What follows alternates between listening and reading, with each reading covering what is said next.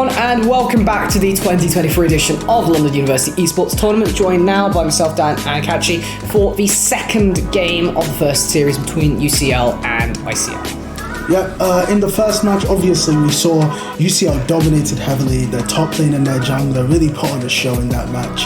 Hopefully, moving into the second game, we'll see a similar performance from UCL, and we'll see ICL, the current tournament favourites, actually move up and step up their performance. Yeah, I think part of the problem that was, when we saw last game from ICL was a lot of to do with the draft matchup, perhaps trying to take a bit of a different angle, maybe not going for a B1 Lee Sin, changing up a little bit, given that UCL have shown that they've prepared pretty damn well for this series. Yeah, and definitely I saw an issue in the fact that despite the fact that Lee Sin was picked, which is a definite good pick in this meta, where he can heavily gank into bot lane and especially into the top lane, we saw kind of full clear into full clear play style by Lee Sin, despite the fact that he could have so much pressure. And Viego on the other team was definitely showing the pressure that he could have by absolutely smurfing that game. Yeah, it's a little bit difficult with the way the lanes were when you just don't have the damage or the setup to be able to deal with Mordekaiser or Cassante in your solo lanes, especially given that your silence like the sack level 1 sums to get bot lane ahead, and the bot lane get a solo kill from UCL, and you can't kill the bot because there's a Xayah, so that's part of the problem there. So maybe looking for some bans like the Xayah, but we'll see once we get into Champ Select to have a little gander at what the teams are posturing for this game. Yeah. Definitely one thing I want to see an improvement on is the builds. Obviously, last game, ICL had a Zeri into 3 tanks, being Mordekaiser, Cassante, and Nautilus. Decided to go more to Shoba and Navori, which I don't know whether it was the best decision. I personally would have opted for Kraken into maybe PD or IE and then continue on your build from there. But hopefully this game will see a much better build and a much better performance from the ICL ADC. Yeah, there is always that element, but of course survivability is still very much wanted when you don't have that enchanter to support. With the Zeri, it's a bit of both, but ultimately it does sort of come down to the sort of matchup dynamics, and then we'll see how that progresses. But of course, losing the shopkeeper happens all the time, especially going to happen in this sort of level, but you make do with what you've got, so... Definitely make do with what they've got. I think this game, the comp, which we're getting into now, obviously will be a lot more important.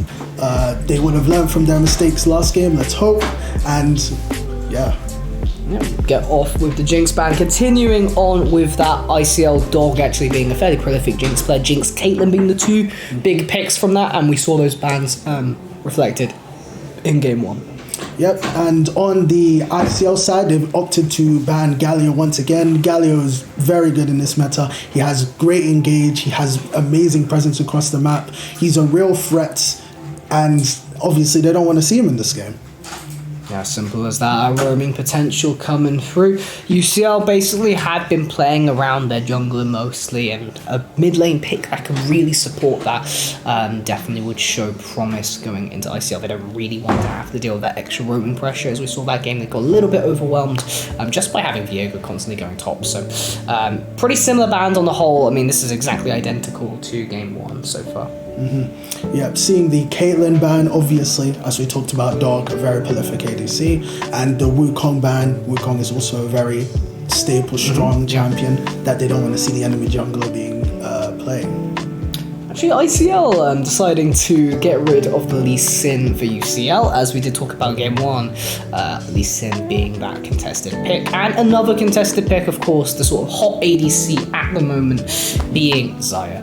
Yeah, Xayah is absolutely fantastic as an ADC right now. She has the iframes from her ultimate. She has the CC that can be thrown out for the entire team fight. She has great kite potential with an attack speed steroid. She's a really staple ADC right now, and I'm glad to see her in another game because she has a lot of room for skill expression. Yep, easily done. So Rakan going to be the takeaway. Don't want them to have the lovers duo. Does remove a little bit of that power, of course, but now you have to make sure you have something good to pair with Rakan. Fairly likely we'll just start to see the bot lane response coming out from Dog, and there it is with the Twitch.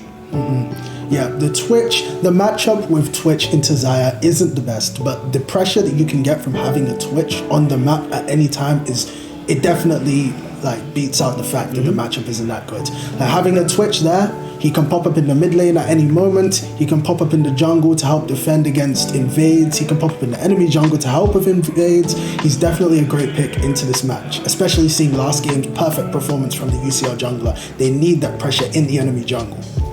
Yep, looking for the roaming side of ICL, and UCL just saying, you know what, we're going to pick what you did last game, and we're going to do it better than you. Nautilus, Xayah, Nautilus, of course, providing the depth charge. That is kind of the main utility of this pick, is saying, you know, I'm going to point and click on you, and you will get CC'd. Yep, UCL said, if it worked once, what's stopping it from working twice? Obviously, that Nautilus pick is great. Last game, he really had a lot of impact. Hopefully, this game, he'll have a similar amount of impact. Alright, Graves, this was actually banned in game 1. That was the main ban difference. Of course, we saw the Lee Sin this time around being replaced. So UCL opting for that other pick, which ICL have recognised being fairly strong. Decent clear speed, decent skirmish, decent sort of gank potential, depending on lane setup. But response, another ADC, Kindred. Yeah, Kindred in the jungle is definitely okay this patch. Into Graves, we're going to have to see how they can perform, whether they can get their marks, whether they can do those early game skirmishes that will allow them to get ahead. But as it's looking right now, Graves is especially strong. Yep, we got those autos coming through. I mean, Kindred, of course, able to stop a lot of that burst with Lamb's Respite. We'll see what comes through in the end. And he's still getting banned away from ICL. Apparently was a problem last game. Did do the highest damage in the game, although how much of that was actually consequential damage, that's a separate question. But here we are, Jace as well, looking like ICL are recognizing that Lichard K having a pretty damn good performance in the Mordekaiser last game. Let's take that away. Yeah, that Mordekaiser last game was absolutely fantastic. He got the early lead against Sound thanks to being spam ganked by Viego, and then he was able to transfer this lead from that lane into going into any fight and deleting anyone off the map that he really pleased. So they obviously don't want to see that this game. Let's see what they replace that Mordekaiser pick with. Alright, I mean, Fiora currently on the hover. This is not blind. There is that Cassante having been locked in, and this is, I would say, a fairly favourable matchup for Lichard. As long as you play it correctly, just got to be wary of potential roaming from the rest of Imperial. Yeah, the thing is with Fiora, she does have a very good lane into someone like Cassante, right? But there's two issues that they need to stay clear of in terms of that pick, right? Obviously, they haven't gone for the Fiora pick, but let's say they were to go for Fiora. Obviously, it could have been another case of Cassante mid, as we saw in the previous game. But in addition, Fiora doesn't really do that well into champs like Twitch, Kindred, because accessing them in the backline is very difficult for her until really late, where she has the ability to spam Q as much as she really wants to.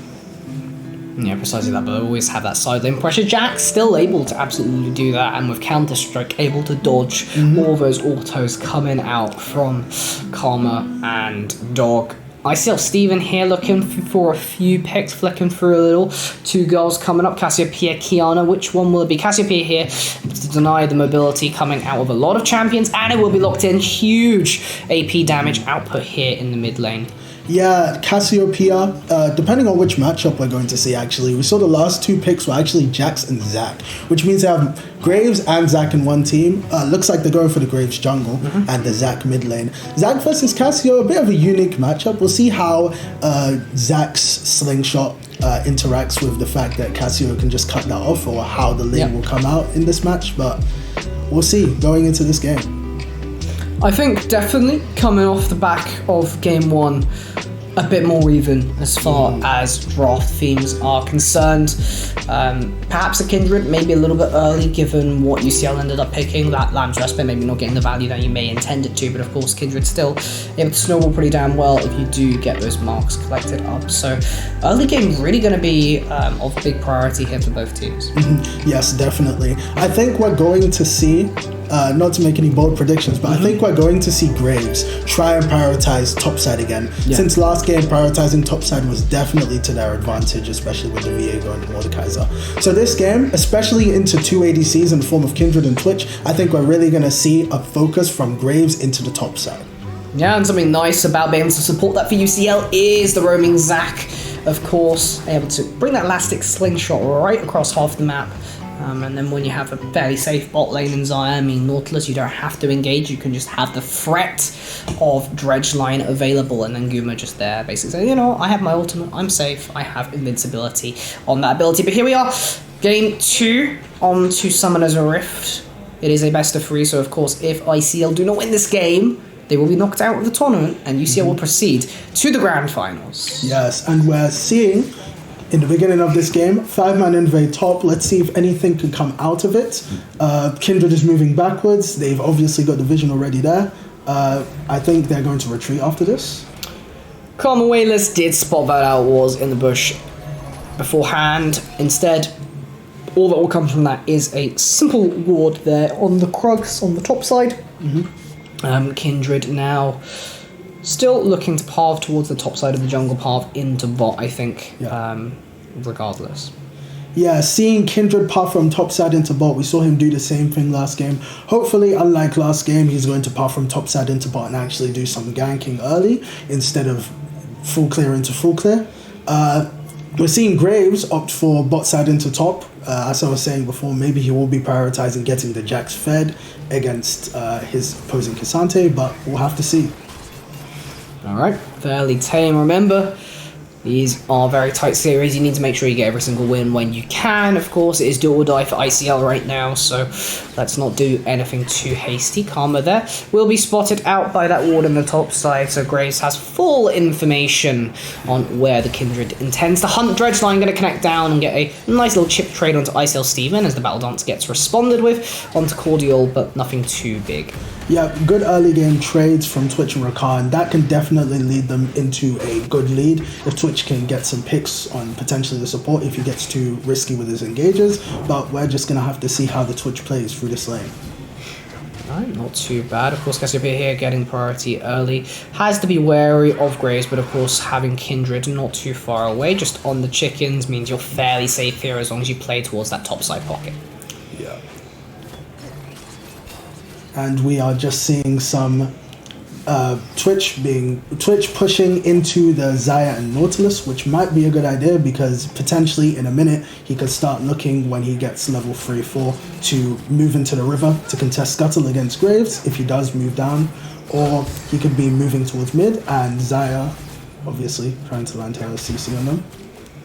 Yeah, I mean, Guma Cordial, I'm just happy chilling here. I've got my feathers, I've got my anchor boys beside me. I'm going to sit under the tower, farm it up, and let my jungler try and do things on the top side. Tankar laying down a little bit of a slap here and there.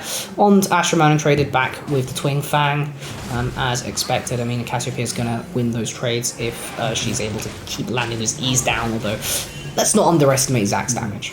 Yeah, Zach definitely has a decent amount of damage early game, but alongside this damage, he has a very good amount of sustain. He doesn't mind taking these trades against ult. For the dive, actually has it. Like, Ashraman on dead. Actually I mean, you have passive. I don't think the flash was necessary. And but he lives. Yeah? Yeah, I mean, I was about to talk about Zach's incredible sustain. Not only did he take Conqueror, but on top of this, he has his blobs, obviously, that he can heal from. But even on top of that, his damage is crazy. He was able to get a good dive and kill this early on. Yeah, already a lead for UCL. Easily done there. Simply executed him in UCL here. I mean, we talked about ICL being the top dogs. ICL dog, however, I may be speaking too soon. Battle Dance onto Guma. Guma still has flash, will use it. Ignite down, and as such, it will just be those summoners burnt. Regardless of whether they got the kills or not, this is definitely improvement from last game. We're getting to see some ganks early game compared to last game's full clear into full clear. Hopefully Kindred will continue. He might go for a regank. We're going to have to see. Will be spotted out. Actually, no, it's a red team ward, so I'm mistaken. They don't necessarily know, but just playing safe on the bot side without that flash, Xayah that much more vulnerable. Ashraman clicks out the sentry. Guma Cordial here, just basically waiting for another wave, and then we'll crash this in. Actually, no, sorry. Got the wrong team. They're actually just trying to freeze the lane, even. Yeah, Ike gets caught by that vision plant. They know he's on his Krugs now. So obviously we're going to see Kindred in the top side moving towards potentially a gank, or maybe just to clear her top side. Maybe Graves will move towards killing... Oh, never mind. He gets his back off. All right. Everything's reset to neutral. Yep. A little bit of a slow start. I mean, this was fairly similar if we look at game 1. About 5 minutes, not too much action. Of course, we did get the solo kill here in the mid. That's fairly analogous to the solo kill that happened bot onto the enemy support last time they tried. Going for a counter-strike, that'll land. No early Drake this time around, though. No priority to be found in any of the bot sides of the game. Yeah, we're definitely seeing ICL go for a slightly more risk-free approach. We're seeing Twitch farming on the tower, Cassante not trying to take too risky trades topside, Cassio obviously now safe farming after getting solo killed. They are taking this as slow as they possibly can in order to extend or get their lead in the late game and not risk it all in the early. Karma getting revealed there, of course, now hitting level 5, going down to the bot side. Not too many marks checked off the box just yet, but not really expecting that given the situation. Instead, speaking of Drakes, the Ocean Drake will be started, although the engage comes onto Caterpillar, only level 5, free onto it. Zac has the ultimate available. Let's bounce, there it is. They are going to bounce, and bounce they will into a straightaway double kill for Tankar. UCL 3-0. Yeah, that blasting wand is really putting in some work in this game. Zac doing a crazy amount of damage early. That's one of the benefits of playing this champ. Whether you play him tank in the jungle, whether you play him AP, he's always able to just get on top of people and really start pounding on them with that large amount of damage early game. Yeah, I can't help but feel there's just a bit of mispositioning there coming out from ICL going down into the bot river, despite the fact that you have 2 members already starting up the Drake. So Solo Bolo potentially coming down to the top lane from the Arcane, not enough damage taken from the tower. So UCL really just winning across the map right now. Yeah, I mean, I thought ICL would be taking it, maybe a kill in the mid lane. Yep, 1 kill in the mid lane, that's decent. But I really thought ICL would be taking it a bit less risky. Taking that early Drake was definitely risky, especially with the bot lane being in a neutral position. But, I mean, maybe they're just trying to take some risks to get some early leads, maybe not. Yeah, I mean, shutdown though, Astroman and getting that extra 600 gold injection. Really going to help out this Snake here in the mid lane. Get those items a little bit earlier. You do need to be getting that Roa, getting that Seraphs online most likely, although we'll see exactly what Astroman ends up opting for. Yeah. In the top lane, we are seeing both the jungler and the mid laner actually move in towards an invade. They might have had vision on Graves in the bot side with the control ward that they have there, but I mean, maybe this is just an attempt to extend their lead. Maybe this is an attempt to catch Graves lacking in the jungle and maybe get Cassio fed, because the way it's looking right now, she's really one of the only people that can take this game by the reins and really just control it. Alright, still a minor gold lead. You'd think UCL be up a little bit more at this point, but no, with that shutdown, they are just a mere 1,000 gold ahead. It is only 8 minutes, of course, but this is fairly negligible lead. Hancock bouncing themselves back into mid lane just to take a negative trade coming out from Astroman, but your jungler's in the top side sorting some things out, so you should be just fine.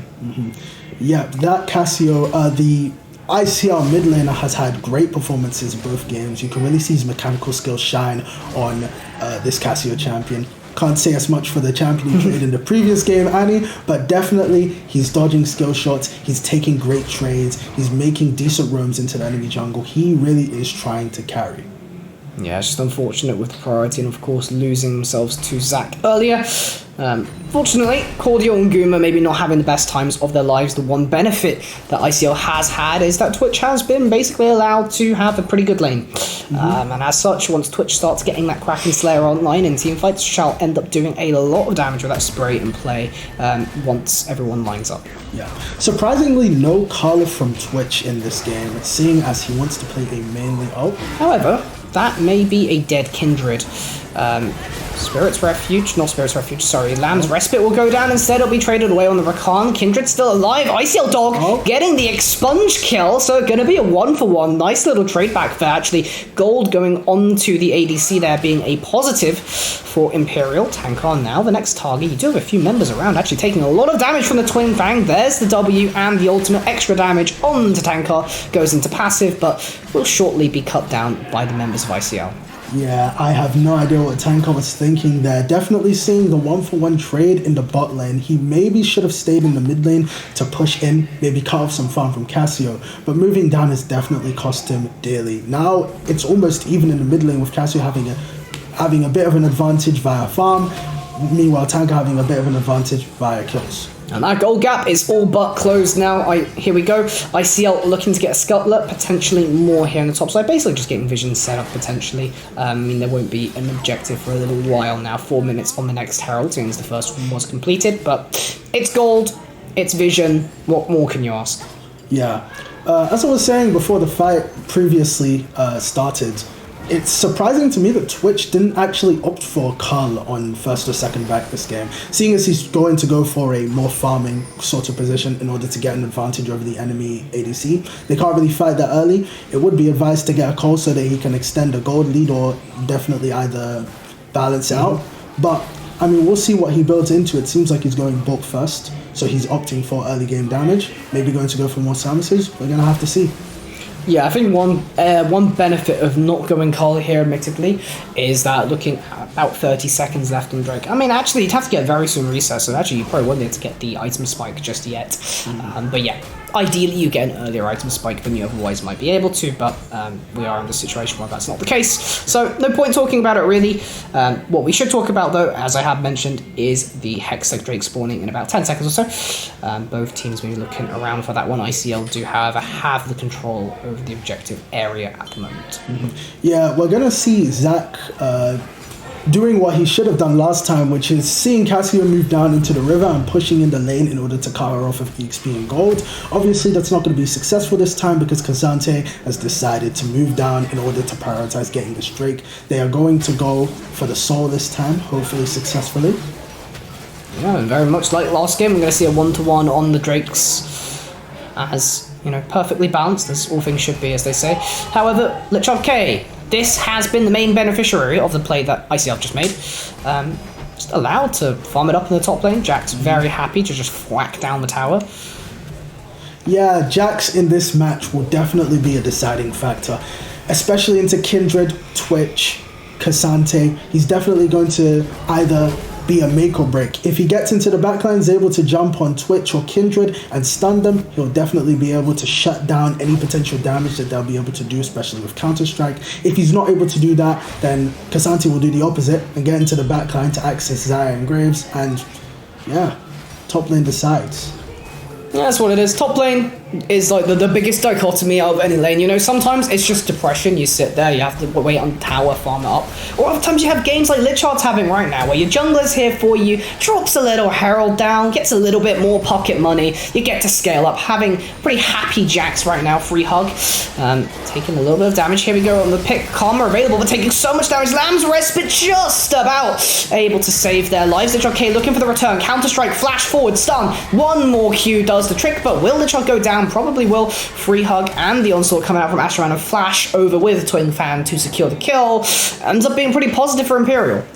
Yeah, that was definitely not the fight that UCL was expecting, I'm guessing. Tankard's sacrifice may have been worth if the Lamb's respite wasn't there in that situation. However, it was, and obviously that wasn't the fight that they were looking for. Yeah, all these, you know, minor gold injections here and there, just adding up over time. Imperial still not quite overcome the gold lead overall, but the gold is where it needs to be. That's what's crucial. Rakan has been the main person that has been dying, and, well, you know, Cassiopeia with the farm, Kindred getting 2 more kills. They've got the items, they've got the damage, and that's definitely been showcased. Yeah, the farm on the enemy team, the farm on ICL is definitely looking better, because it's on the people that really matter. Cassio has farm over Zach, almost a 30-40 farm lead. Twitch is 20 farm over Xayah. We're definitely seeing the main prospects on that team getting the most farm, and that's really what ICL wants this game. That's what ICL didn't really get last game, so that's a great improvement from their team. Yeah, and definitely I think one of the aspects, of course, with this new draft is that you have, let's say, more contingency. Beforehand, you had to rely on Zeri for most of your sustained damage. Annie and Lee Sin simply just unable to output that. Whereas here you have that spread across the whole team, so no worries at all. I mean, you have just more damage in general, actually, with the 2 ADCs plus Cassio. So that's really not a worry this time around. Yeah, definitely. Last game, an issue was that they obviously had the Annie, who was doing incredibly well, but it wasn't well enough to offset the fact that she was one of the, basically the only damage dealer in that entire game. We're going to see ICL move towards the Rift Herald and successfully take it. That's some great topside pressure. They're going to go and reset now. Yep, easy peasy, there we go. Still, again, game so even at this 15-minute mark, really showcasing how competitive the games are today. I mean, we even if we go back to like round 1, we're talking about ICL maybe not necessarily having the performance they have in the rest of the tournament. You have to remember that this is semi-finals. This is not group stages. This is not what we've been experiencing beforehand. But Astroman and maybe getting a little bit caught out here in the bot side, getting CC'd up, looking for a kill on to Xayah, but Blade Caller and Feather Storm giving you a shutdown and the safety to survive. Yeah, and we see Rift Tower being dropped mid here in the wake of the large amount of UCL presence bot lane. We're going to see Jax try and pressure top lane. We're seeing all sorts of things going on across the map. ICL's trying to extend their lead so that even if UCL sent 3 people to kill their Cassio bot lane, they can get something mid. Well, Rift Herald living, battering around, taking down 2 and 1.5 towers even. Really good sort of opening up, getting that mid tower, giving you that extra sort of zone of control into the enemy jungle for bot side, really going to help you in the next 35 seconds once that Infernal Drake spawns. Of course, Jax getting a little bit of a reward in the top side. Jax, I think, probably just being the champion to watch out for at UCL right now. Yeah, as I was saying before, obviously, Jax, he's finished his Sunder and he's finished his Tabbies. That really reduces the amount of threat that this Twitch and this Kindred and this K'Sante have to him. I think next he's going to go for his Bladed Warrior King, which will obviously be a threat to those champions being much squishy and not being able to tank as much damage from him. We see 4 people mid, all heading towards Dragon. It's going to be a 5v4 because... actually, it might be a 5v5. Cassio still has TP. She's TPing in. We're going to see 8. It's going to be a little bit late. Lich K over the wall, looking for an opening. Cordial maybe trying for a bait. Elastic Slingshot going in, straight onto Karma. There it is. Lamb's Respite available, so they have to be a little bit careful. ICL laying down damage. Lamb's Respite still there. Karma's going to drop that one. Guma going to stay alive in the circle, but so does ICL. They get the shutdown, they get the fight, and they get the dragon. Yeah, that was an absolute great play of positioning and play of ult hesitance from the Kindred, waiting until the very last minute so he can bait people into the Lamb's Respite and get those extra kills on the Zac and the Xayah. And they obviously go for the dive, getting the ace, able to push in the tower mid. This is definitely now looking in for ICL's favor. That's the tipping point when you put the brick straight into the bath. Splashes over here. 2 Drakes.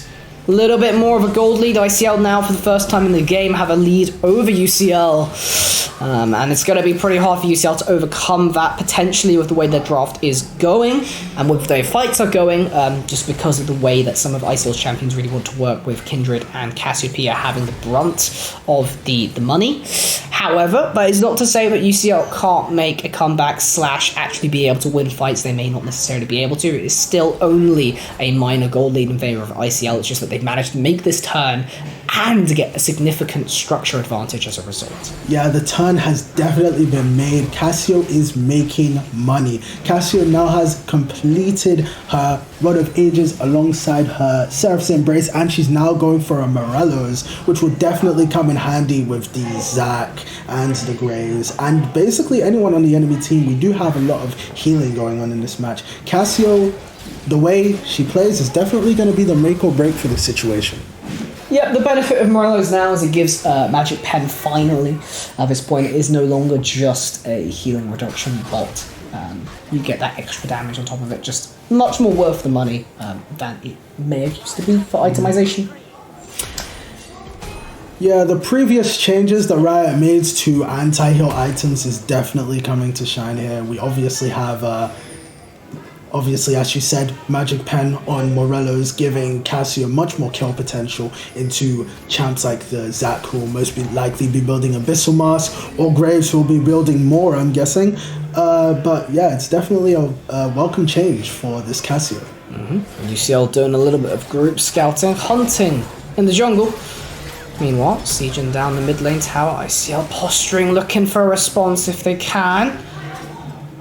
Protecting and keeping that mid tower alive, although next wave comes in and it probably goes down, just a few range creeps, but having to push away the wave, UCL unable to make anything happen.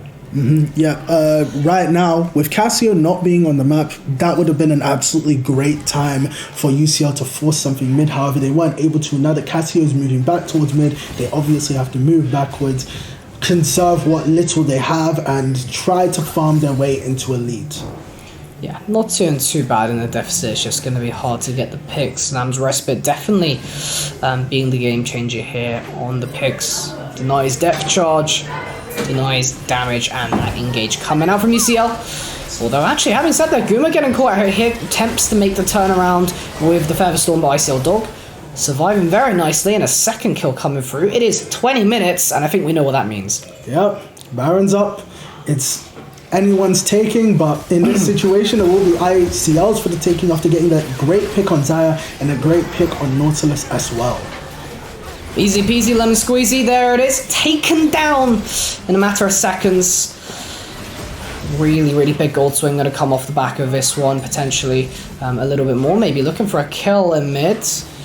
Astroman has to be a little bit careful. Lidshot's still there in the bush. UCL at the very least gets some sort of reward for that, taking down the mid tower. So not all is lost, but definitely hard to handle. Yeah, well, the main AD threats in this game, Kindred, Twitch, and Cassante, are definitely they're definitely threats. Let's call them that. There has to definitely be an MR answer for the Cassio that's currently tearing up the map this game. She's definitely done a lot more damage than she was expected to, shredding through Zac, shredding through Graves, shredding through Zaya. We're gonna, I feel like, eventually see a more from Graves, a more from or Wits End from Zaya, maybe an Abyssal Mask from Zac. You never know. Just waiting for a few more things, of course. Next thing again is the objective, as it has been for a little bit now. League of Legends is playing for every 5 minutes, as we all know. Just, okay, I'm going to look at the timers, press tab. Okay, I have 30 seconds on Drake. I'll just wait 30 seconds, farm up until then. But here we are. ICL using the Baron buff a little bit to exert a little bit more pressure. Push out your lanes, go get that Drake, get onto Soul Point. This time, it is an impactful Drake, that Infernal, adding a lot of extra pop to your damage later on when you collect the Soul. Yeah, both teams playing Farmville right now on their PC, 3DS, whatever. Farming until the next objective is up. Right now, Inferno Drake is up and being taken. We see Cassio, instead of opting to finish her Morellos, go for the Rylai's, which now is a viable tactic, seeing as Riot made all anti-heal and items give 40% anti-heal instead of 25% for level 1 anti-heal items. But yeah, we're definitely seeing Cassio turn that money that she's being given from these team fights into straight items to shred through everyone and extend their lead. Yeah, I'm going to really be honest. I have no idea why Riot decided to make it into 25 at the start of preseason. However, Ike, not too sure you should have upbeat into that one right there. But yeah, straight to your death. Yeah, Ike was definitely caught lacking poorly there. It's not. I'm not going to say it's fine for him to be caught lacking there, but it's definitely not the worst because there's no objectives up. When there's no objectives up this late into the game, it's not that bad dying because regardless, it's going to be very hard to defend against this enemy team as Ike. He can't really access the backline that easily. Graves isn't that strong this patch. Even if he does access the backline, Lamb's Respite is coming out, flashes are coming out. Ghost is coming out from Twitch to escape a potential bad situation. Cassio can W or ult. There's not really much Ike can do this game other than look for objectives, look for skirmishes, try and fight. And this really goes to show the power of ICL. This is what we witnessed in the regular season. It took a little bit of time for them to come online here, but definitely Karma and Astroman and really showing who they are in this final, well, not finals yet, semi-finals series. Yeah, definitely. This is a great improvement over what we saw from last game. Last game, the only real standout was the mid laner. But this game, we're definitely seeing the jungler and ADC shine. We're seeing the top laner have a much better performance than last game on Sion. We're seeing the support really start to set up some fights and dish out CC that's really being detrimental for UCL. Alright, again, back to Fonda. Pretty standard proceedings for both teams, deciding that we don't want to engage with each other. There's no reason to take a risk, and truly, there is no reason for ICL to take a risk. You lose this game, you're out of the tournament. Let's play it safe, farm yourselves up, wait a few more minutes, play for one more team fight, and then whoop-de-doo, you win the game. Yeah, I mean, if anyone's played Civilization before, you'll know that you're not always going to be looking for barbarians to fight. Sometimes you just need to grow your crops, expand your civilization, and then, just like now, look for a fight when you are ready. However, they're not ready. I think they got ganked IRL potentially, in-game as well. Karma actually bringing out the ultimate, although I might have to hold that thought because ICL Dog is spraying and praying right now, although Ike there just maybe a little bit too damaging. Although having said that, ICL coming out on this a little bit better than I initially expected. Ashraman and still alive on full HP. This Cassio right now shredding through every member of UCL, and despite the bad initial engagement, ICL still somehow managed to come on top of that even. Yeah, when we talk about space gliding champions, we talk about Twitch, Ashe, stuff like that. But Cassio really was space gliding this game, just moving around the fight, barely taking any damage. She doesn't even have Omnivamp to have healed anything back, and she still comes out almost full health, available to push the mid lane and getting 3 kills to match the 3 that UCL was able to catch in that jungle. Yeah, pretty much. ICL still taking some risks and getting away with it. We like some good risk takers, even though from that engagement, I think, despite ICL having even kills off the back of it, I think UCL really don't mind it. It's a little injection of gold that they didn't have otherwise when you go even when you're behind. I would say that's a positive overall. What UCL need are more fights like that ultimately, especially if you can get a kill onto Ashraman. There is a very, very juicy 700 gold bounty on top of the kill gold there, ready to be collected. Yes, they do want to look for those kills on the Cassio. That 700 gold would be magnificent on someone like Xayah, who will obviously be doing a lot of shredding in the late game, or maybe even the Jax, who could potentially set up more tank items. But it's going to be hard to get that, especially now with the stopwatch being purchased by the Cassio. She's going to have that invincibility for 750 gold that Riot should potentially remove from the game. Not my opinion, though. Oh yeah, a little bit debatable. Steven, battle dancing in, free hug, gonna get a little more of that juice from the enemy team. Lit shot, going in again, battle dancing, not gonna connect this time, free hug, getting some more hugs. Guma going forward, maybe not what we wanted, flash back, lands respite to save Steven and the rest of ICL, UCL Tankar going in, Lidchard looking for the double, but can do nothing else as the entirety of ICL managed to live as a result of Kindred, and that may just be the game, folks. Yeah, that honestly could be it. Obviously, Guma was going in for some good ranged poke, going into auto attack. He thinks he's Gumayushi. I don't think he's him. This game, his performance has been okay, but honestly, it hasn't been the best. He's been outshined by the enemy Kindred, the enemy Twitch, who have really been putting in the work, putting in the damage, and especially the enemy Cassio, who has made this game an easy stomp. Now RNG flag gonna even out the series to 1-1. Exactly what you'd expect. Getting some competition in here for the final semi-finals events. We want to see 3 games, and we're going to see it for the first series. Hopefully that transitions to the next one, but still another game yet to decide the first team that will qualify to the finals event.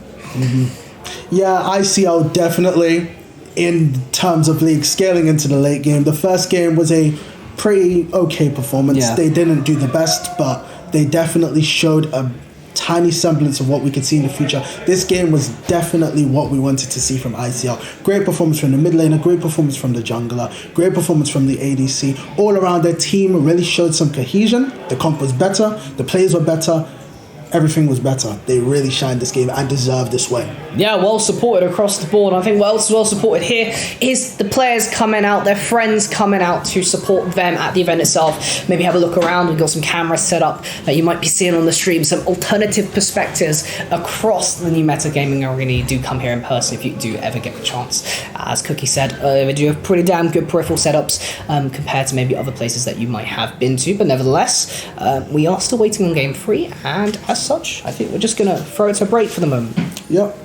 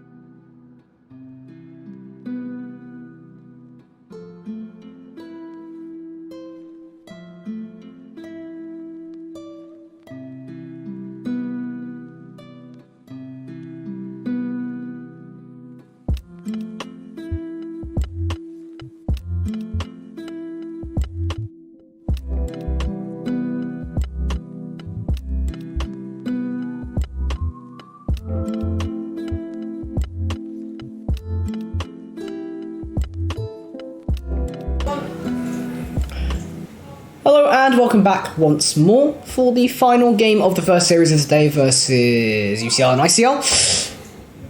Whoever wins this qualifies to the finals, and of course we'll be facing one of either Queen Mary or the College of Esports. Yeah, this is the crucial Game 3, the best of 3.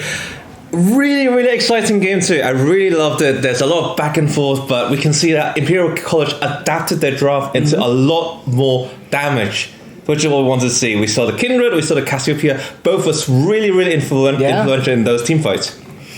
Definitely showing that ICL are actually the team that they were during groups, and the rest of the tournament not gonna just collapse entirely to UCL just today in the finals. Some mental issues there, but of course mental issues may appear in this game 3. That's bound to happen when it comes to lands, when it comes to do or die scenarios, and in this case it's a double whammy. It's a do or die for both teams. Yes, and also fatigue after playing 2 games. Yeah. Also, remember, these settings are live, like as in the players were here, they're here for maybe like 3 hours by now. It gets tired, but I think both teams will be alright. Both teams, they're very experienced, played in quite a few tournaments, I would say. So they should come out alright. We want to see if UCL is going to adapt further. So we can see game 1, they had this 4-man tanky composition, and then now they realize that, okay, Imperial College has this answer, so will they change it up again to bring up something new onto the table? Yeah, all will be revealed in time. But yeah, absolutely. I mean, the draft adaptation game 2 was just massive coming through. And then we'll see more in game 3. I think one of the pivotal picks has been Zaya. Obviously, UCL had picked to both games and they did lose with it this game, but I think we did still see a lot of the power of that pick coming through just in bot side, being able to basically stall out the lane. But what really was the deal breaker was like UCL just kind of losing a few kills in mid game, giving that goal back over to ICL, and then it kind of just snowballed from there. Yes, UCL actually had quite a good early game. We saw skirmishes early game. They comp really like those skirmishes with the early power from the Zac. We saw that there's actually a solo kill that happened in the mid lane as well. The Zac was really influential early game, and then it started to fall off when the Black Cleavers and the Kranger Slayer come in for Karma on the Kindred, and you can see when Cassio got the 2 item, got a Roa, and the Seraph's Embrace, it's a bit unkillable and still dealing a truckload of damage. A little bit of a sticky one, as they say, I think. But game 3, a little bit of a chance for both teams to sort of reset, maybe try some other things, or go back with the same champions they have been playing. There is always that element of comfort as well in series like this, where you've been playing a champion already, and just continuing to play the same champion may end up resulting in a better performance, even if it's not the best fit for a draft. We will have to see if they decide to bring up something new. All in the draft. Draft is so important in these team 5v5 games. It's always it's different from a solo queue games where you are very reliant on what you know how to play, or what your teammates know what to play. These teams have practiced many different champions, and they should be able to bring out something new for us on the table. And I think that's especially the case here in this sort of format, because you consider groups, right? We have a bit more of like a level disparity, let's say, in between teams. But now we're in the semi-finals event. That's sort of going away. We fought ICL pretty much unstoppable, only lost that one mean game. Now, fairly evenly matched against UCL for the most part. UCL taking game 1 and then ICL being behind early game 2. It's not necessarily quite as characteristic. And when you see the fact that the skill is a little bit more even, that just puts all the more emphasis on draft, as you say. Absolutely, because in the previous games we see in Pro College, really what they were really good at is to exploiting little leads and incrementally, gradually, very quickly though. Yeah, very quickly. Increase it to a massive one. We saw that it will be like 2k lead in like say 10 minutes, and then suddenly at 12 minutes it will be 4k and then 6k, and it's really impressive to see them play that play style. They tried to do that in game 1, didn't really work because UCL had a comp where they are just better at skirmishing, better at fighting these early fights. That means Imperial cannot do the same thing they've done to other teams. But we do see them adapt into playing, okay, now we're just going to play scaling. There was a bit of a hiccup for Imperial College in the early games where they fell behind, but after there's like 1 or 2 crucial team fights where they regained their lead, and, especially the one where they literally flipped over into 2k gold lead, and from then on it seemed like Imperial was like very hard to beat just because of the scaling composition. Yeah, so, get a balance between scaling and the rest of the elements in your comp. I think that's the main thing. But definitely a more playable draft when it came into sort of mid to late game, depending on how everything played out. But of course, if you do feel like it's exploitable, they pick champions, you think that, oh yeah, I have a really good matchup into this, still very much doable. But when it comes to a game 3 or just any final game scenario, I wouldn't be expecting that. We see the same thing with the gameplay when it comes to just saying, okay, well, we're not going to take any risks level 1, there's no need to. UCL go for level 5 invade, you have the Kindred there in the top brush, I'm just going to back out. Yeah, and I think, speaking of individual players though, I feel like Lishit K was playing Jax versus Cassante, secured a solo kill, but was unable to make that a further lead. Yeah. I think it's kind of because when you play Jax into things like Cassiopeia and Cassiopeia, it's just Cassiopeia really. To some extent, Kindred with the Lamb's Respite as well. With the Lamb's Respite, yes. Yeah. At a certain extent, it's quite hard. It limits your capability to carry. So maybe UCL wants to go back to what they did the first game. We play the top jungle dynamic duo. We just pick, maybe like put them later in the draft order. Try to pick the best champions in order for them to carry. Because Imperial really showed up. So the key players we talked about in Imperial is the Ashramano and Karma. Yeah. And they really showed up in the last game. They both deal big damages. Really, really clutch ultimates by Karma especially. Yes. That was like one of the really beautiful things you see in a team fight, especially the last team fight, where he saved 2 members of the team. And basically fought when other members from the UCL tried to go up and finish the kill and say, oh, no, you can't do that, Lance Respite. And then they just won a team fight from there. Yeah, too many moments during that game. It was just a case of, well, Kintra has ultimate up. You have to be really careful about getting debated into taking a pretty heavy engage here. I mean, Jax especially having a lot of trouble dealing with that, of course, on top of the miasma being a historic problem for that champion. But we've already discussed that. So maybe we'll see the Kindred getting banned out depending on what UCL decides to opt for. Yeah, it really depends. If they want to go keep the same theme on the compositions, what they want to do is ban out Kindred, Cassiopeia, probably a few other champions. I think Veiga is one of them. These champions really, they need to ban champions who thrive in situations where you have to come into them. Yeah. If Aphelios is one that LSE Dog plays in their research, maybe you ban that as well. So these champions, they ban it and then force them to take on champions that are either not in meta or just basically not in the theme of dealing big damages into the tanky boys. Oh, I'll say those Dog is not playing that champion, unfortunately. I know enough about his history. Unless the team really wants him to play Aphelios, I think it's very unlikely to see that coming through from Dog specifically. Not a huge Aphelios player. I think one actually very good adaptation from Steven is actually picking that Rakan. Yeah. Like that Rakan was so good. It's not as flashy as maybe Rakan players, but first of all, you deny that Asaya Rakan, which I guess UCL wasn't really trying to pick anyway. But the secondly is to have kind of like something to disrupt those tanky boys. Like if you in the previous game, in game 1, I believe Steven played. I forgot what Steven played in game 1. Why have it slipped my mind as well? It slipped my mind. That is because it wasn't that noteworthy. No, it really wasn't, was it? Yeah. Because it was Nautilus on the other side. I'm just trying to think what the ADC composition was. Braum.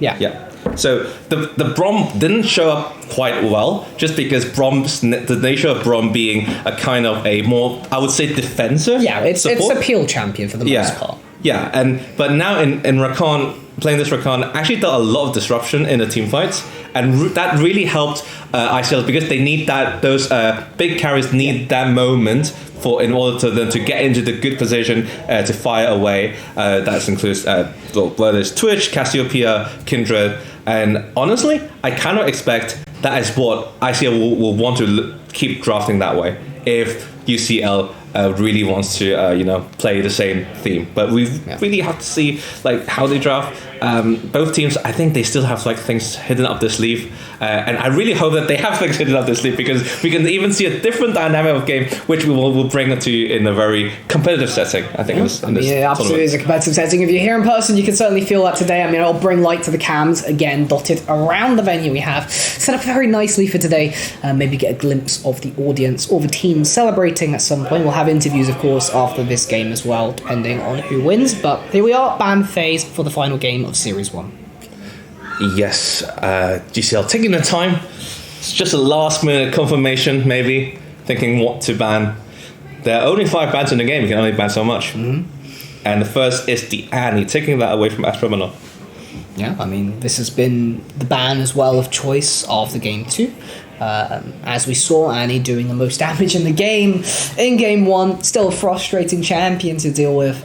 You do have to sort of have answers. Fortunately, they did draft that, 4 tanky boys to sort of deal with the Annie in game 1, but what that does do is sort of force you into having to play a certain way, and that may not be something you want to do. Yeah, another ban into Astro. Actually, both teams opting to ban out the mid lane champions. Yeah. You see the Casio ban from UCL and ICL banning Galio and Vigar. Every game. Yeah. Without fail, I think that they must be really aware of Tankar being able to play both of these champions fairly well. And I think Galio in particular is more to do with the fact that then you'd have both top jungle and mid basically being able to work as a trio more easily on UCL's side. So we haven't really been seeing Tankar do that as much, but with Galio I think it's a lot easier to be able to execute on that. Yeah, especially when Lichard is quite a good Camille player, having played a few times in the tournaments, don't want a Camille Galio combo, but now we have UCL Ike taking that Wukong into the jungle. Yep, this was banned out every other game. ICL having said in game 3, you know what? We don't really need to bother with the Wukong this time around. I think we still think the Lee Sin is more important, so we're going to leave that alone and we're going to give them away the monkey. Yeah, Wukong, it is a very, very popular champion, and it's like, I would say it's like one of the 2 best jungle champions currently in this meta. We'll have to see what ICL wants to draft to do that. They just take the Sire away, don't want Guma to be on that champion again. Yeah, no, this time ICL going to take it. It is just the ADC to pick. If it's open and they haven't picked an ADC yet, let's just go for it. Really good into the Wukong here, actually, specifically, because one thing Wukong likes to do sometimes is single out the ADC, especially if you go bruisery, you can actually net that kill, but it's just going to be the dynamic lovers duo. Yeah, the Sire can't really go wrong with that. There are some counters, I believe, but it just really depends on if Guma and Cordial feels like comfortable into playing those champions. Especially when Guma has played 2 games with Saya, and this game not being able to pick it might be on some less comfortable champions. We can see the Renata getting picked, and I expect a Caitlyn to be coming in as well. Yeah, I think something that we did see earlier on in the tournament as a response to Zyra Khan was Varus at Zyra, and that worked out particularly well with both of them going poke builds, basically shifting the team to a poke comp with that. I think it was paired with Zoe later on. I don't remember specifics, but I do remember this lane matchup in particular being a really good answer into this, the R1, R2 Zyra Khan. But yeah, there it is, Renata Jinx. Going for the Renata Jinx, not the Caitlyn. I do think Jinx still work quite well with Renata. You can think about in team fights where Jinx has items and Renata has W up. That's all really Renata is, W and R. And pretty much. And you suddenly find, okay, actually Jinx has 2 health bars, and if he gets 1 reset, it's kind of over. Reset being one of the theme of the game, especially game 1. Remembering the Viego and the Cassante. Cassante is not about resets, but Cassante was very good at skirmishes. But this Cassante is now picked by ICL. Yeah, Cassante seeming to have 100% presence so far. Yeah. All 3 games being picked. Same goes with all the champions, of course. Xayah being another one, if you count bans, which is the case for presence. Wukong as well. So seeming to have this, at least between these 2 teams, that seems to be the meta developing in today's finals event. But again, Mordekaiser, the same things coming out. It's just responses to other series, although the Orianna is a new face. Yeah, I would say that isn't a top meta pick right now. Orianna is fine, but I would probably something like a Zir ban second to further pinch out their mid pool, but we'll see what Empirical has decided to ban. Banning out that Mordekaiser is very good because we saw how strong Lichard was on Mordekaiser, and a Zac ban coming in. which does make sense. Don't want, if you want to play a mage in the mid lane, and you still want kind of early pressure, you don't want the Zac to be in your way. I think Asherman just got a PTSD from the last game. Absolutely. Getting solo killed by Zac very early on in the game. Doesn't want that to happen again. Of course, Cassio is not available this time, so it won't be quite a deja vu seeing. Well, both the mid laners in that entire engagement are not available to pick.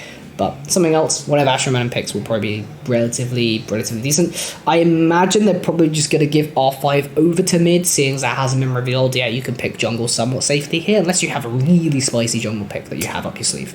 Yeah, that is what... Wow! That is somewhat spicy, but, That is spicy. Okay. I have a thing with Nidalee. I hate it. I just don't think it's a good champion. But...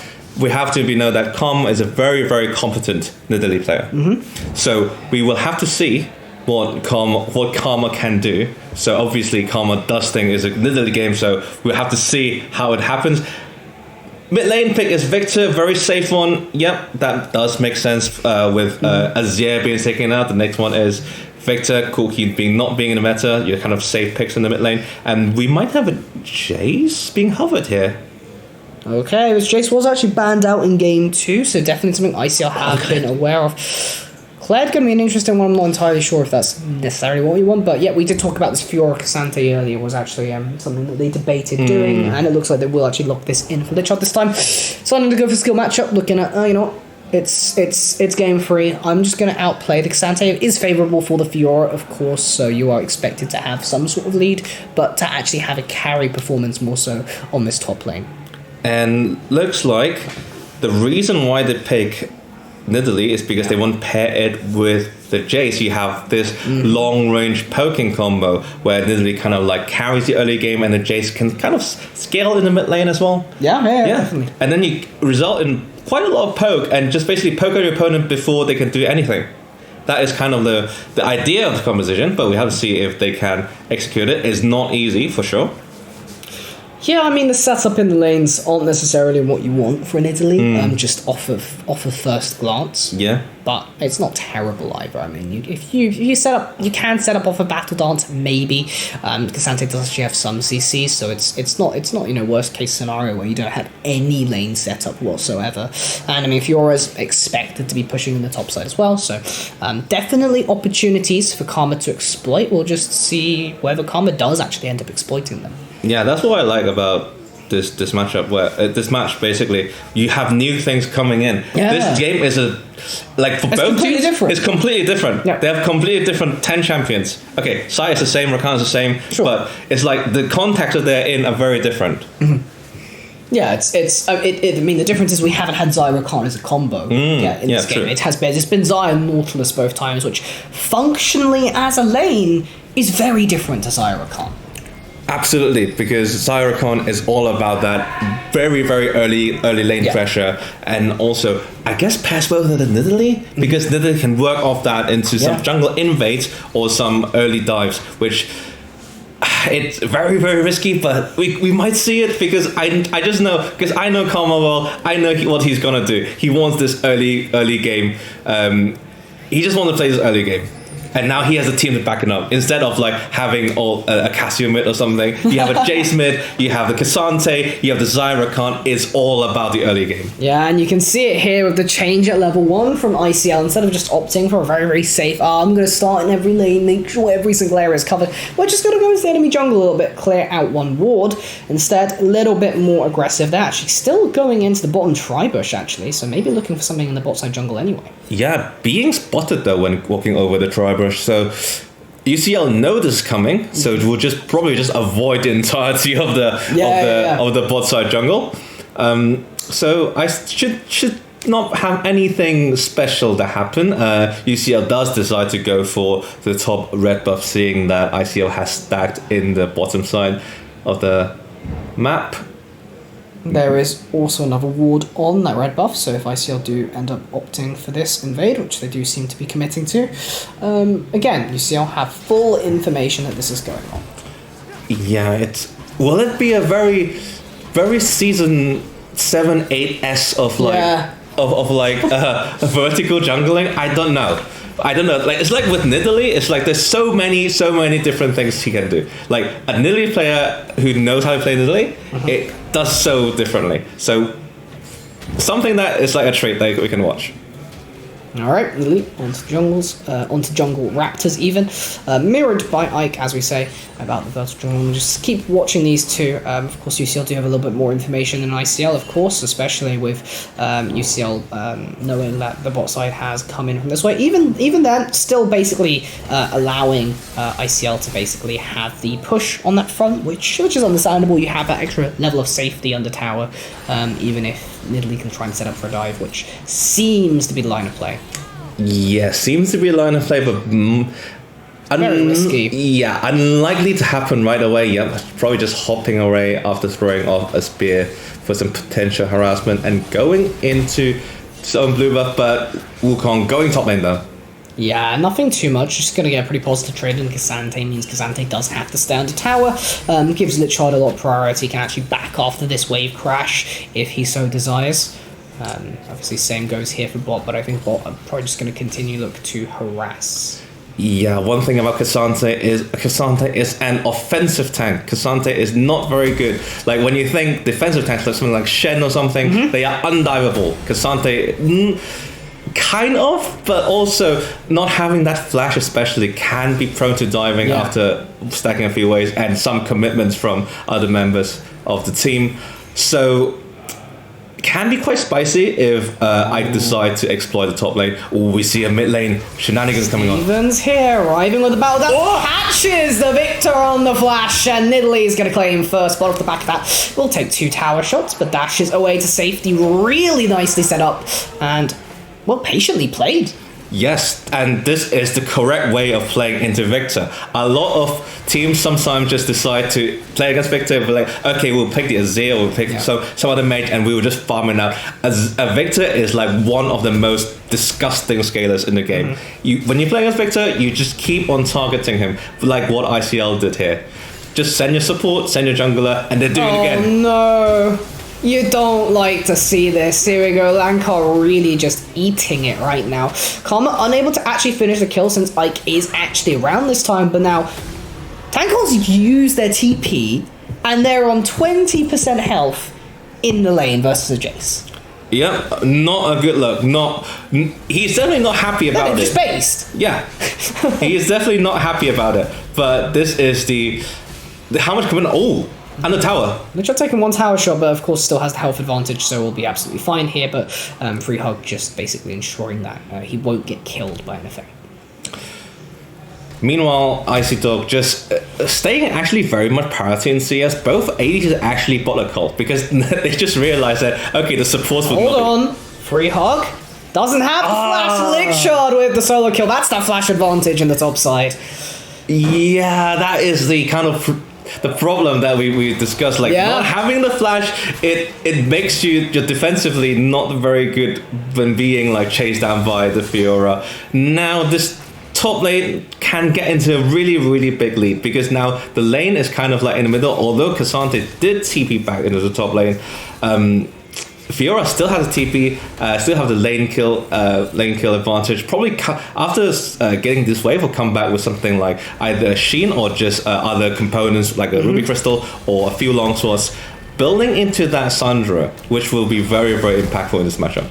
It's just a classic thing of top lane where you get 1 kill and then the entire dynamic of the lane changes, but maybe I'm speaking too soon as I see a little Cougar in the tri-brush here, gonna land the spear down Lichard now in the danger zone. This is over for Fiora. Yeah, the repose not being used as well. Thing it's either on cooldown or it was on cooldown then. Once again, Steven. Oh, Steven just keeps landing at Tankar.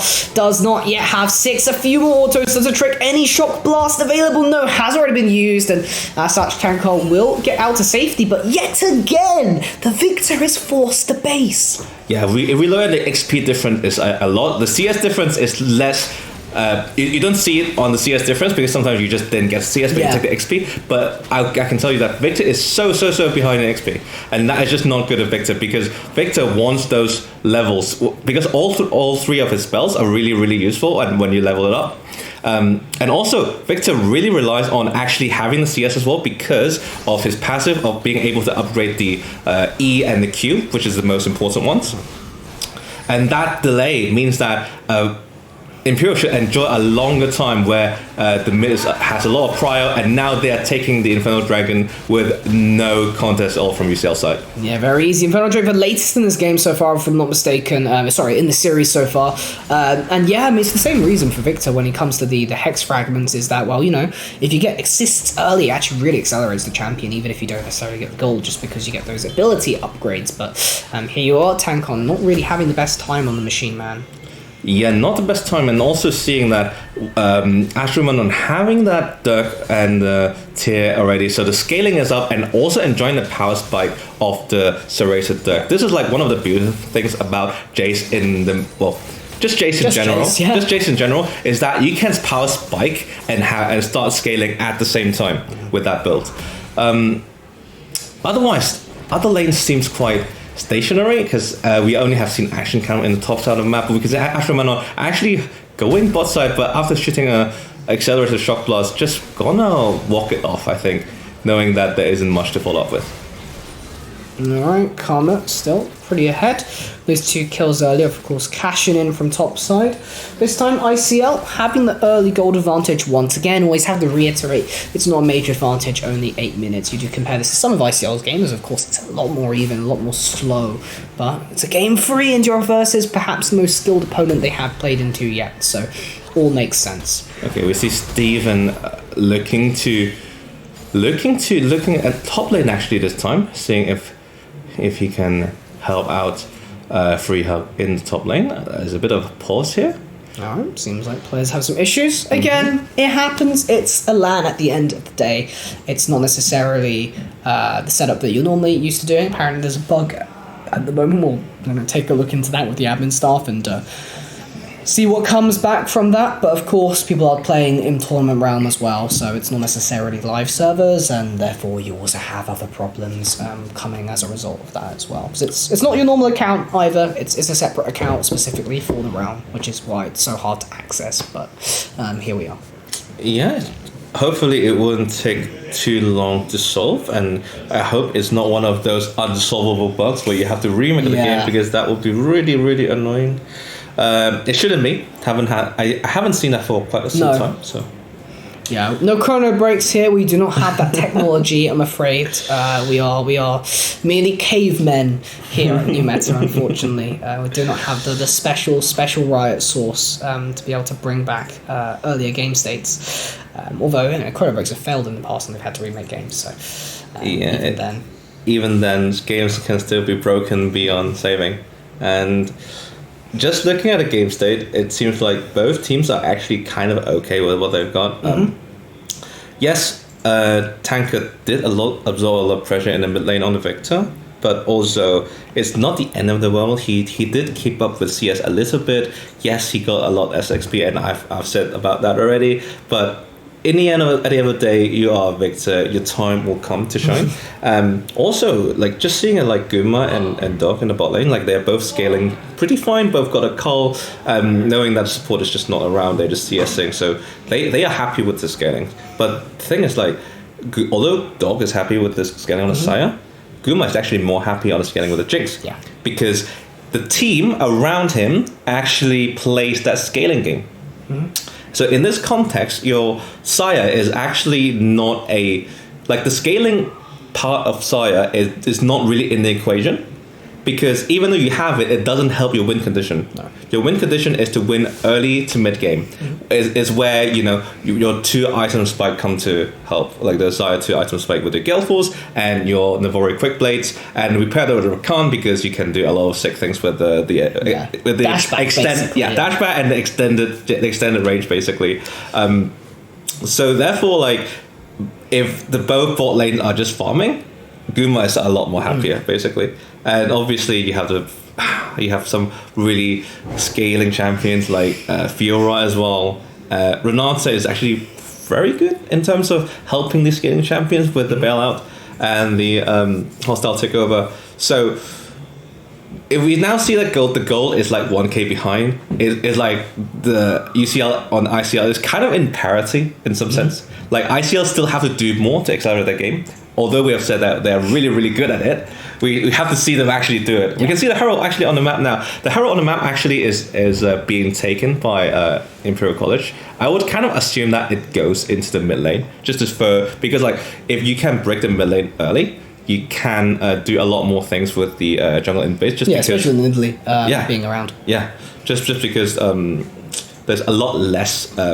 A lot more ways you can go to the jungle, the 2 ways you can go into the... But never mind about that, we are back into game. We can talk about that another time.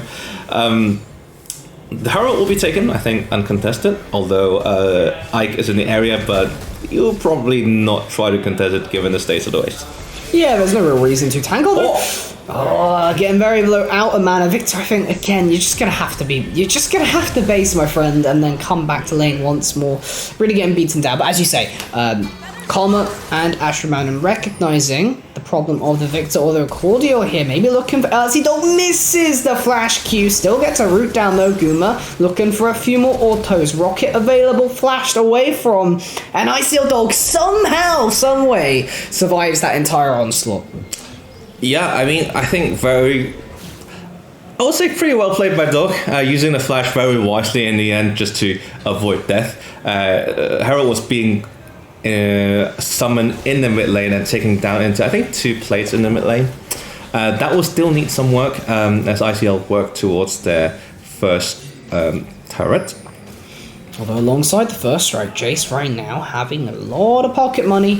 Astromanon, of course, available with the flash as well. So coming into the next 2 minutes when the Hex deck decides to spawn, I think Jace will be a bit of a force to be reckoned with. UCL definitely going to have to stay on their toes to make sure they don't get shock blasted out of nowhere.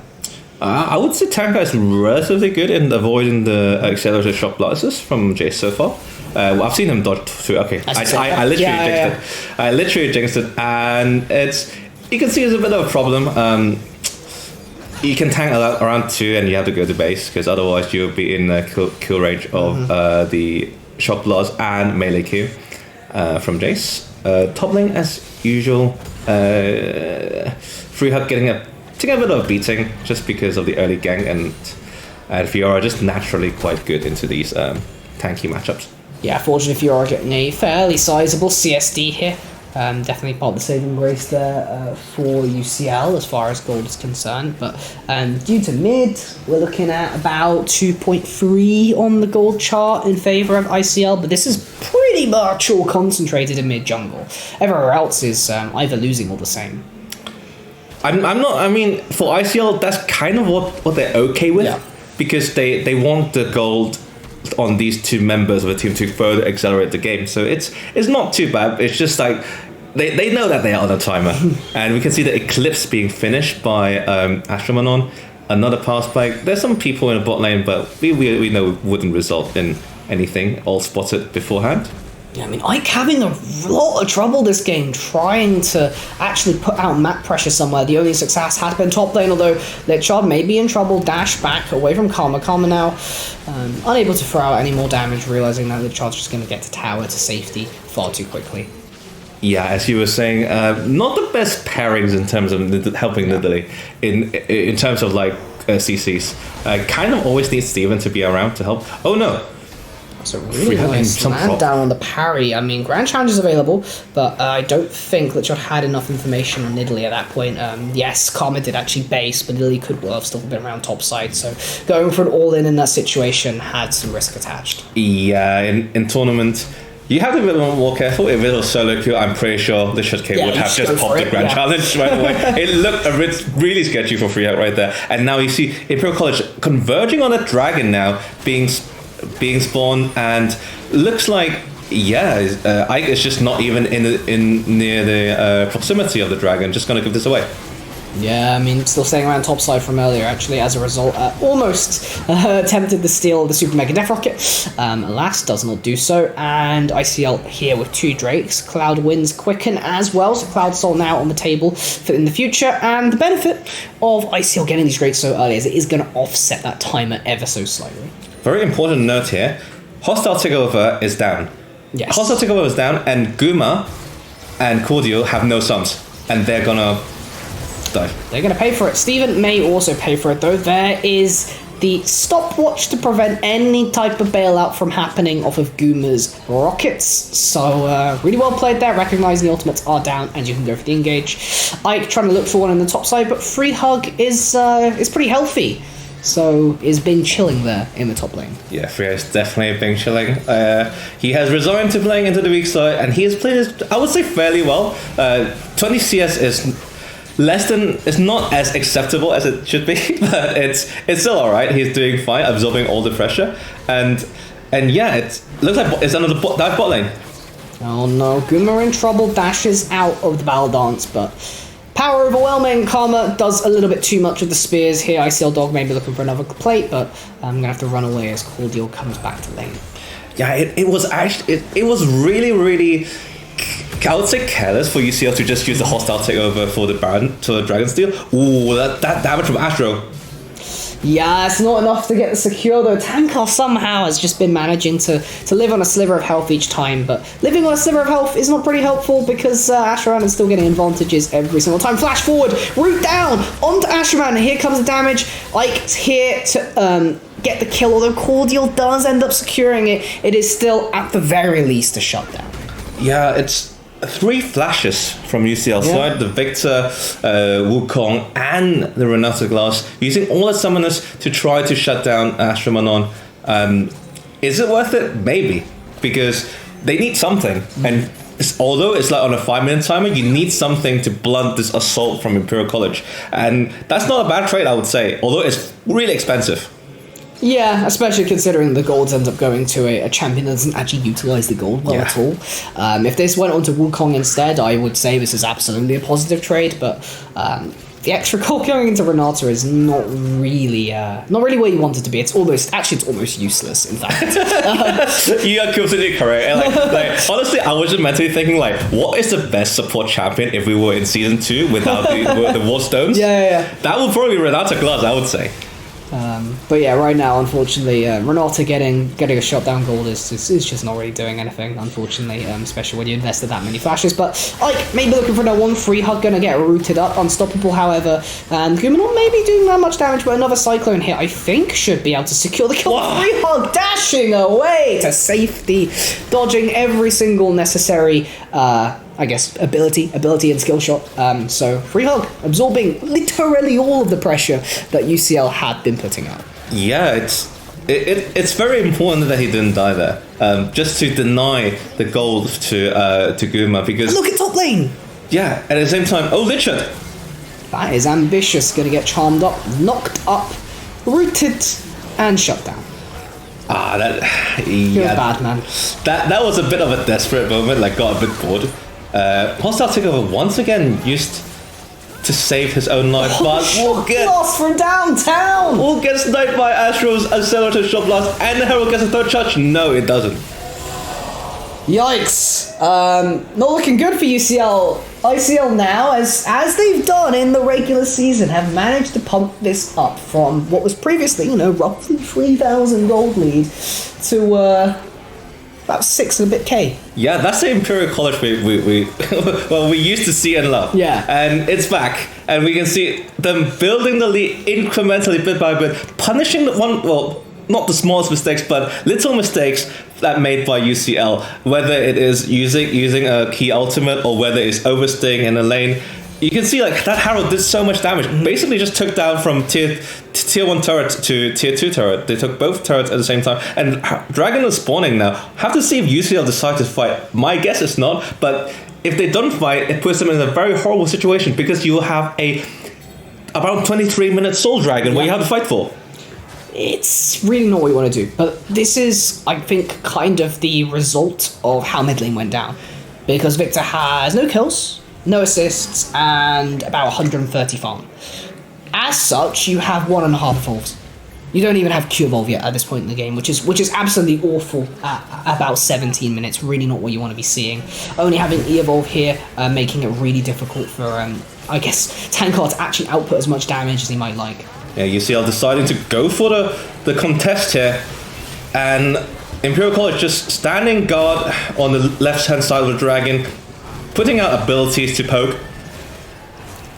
When you chip down, the health blast is all you need. Cassandra can go in. The shock blast onto 3. That's huge. UCL now really, not really wanting to go in, but Ike engage anyway. There's a cyclone. Hostile takeover comes through. Berserk onto 3. That might be what UCL needed. The rockets come through. Cassandra gets shot down, and ICL are routed. Still very low health bar on UCL side though. The fight might continue. Yeah, it's definitely close. You got the damage through, but is it enough? Cloud Drake's still not available. Jace, very crucially, is still alive. There it is. Litrod looking for the kill, but does no damage. ICL Dog still available. Karma gets the execute. Exhaust is not going to save you from that one. TP comes back in, but it's just Tankar. He doesn't do any damage at this point in the game. Flashes away, lives, but you don't get anything off the back of that. Oh, and to boot, Jace might as well get the snipe with the shock blast, because why not? Wow, UCL tried really, really hard and didn't get what they wanted. It's heartbreaking to see. Very good engaged by Ike, but it's like at that point you won an initial fight, but you were too low to fight the dragon. I think at that point, if UCL just take the small win of winning a team fight and just say, okay, you can have this dragon, it's fine, then they might have a better chance. But now they've given more money to Imperial College. And that Tankar TP was so heartbreaking. He didn't even have full health, but he really desperately wanted to try to save the fight. Really, really heartbreaking thing to see. That's the game 3 mental kicking in there. There was just the moment, that window. UCL, get 3 kills. You realise not 3 kills. It was 2 kills. Yeah. But 2 crucial kills. Even if there's 3 members left, you get some gold back. You deny the dragon take ever so slightly. Yeah, they still take it in 30 seconds or so, but you come up with a fight win at the end of the day. And maybe it's just a matter of, okay, let's cut our losses now. We're low. The Jace is still alive. We can't win this. Back off. Take our gold and then play for the next fight. But the mental kicks in. You try and go for the outplay, and now you're in a worse position than you were beforehand. Yeah, that is, heartbreaking for UCL, but they also probably have to rethink how they fight a team fight, because I don't think a 5v5 standoff is what they wanted. That's what Imperial wanted. They want you to stand 5 in the same side so they can poke you off. But if you have something like Lichard on a team flank, or just a regular flank, or Ike on the flank, that could be a game, a game changer in terms of a team fight. Definitely. Game is still very winnable, of course, even though there is a 9k gold lead for an ICL at this point in the game. It's just going to be a bit of an uphill battle for UCL. We have seen ICL throw fights before, of course. Even in game 1, there was a slight moment where that might have happened, but definitely looking increasingly difficult to do, especially with a poke. I mean, you have no vision here. It's so dangerous. There's the quickness and the charm onto 2. No kill, though, to follow. Ike's still alive, but Jace is just far too strong right now. The gold and the damage coming off from the shock blast, every single ability. Hex tech, indeed. Wow, another one. Just sniped off the face of the Summoner's Rift like that. That is disgusting. Seeing this combo of having Rakan be the really fast engager and then having... It's not damage it's it looks like DPS to me. Yeah. Just poking, even though it's just one ability, but the ability haste is so insane. I think Jace must have something 80 right now. With the build. Something obnoxious like that. Yeah, absolutely. First Strike giving that extra gold. I mean, First Strike is one of the most obnoxious runes in this champion as well, because you just get to poke out and then earn more gold off the top of that. And when you have a jungler camping your lane most of the game, makes it pretty easy. So, yeah, looking at Karma, still deathless. Showing that he can play the Nidalee in this high stakes game. It is a do or die game, and he just say, you know what, I'll just play the Nidalee and I'll carry you guys. Sometimes that's just how it is. It comes out on top. Really, really feeling it today. 22 minutes through, and ICL definitely... This is the commandeering position we expected. Let's just put it that way. This is the ICL we saw in groups, and this is what we expected to see today. Took a little bit of time to get warmed up, turned on, but here they are now. Absolutely, and just waiting. So they're having the Baron now, just trying to look for a siege. Sieging is fine for ICL. They have the tools to do it. They have the poke, another shock blast coming through. Alright, there's the poke. Victor now doing a little bit more damage. There's the engage coming through. Cyclone onto 1. Berserk to lock up. That's a nice initial pick. ICL Steven goes down. Feather Storm to Peel. Nothing more. You got 1 kill for free. Maybe it's time to cut your losses. Jace coming in on the side. Astramanon still there. Another shock blast soon to come, I imagine. UCL realizing this, do make the correct decision and back off. Yeah, it's kind of a lose-lose. Like, they kind of got the best they could get. But the best is really kind of not enough. You still have to trade things. You have to trade some kind of tower for your small win in team fights. Just because of the gold disparity, really. It's a wallet problem. Yeah, truly a wallet problem. As you said earlier, the gold is in the right places. And that has spread over to the rest of the team, as gold tends to do in this game. Yeah, now the Ghost Blade completed for Astramanon as well. A lot of ability haste and a lot of lethality, making those shock blasts really deadly. Not hitting that one though. Would have loved to see the damage or the cash in from the first strike. Oh well, it happens. All right. Dragon spawning, and UCL really want to go for the Cloud Drake, perhaps. Ashramani denying the last cones. Dragon is slain. Cloud Soul obtained. That extra move speed coming off of ultimate usage and just general roam speed, gonna make it that much easier for ICL to slam their keyboards into the faces of UCL. Cloud Soul is actually not terrible for ICL. Obviously, they would have loved something like an Infernal Soul or something like a Hextech Soul, but having that, because you're the winning team, right? You're having Cloud Soul, having that faster movement speed is just so good for you because it enables you to catch targets. Like Steven have to like work less hard to find the target to charm up and to lock up with the Battle Dance. And they can play like the lanes more effectively with the Baron buff. So you can see like they're now gripping down in the bot side jungle. That is a no-go zone, a no-fly zone for for UCL being there, and they just have to kind of like clear the waves, maybe with a Victor Death Ray. Well, took that poke, and that's half HP for Guma. All right, not too shabby. Easy enough. ICL taking it easy. All you need to do is win this one game. Let's not take any risks, shall we? Pushing waves gradually. Got one inhib in mid. Bit by bit, step by step. It's what you've been doing the entire game so far. And let's see a continuation of that.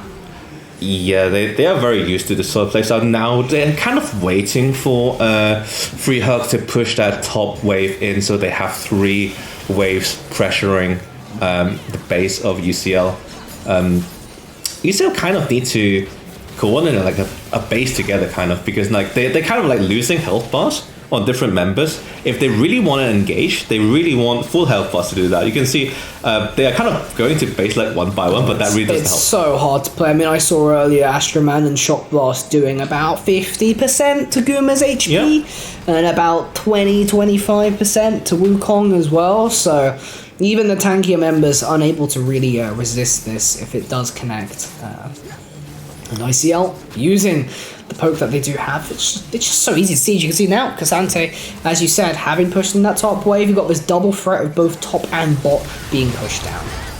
Oh, engage comes in. Alright, Ike tries to go for it, Cyclone onto 1, ICL Dog gets the kill initially, so already ICL still on top, Free Hug there, so tanky all out into the backline, half HP still surviving, ICL looking for another onto Tankar, and absolutely fine. I mean, yeah, sure. Wait. Guma resets. Not enough though. There's the dash back from Karma, just too strong. ICL living on a sliver from 4 members, but a sliver is enough. Oh, having said that, that's an execute. Yeah, unfortunate, but it's actually important because Fiora might be able to just save the game. Yeah, I mean, it's not over just yet. It's not over till it's over, as they say. Health bars are just simply too low for ICL to be able to push any further. And with Baron in 14 seconds, I mean, you need to base right now. Yeah, it was game, but because Astro could have base and TP, and then that would be the end of the game. But now a last lifeline, a last stand for UCL to see what they can do. A very good engagement, I would say. Not bad at all. ICL was taken very low, so a bit of unlucky there for Guma to not take those resets and get those really crucial goals. Still on a 0-3 on an AD carry, not a good feeling. Yeah, I mean the problem is there's a 4-item Jace running down your base next time. That the Jace is in mid lane, although ICL now taking up that Baron, exactly what you need. One Baron push, all inhibs are down. It is a bare bones base at this point. Should be relatively trivial. Yes, relatively trivial, but it is. They are a little concerned because UCL has been doing these engages fairly well, I would say. However, crucially, Ike does not have this flash anymore. Not having that flash means it's much harder to engage as a Wukong. Yeah, no extra connection. There's that shock blast damage we've all been waiting for. I'm sure Guma loved connecting, loved eating that one even. Here's the mid wave. You don't have the waves in the side lanes just yet, although they are coming in. So once they start coming in, those double supers really are going to cause a lot of trouble. So it's full-fledged base defense right now for UCL. See what happens. Yeah, actually, depending on what runes Astro have, he can do 2 accelerated shock blasts with 1 gate. In any case, though, the fight is breaking out. Yeah, there's the peel coming out from Hostile Takeover, although it's not really going to take over anyone. Ashman dominating on the side, that shock blast earlier, outputting all the damage you need, looking to the skies, and to the skies, Jinx will go, and that's it for UCL in this tournament. ICL taking the game in a pretty damn clean fashion, accelerated, as they have been doing throughout the group stage. This is quintessential ICL, and they are here to play in the grand finals. Absolutely. Commiserations to UCL. Played very well, honestly. Yes. Played very well. Yeah. Even when set behind a lot of determination, a lot of actually very close calls in order to stage a comeback, but just did not able to get it in game 3. Yep. It was a close series at the end of the day, until, game 3 was, I think, relatively controlled from ICL throughout the whole game. They recognised their win con and pretty much just executed that nearly perfectly, I would say, at least coming just from compositions. So congratulations to ICL. Welcome to grand finals, and of course congratulations to UCL. They had a great run, and it's a better run than last time. Last time I think they made it to quarters and then dropped out after quarters, but here they are in the finals. At least in the finals event, at least made it to semis in a very competitive game during the semis. Yeah, it was. If you're UCL and you got beaten by that, honestly, they kind of outskilled. This could have been a finals game, if you're on the other side of the bracket. Yeah. Very, very, very, very feasible, but we still have the other side of the bracket to come. Of course, Queen Mary versus College of Esports should be another banger. I mean, if this is anything to go by, then I think we're up for some good gameplay today. Yeah, today's a good day for League of Legends, and we will go into an interview soon, I believe. Yeah, it should be an interview. We're just going to pop it to a break for the time being as we start getting those players in, but once we come back from a break, we should have an interview ready for you.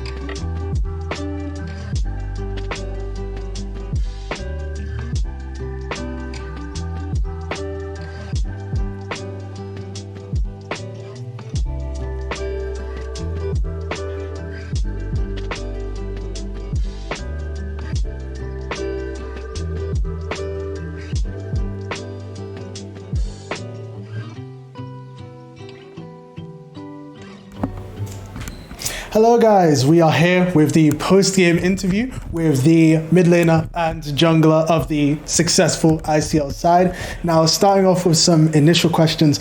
The first game obviously wasn't as successful as we hoped it would.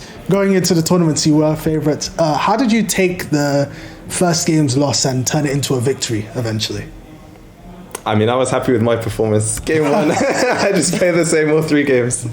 I mean, it was like first off game of the day, so like some of us woke up like really late, and we just took it as a warm-up game. And yeah, we knew we were better than them, so like we believe we can win the series. All right. We also didn't scrim this week, so we need a warm-up game. Yeah, fair. So on your performances, all 3 games, magnificent performances. Cassio game was great. Jace game at the end, you really made it impossible for the enemy team to exist. Were your picks rehearsed in terms of these picks for the tournaments, or were they just on the fly? I think for mid lane, I mean, Annie's just like broken right now, so you always pick Annie. Yeah. And then Cassio, just because they seem to go tanks every game, so naturally you just go Cassio. And then, yeah, I think Jace last game made sense because they didn't have any engage. Yeah. And so we just got free to pick Nidalee Jace and then just stand back and poke them. And it's also got good in lane, so yeah, and obviously it did work in those games. In terms of your jungle performance, in the first game we saw not a lot of ganking in the early game, whereas we saw the enemy Viego obviously getting a huge lead for the top lane. How did that loss in that jungle lead to your playstyle changing in the next game? I mean, the first game it's like we were trying to do the chase pick bot lane, so like Sion burns the flash. I mean, if that didn't happen, I don't think Viego will spend that much time ganking top. But like actually it was okay because like we got all their bot side, but it's just like the later mid game skirmish we didn't do well, and that made us lose again. All right, good. So how do you guys rate your opponents? I don't want to cause too much beef, obviously, but how do you feel about the skill levels of your opponents? Were they a really huge challenge? Were they, Pilo Randys, or like, what was it? I mean, we lost the game, so we can't go that hard. I mean, obviously, I guess we're the better team if we won. I think mid was pretty comfortable for me most of the time, especially when he's just picking like tank laners that don't really play for lane. Yeah, we saw the pics of the Cassante, the Zac there, and then in the last game the Victor, but wasn't really successful because obviously your jungle, great performance, and your support ran mid and basically made his life impossible. So that was good. Any last messages for your teammates or the fans or the enemies if they're watching? Just keep Titanium mental. We can win the last finals in best of 3 as well. Starting 0-1 is the Imperial comfort zone. Yeah. Great. Now we are going to go back into an ad break.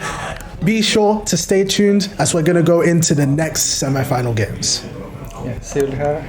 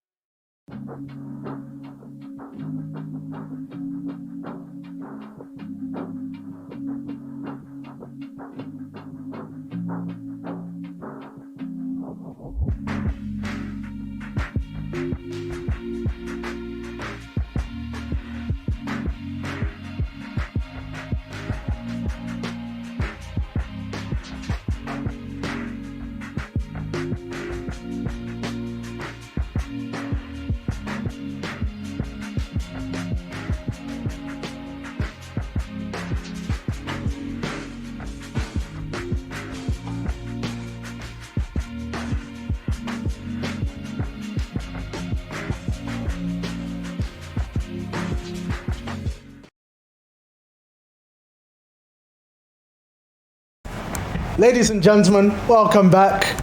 In real MMA or UFC or WWE fashion, we have a short press conference between the College of Esports mid lane support and the Queen Mary mid laner. Yeah. Okay, it's a bit of a grudge match between these people. Can we get a quick explanation of the beef for the people at home? I mean, there ain't really no beef. He's just chatting too much, so we're gonna put him in his place. I wouldn't say there's no beef, you know. We've been playing against these guys for a while. We've been looking at their games, and they're so bad. It's crazy. Like, I can't wait to go for we're gonna go two 20-minute games. Just get them off the riff, send them back home, and easy pickings. Okay, no, yeah. What was that about? Target banning me in a friendly just shows how scared you guys are. Yeah, it's all good. We're scared of you because Oh, you're a good. 2-trick. You know, it's if you don't get the cards. Oh, the trick. Okay, say nothing. I'm beating the 2-trick allegations. I hope you know this. We'll see. So We'll it's see. all good. All good. You guys are gonna get a tutorial real quick. Free LP. It's all good.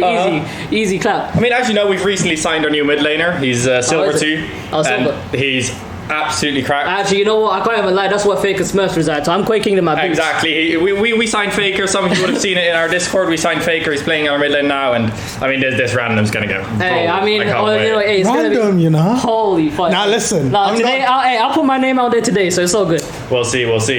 I'm not gonna lie, I'm not trying to instigate, but if I let this man, the enemy team support call me a random. Hey, so he's playing the most inflated role. So whatever rank he is, whatever rank he is, he just gotta knock down like what 3 divisions, and he's good. Oh, 3 divisions. I mean, so what rank you rank? No. What rank you rank? Okay, so you're diamond 2. So he is basically saying that you are. Wait. I've got like 85 games. This guy has 700 games. D1 with like 51% win rate. I think my win rate's like 58. And yeah, it's because support is the strongest role in the game. So 600 out of your 700 games are Karthus, right? Yeah. So I mean, it's just all I'm saying. Support's the most broken role in the game. So if any game I lost, it's support diff. We'll see. So I'll show you what a support diff looks like. Nah, bro, my Huang's the GOAT, bro. You ain't being Huang. He's the GOAT. I'll show you. Our team's most stacked.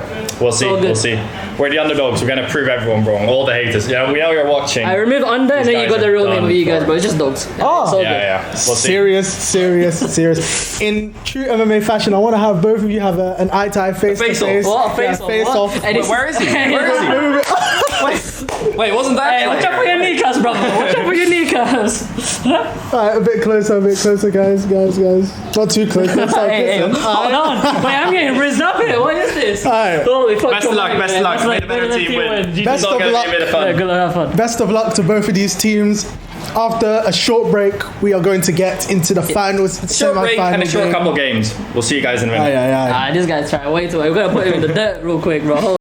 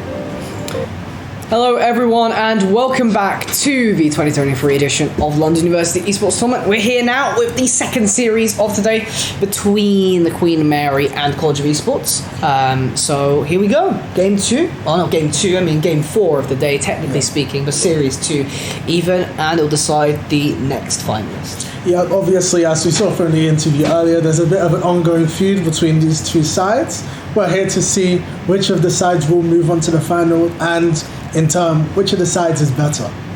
Yeah, pretty much. That's how it goes. We had the top dog coming in, and they did come through as the top dog of ICL and UCL, that being ICL. And here we have the underdog of the College of Esports versus Queen Mary. Of course, College of Esports, as we say, being the underdogs here, but they still managed to get to this point despite, having the narrative of them being a weaker side. So, maybe we'll see what happens. Yeah, I mean, the side does seem to, despite being underdogs, have some very solid players, despite the fact that they're not as well known as the obvious, higher ranked UCL and ICL players, but they definitely have some potential to even potentially go on to win this tournament because of not only the amount of team cohesion that they have, but alongside this, the amount of just they're having fun with it.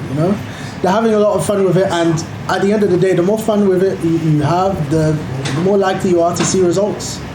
I mean, that's part of the atmosphere when it comes to LAN events. Something like this is to have fun with your friends. You're here in person as a team. You feel the energy of everyone around you. And that's something you just don't get playing remotely, playing online. And I hope that some of the camera shots that we might have occasionally on stream really do capture that atmosphere, because, you talk to the players, you see them, you can hear the shouts whenever hype moments go on and going on during streams. So, yeah, it's definitely a different experience. Yeah. Going into this game, I'm most excited to obviously see the two people that we saw earlier, the College of Esports support, Diamond 2 player. He has something to prove here, saying that he's a very underrated player. Similarly, the Queen Mary mid laner, he's been accused of being a one trick or a two trick. Obviously, no one likes being accused of being a one trick or a two trick. But in this situation, it's up to him to really beat these allegations and show the enemy side that he is more than a Karthus player. Yeah, that is it. But we're getting some bans. We're into the pick ban. That is an Akali and a Sejuani getting locked in.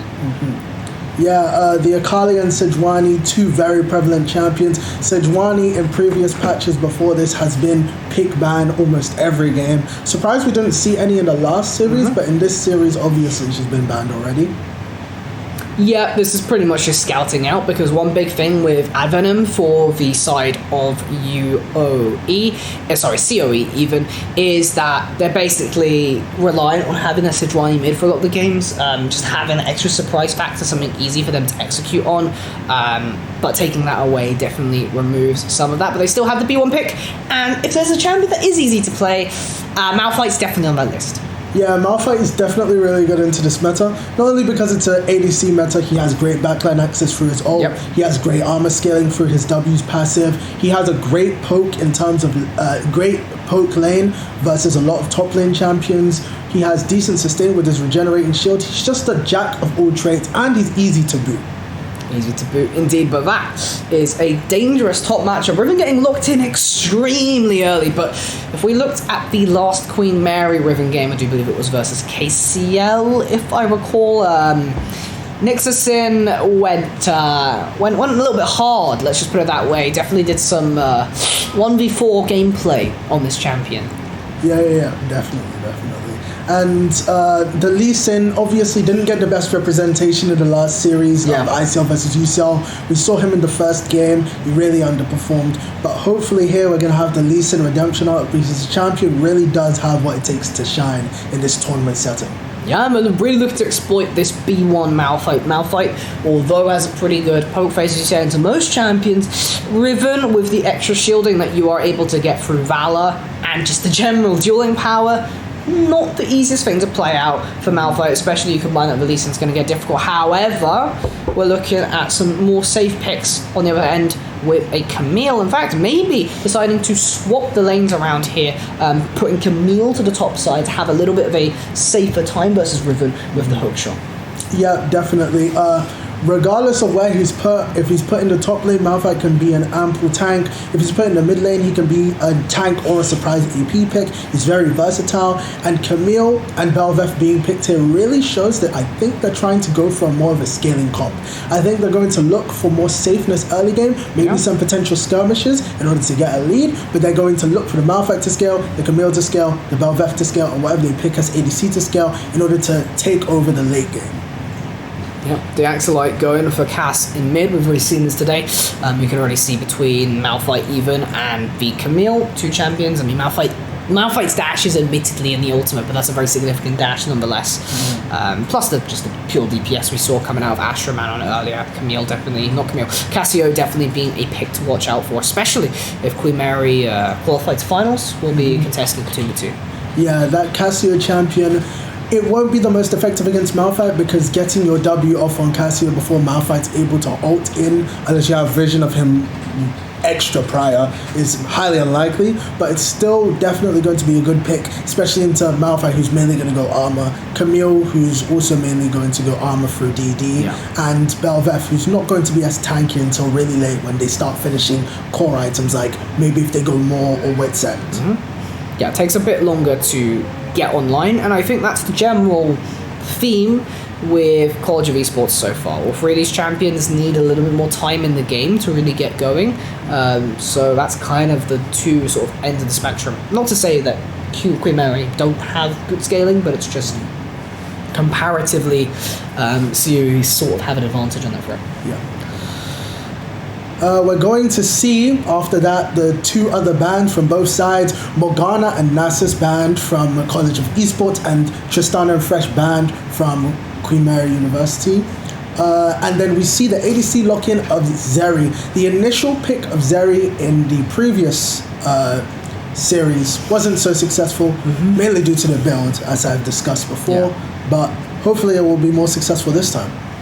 Yep, although we'll see what happens. I mean, Ashe, Vigar, that is a heck of a bot lane. They have played this combination before together between Finlow and S4J. Basically just putting the, I think it was Vigar support last time actually, rather than the Ashe support, but it can actually go either way. But yeah, both bot lanes just looking to basically farm up the lane and scale up. So to me, it looks like Queen Mary are going to try and focus their jungle around the top side to get the Ribbon ahead, whilst just leaving the rest of the map alone. It seems like never mind. They already have swapped. It's going to be a Malphite mid with a Camille top lane. Camille's matchup against Riven is relatively hard, but it's not hard enough to the point where it's a complete stop. It can go to either player, depending on which one is more skilled. Meanwhile, similar looks for the mid lane matchup. If Cassio is good enough, she can outpoke Malphite even with his point and click. With his point and click. Yeah. Just the worry is that if you don't space very well, I mean, either way, Malphite is going to suffer a CS deficit when it comes to playing out this lane. You have to have pretty good wave control, try and keep it around your tower, but I think that's generally going to be quite difficult to do, just judging by mid disparity. I think the big weakness of COE is actually their mid lane, and I think we'll see what happens in the first game. What I say may not necessarily reflect what ends up happening, but I think this is going to be the big point of contest between the two teams. And we are moving into game one now. Queen Mary University on the red side and College of Esports on the blue side. Let's see how this goes. Yeah, I mean, judging by everything else today, I imagine we'll be fairly reserved as starts go. Maybe we see a 5-point, maybe just go for the bot brush. Hopefully nothing too serious. Although it's game one of a best of 3, so you can take a few more gambles, try and get some information about how the enemy team wants to play as both teams start approaching the bot side. It seems like College of Esports has opted to go into Tribush, while Queen Mary University has opted to go into the bot lane directly, looking for a early game scuffle. It seems like neither team has found each other, so it looks like they're going to start returning, though College of Esports is lurking for a bit more to see if they can catch someone. Yeah, we want a party on the Rift, but we're not going to get one. QMU and COE definitely, I think, they got engaged with each other with the trash talk earlier, and I think both teams very much vying to get a dub here. Although COE playing a little bit sneaky with this bush here, actually. Level 1 cheese here, either going over for a late invade, or trying to catch down QMU's bot side if they decide to go the dangerous route around. Yeah, the only issue that could come about is the same issue that we saw in game 1 of the previous series, actually, where they spend too much time going for the sneaky invade, get nothing or maybe one kill out of it, and then have to burn both of their TPs to get their champions back into lane on time. But it seems like they've gone for the invade in order to take the blue buff, get a potential advantage on their jungler, but that's going to have to force Camille to... Oh, never mind. It seems like Camille's already walked all the way back up to top lane.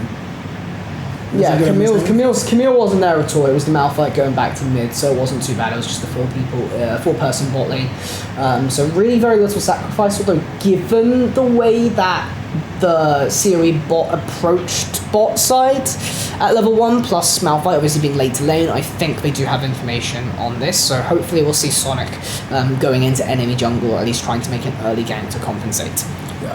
We are seeing some early game trades right here. We see a potential all-in. The level 2 is early. S4J Ashe does a lot of damage at this point. You have that level advantage. There's that Q going down. You have to be careful about the volleys. So not doing too badly there. Of course, you do lose your sums on your side, but you get both sums on the Zeri, which means the next time Zeri gets caged, it's over. Yep, it might be over the next time he gets caged. We see other trades going on elsewhere in the map. Malphite and Cassio trading their skill shots. Camille and Riven also trading in the top lane. We see some skills going out. Right now, it's a battle of attrition to see who will last longer in each of these lanes. Whoever doesn't last as long, they'll end up giving away their lead, and that might cost them the part of the game. Yep, Sonic definitely making the decision that we anticipated by going to the top side. Maybe looking for a dive on Skilton. This wave is building up very nicely, although having said that, Skilton still has flash available, still has hookshot available, and is relatively healthy, so might have to wait a little bit longer, but definitely a change of pace from ICL UCL with the brawliness of the first 3 minutes. Yeah, as we saw there in a trade between Riven and Camille, one thing that Riven has to be especially careful of is the adaptive shield. Camille's adaptive shield really gives her that great trade potential in the early game where you can just slap someone 2-3 times and you just have a fat AD or AP shield to kind of block off all of their damage. That really makes Camille have a good advantage in the early game that she can then transfer into the late game. That is it. Skilton, one of those champions on this team. I mean, this entire team from Siri really needing a little bit more time on the clock. QMU still having fair scaling, but with Sonic available and Riven needing some gold, that's not necessarily the case. But here comes the engage, no flash onto Folong, which means I think it might be over for them, but dashing over the wall with Zeri E gets them to safety. Yep, sadly for them, Zeri's been in the hyperbolic time chamber for 2,000 years and finally came out to dash over every wall on the map, 5,000 meters. He's successfully safe. It's a bit of a wasted gank, but not too wasted because obviously they get prior bot, which they can then use for maybe an early drink. Not only prior, but we talked about Zeri's sums being gone, but now Sona's sums are gone. So it didn't just take Zeri E, but Sona also to keep the Zeri alive there. So it's not all lost. You didn't burn flash on the top side at least. You just, a slight investment from your bot lane. But this is a bot lane that shouldn't really be, let's say, going even this much, I think, in this early point in the game, considering how Vigar plays. Yeah, Sona versus Vigar and Ashe versus Zeri, really and truly, it should be a lot more in Ashe and Vigar's favor than it is currently. But we might be able to see... Oh, Lee Sin decides not to go in on his Q. The game is pretty even I think that would be a mistake if Sonic decides to go in, then that probably just gets caged up and booted away. Nevertheless, Sonic's still ahead in farm, doing some more camps as they go, but this is the Lee Sin fallacy. You have a good clear, but it's not something you want to be doing 24/7. Yeah, we definitely saw that in the first game. Lee Sin went full clear into full clear. He didn't really feel like playing the game, and his team suffered for that. And in this game, we're kind of seeing a similar thing. He's going full clear into full clear, but it's not that bad in this game, because in the other series in the first game, Lee Sin and Viego was ganking a lot, which made Lee Sin's full clear very bad. But Belveth and Lee Sin are both full clearing in this match, so it's a lot less punishing than it was in that initial game. Yeah, but still punishing, as you say, just because of the difference between how Bel'Veth and Lee Sin want to play out the game. But it's not to say that Dragon's Rage doesn't have any utility whatsoever. We'll have to wait and see some team fights. Although, having said that, 6 minutes on the timer, which means there is a Drake available at some point for both teams to collect, but neither team opting for it. Might be seeing some later Drakes than we have in our first series. Yeah, bot lane is just way too neutral for either junglers to risk it. We are seeing some scissoring battling in the top lane.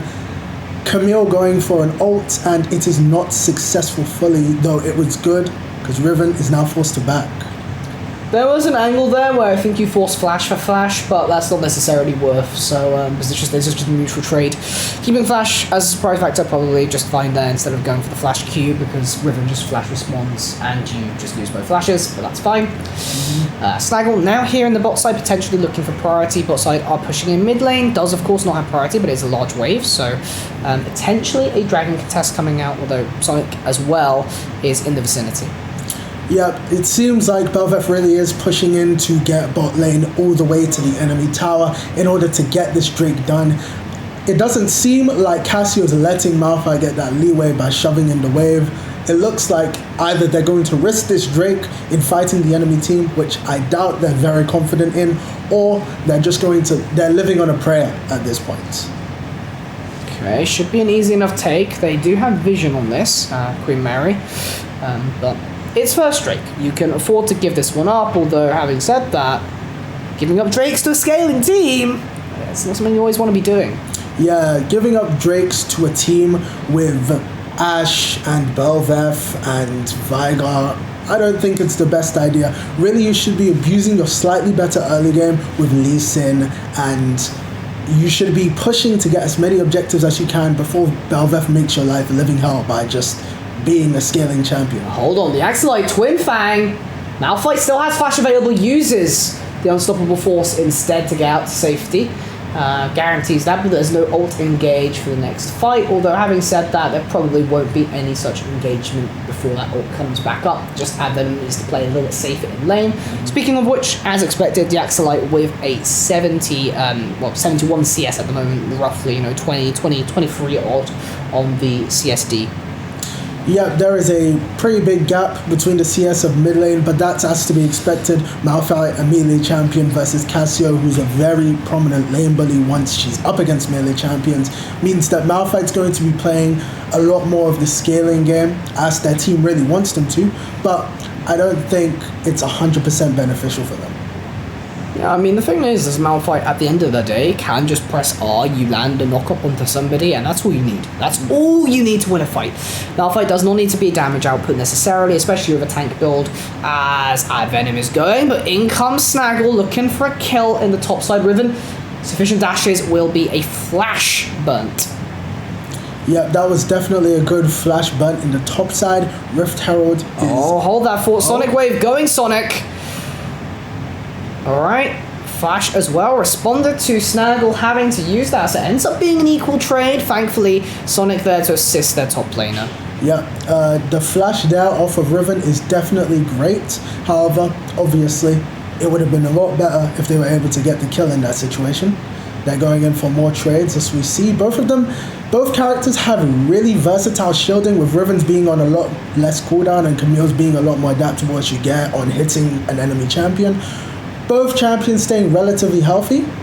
Obviously, Camille with the disadvantage because she is a mana champion and Riven is not one. But we see them at a relatively even state in the top lane.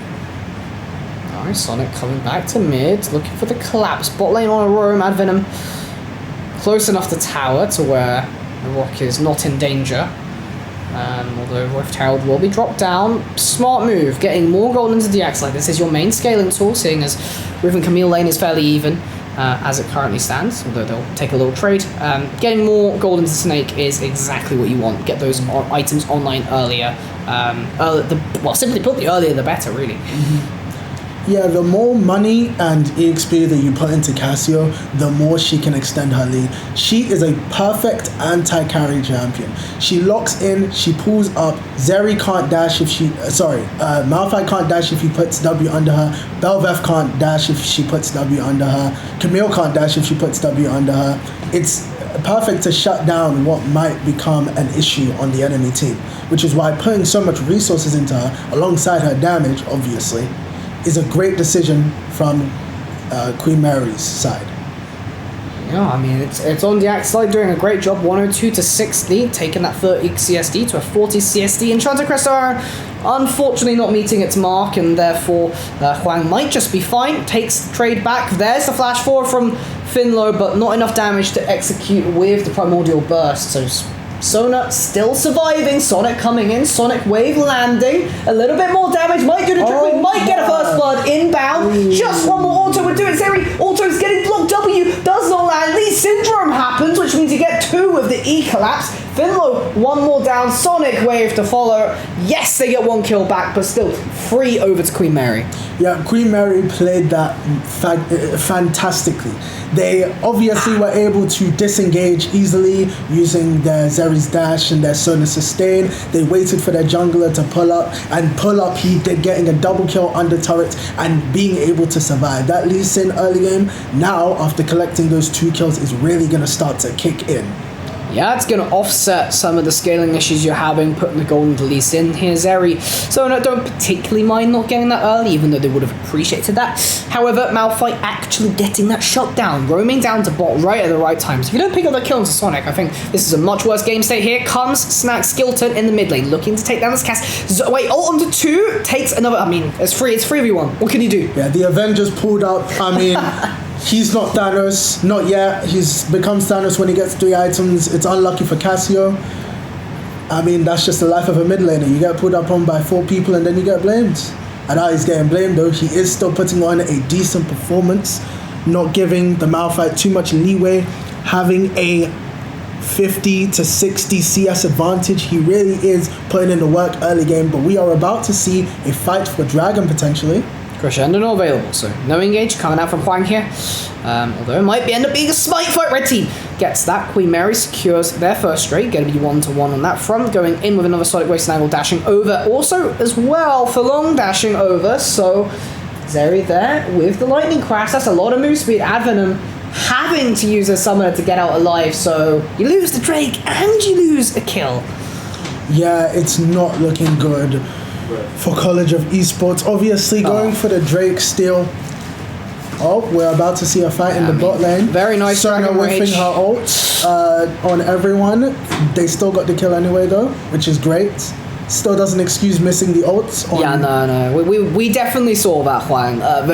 We'll remember that one going into game 2. You're getting cooked after this one. Definitely absolutely fine position though, nonetheless. I mean, you have 3k goal advantage at 14. Not massively significant, but considering the state of the game, it's quite fair. Because yes, I think overall I would say that Theory has better scaling, but the gold is where it needs to be on the side of QMU to basically offset that completely. Lee Sin has a little bit, Zeri has a little bit, and Cassio's doing fine on farm, so actually absolutely fine on the income front also. Yep, Zeri is picking up money. That's great because she's going to start getting her items. Hopefully builds better this game in order to actually make an impact. We are going to see a bit of a scuffle in the top lane. Nothing comes out of that. Malphite's being bullied. That's the Leandri's Torment coming through. Malphite right now having a pretty hard time resisting that. The Hextech Ultimatum not quite dragging Riven under tower. That Valor changing the hitbox, ensuring that Skilton can't actually do it. And there's the flash kill. Really well played from Nixus in there. 2 little mechanical outplays basically to get the kill into Skilton. Was very close there. If you don't make that dash in time, you just die to a tower shot. So good surprise there from the Riven player, and I think that really changed the top lane dynamic. Yeah, great play from the Riven there. I don't think she had actually anticipated the Ash Arrow. If she stayed where she was and didn't go for that risky play on the tower, she would have died to the Ash Arrow most likely, with Camille jumping on top of her. Hold on. Nixus might be able to get out. Okay, goes back in, so no, won't be able to. Sadly, he's not box. So he ends up dying, but still a great dive and a great kill on the Camille. Bounces out the lane. Yeah, very fortunately, COE managed to trade that one back. Otherwise, it gets a little bit more dire. You at least, punish the Rhythm for what they just did. But first, Turret Gold on top of everything, very significant. Did lose those Ravenous stacks though, but 1 or 2 waves and you'll get that back up. Yep. And we are seeing a bit more poke going on in the bot lane. It's really Vigar and Ashe trying to scale up, getting their items versus Zeri and Sona trying to do the same thing.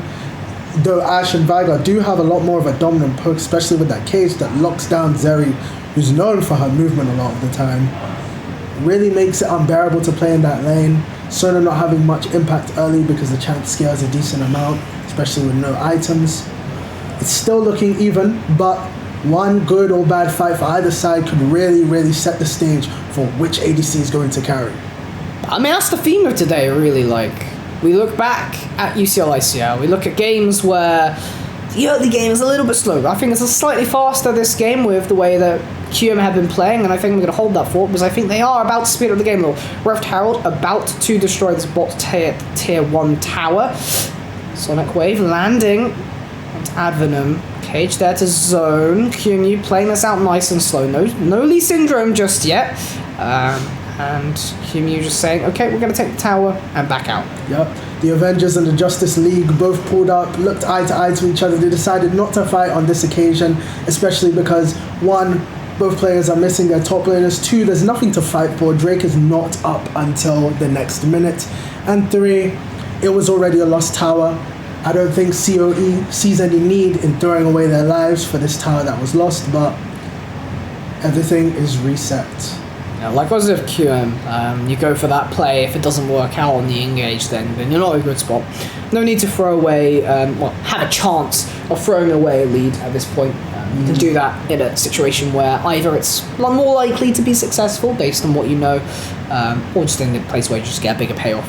So you don't really get any payoff if you win that fight outside of gold, because it doesn't convert into anything meaningful.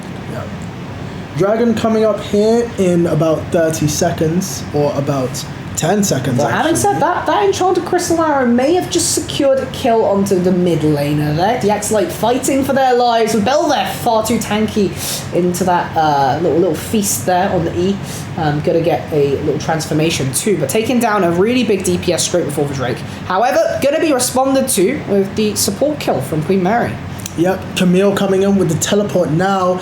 Malphite is heading in. He ulted. He didn't really get anything out of it. They're able to catch the Sin and No Man's Land on the back end of that. So we get 2 really big kills before the objective setup should be an advantage. The Axelite can TP in 6 seconds time. So College of Esports need to be a little bit careful about this. QM can attempt to stall this out and TP in if they do so desire. Skilton may be looking for the hook shot. Here comes the Axelite there. It is available. Cassio, Miasma, Twin Fang.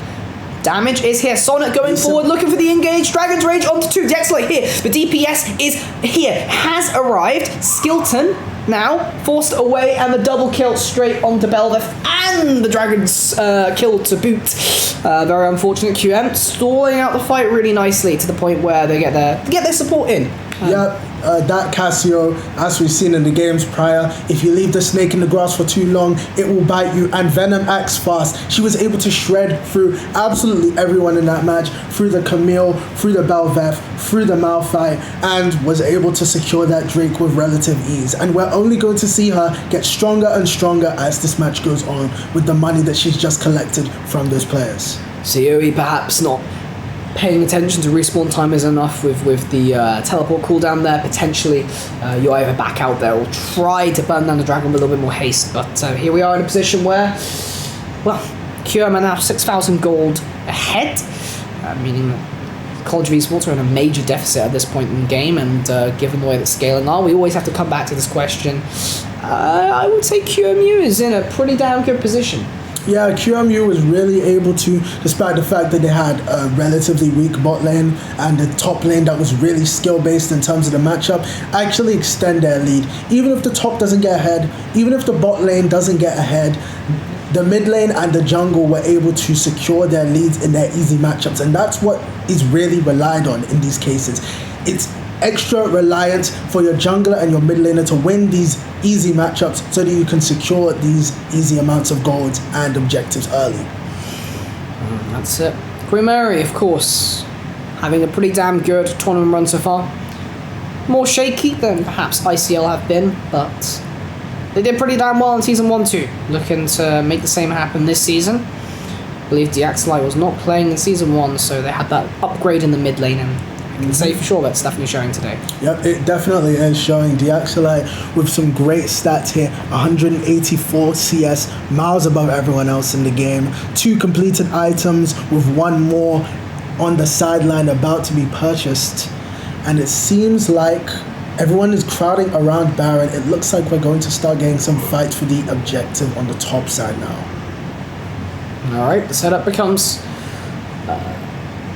happening soon. Although, having said that, both teams just looking to farm up lanes at the moment. Still 2 minutes and a half on the next dragon.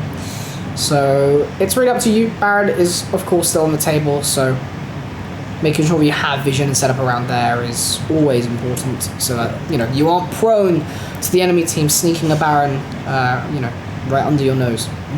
We're starting to see both very good late game top laners starting to get towards their items. Riven already has her 2 great items in Black Cleaver and Ravenous. She's going to start being a lot more survivable in fights and start shredding a decent bit of the Malphite armor to make Zeri's life a lot easier before she gets her LDR, which I feel like she definitely will build, as well as Camille starting to get close to her spike, about to get her Ravenous. She's going to start chunking down people very easily, and that's something that QMU has to be wary of in this game.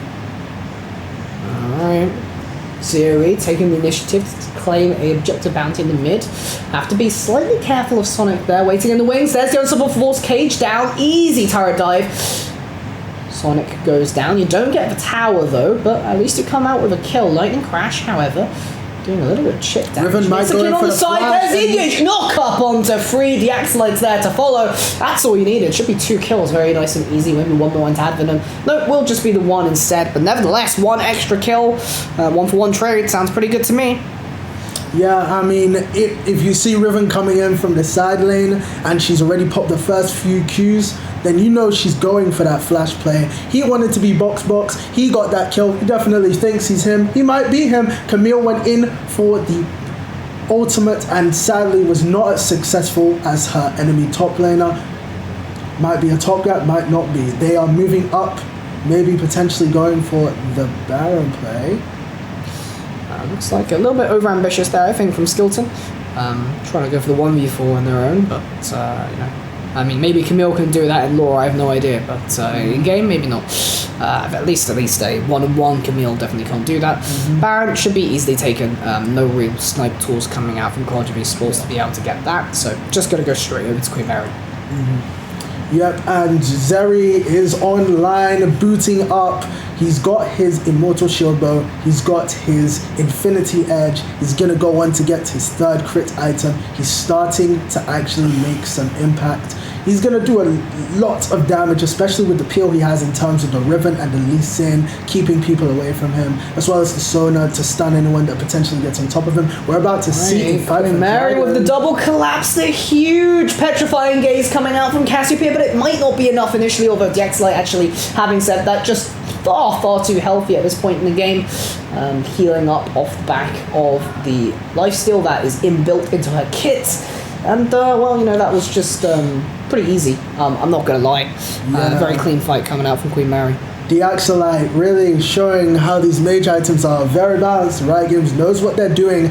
A lot of HP on the Cassio champion through the Leandri's Torment as well as the Seraph's Embrace, both giving a large amount of HP as well as that great shield for even if he did get low, which he really didn't in this fight. He backs to finish his Shadow Flame. They're going to get the bot tower. Everything is looking great for QMU.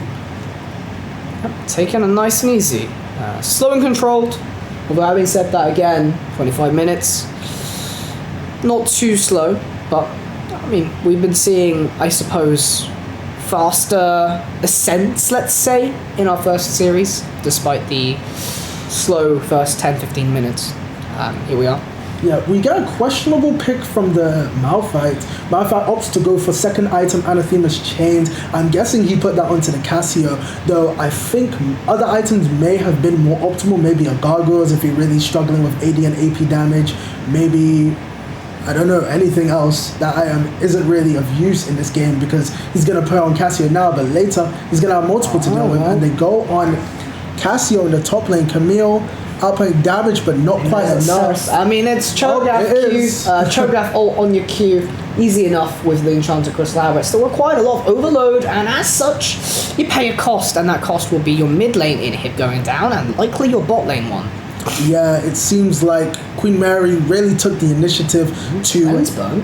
Oh, Zeri pops her ult and her cleanse, is able to escape the CC, but has to back off. They take 2 inhibs for the price of 1 kill on Cassio. That was 100% worth it for QMU. They are on a roll.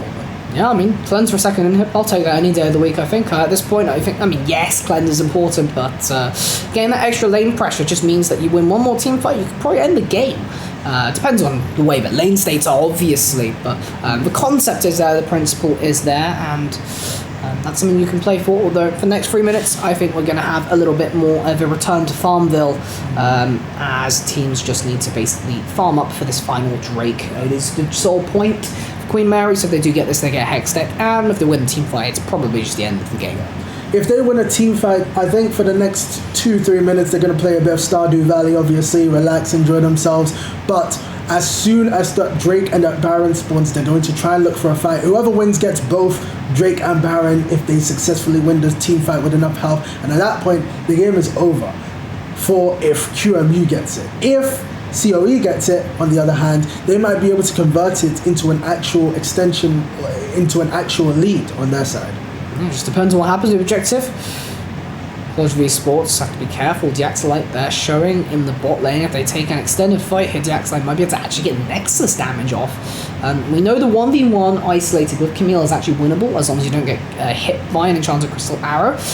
As I say, that Advenom drops in top side. You're already playing 4v5 on 2 fronts. It's going to be difficult. Yeah, we are seeing Camille's finished both of her items, though she still needs that Death Stance to really switch online. That's going to be very useful in team fights, especially against the 380 carries on the enemy team of Riven, Lee Sin, and Zeri. Though she might want to look into a more Cassio gets jumped on. She's able to turn it very easily. Petrifying Gaze, wallet slapping has begun. Well, it has been in the process for a little time now, and well, Queen Mary looking to close this one out in fairly dominant fashion, controlled but dominant nonetheless. Riven there getting a double with the Broken Blade, and there it is. Game 1 going to Queen Mary. Yep, they didn't even have to wait for the Drake and the Baron. All it took was Riven running up, swinging her sword around, and eventually they won. A great game 1 from QMU, much to be desired for COE, but we'll see how they move into game 2. I think this game definitely highlighted the mid issue between the two teams. We look at bot, we see that, yeah, sure, I mean, maybe Viger Ash could be doing a little bit better, but overall they pretty much neutered bot, which is, into a Zeri lane, not necessarily positive, but it went even, that's what matters. Top lane, again, went even. Jungle, well, was fine. I mean, Lee Sin actually was forced to farm for a lot of the game, which gave Bell the opportunity to be able to scale up a little bit for the first 6 levels. But then we look at mid. Malphite's not doing anything to Cassiopeia. Cassiopeia is getting a significant farm advantage and ends up coming into the game in a position where you just can't deal with her without overloading her. Yeah, I think the College of Esports side really took... they didn't take advantage much of the fact that they had neutrality on every other side of the map. Belveth played a lot around bot side. We saw that in the early game going for ganks. They weren't all successful. They were good at burning sums, but they weren't successful in getting any sort of lead. She played a decent... top side didn't have to be played that much around, but we didn't see her presence as much in mid where it really mattered. We saw Cassio before in the previous set where it was abused and really shut down the game. We see Cassio again and we think they're going to learn from the last set. They're going to look to shut down the Cassio, but instead they end up letting Cassio get that free farm in the mid lane and eventually turning that into an unstoppable lead using her broken mage items, using her great kit, and especially the great skill of the player. I think this match was a failure for COE in terms of shutting down the mid lane, but we're going to have to see how in the next game they're able to deal with that. Yeah, I mean, you have the knowledge now, you know this is a problem. If you don't identify that this was the problem this game, then I think you have a bit of an identification issue. But having gone through that experience, we can adapt for Game 2 draft. This is exactly what ICL did. They come into this game one extremely confident that they're able to beat UCL with the same strategy they normally do. Didn't happen. They adapted to Game 2 to introduce more scaling, completely different dynamic. Of course, last game was a little bit different, but the point is, you get information in Game 1, even if you lose, and then you can use that information to have a little bit of a better matchup. As we talked about, in this tournament, especially during semis and finals, draft becomes all the more important because the skill level is more even. Yes, we have a disparity in one lane here, but one lane, that's very easy to work about, especially when it's mid lane and you can have your jungler into support. Yeah. Anyway, for the time being, we're just going to throw it over to a break and then we'll be back.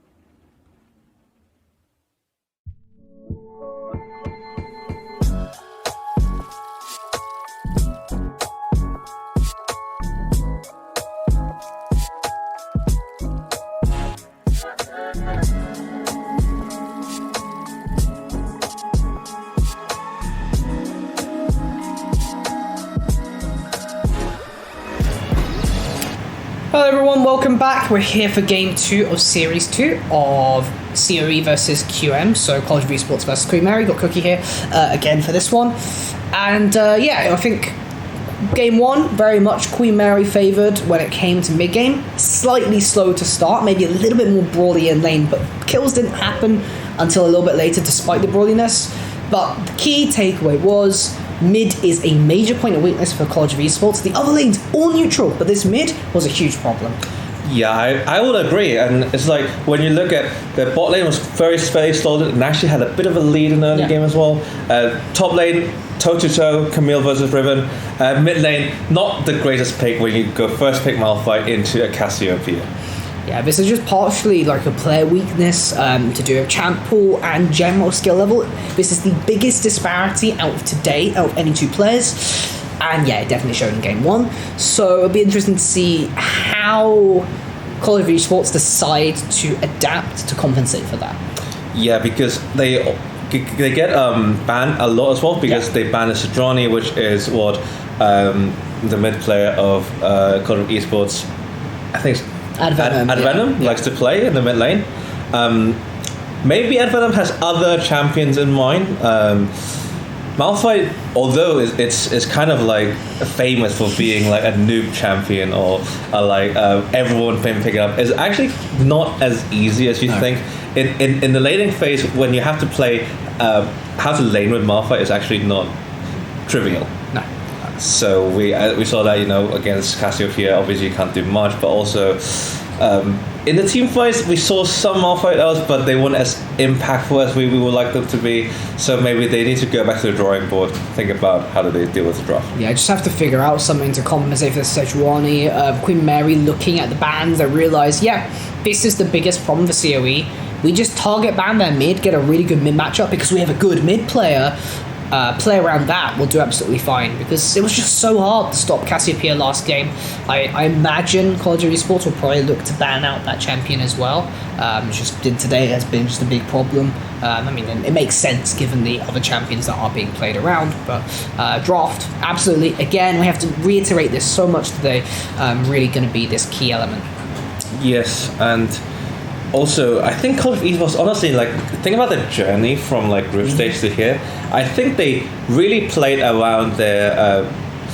We didn't mention that mid laner is the lowest ranking player of the team, but I think they kind of played around it quite well, and I think they do work together as we saw last game.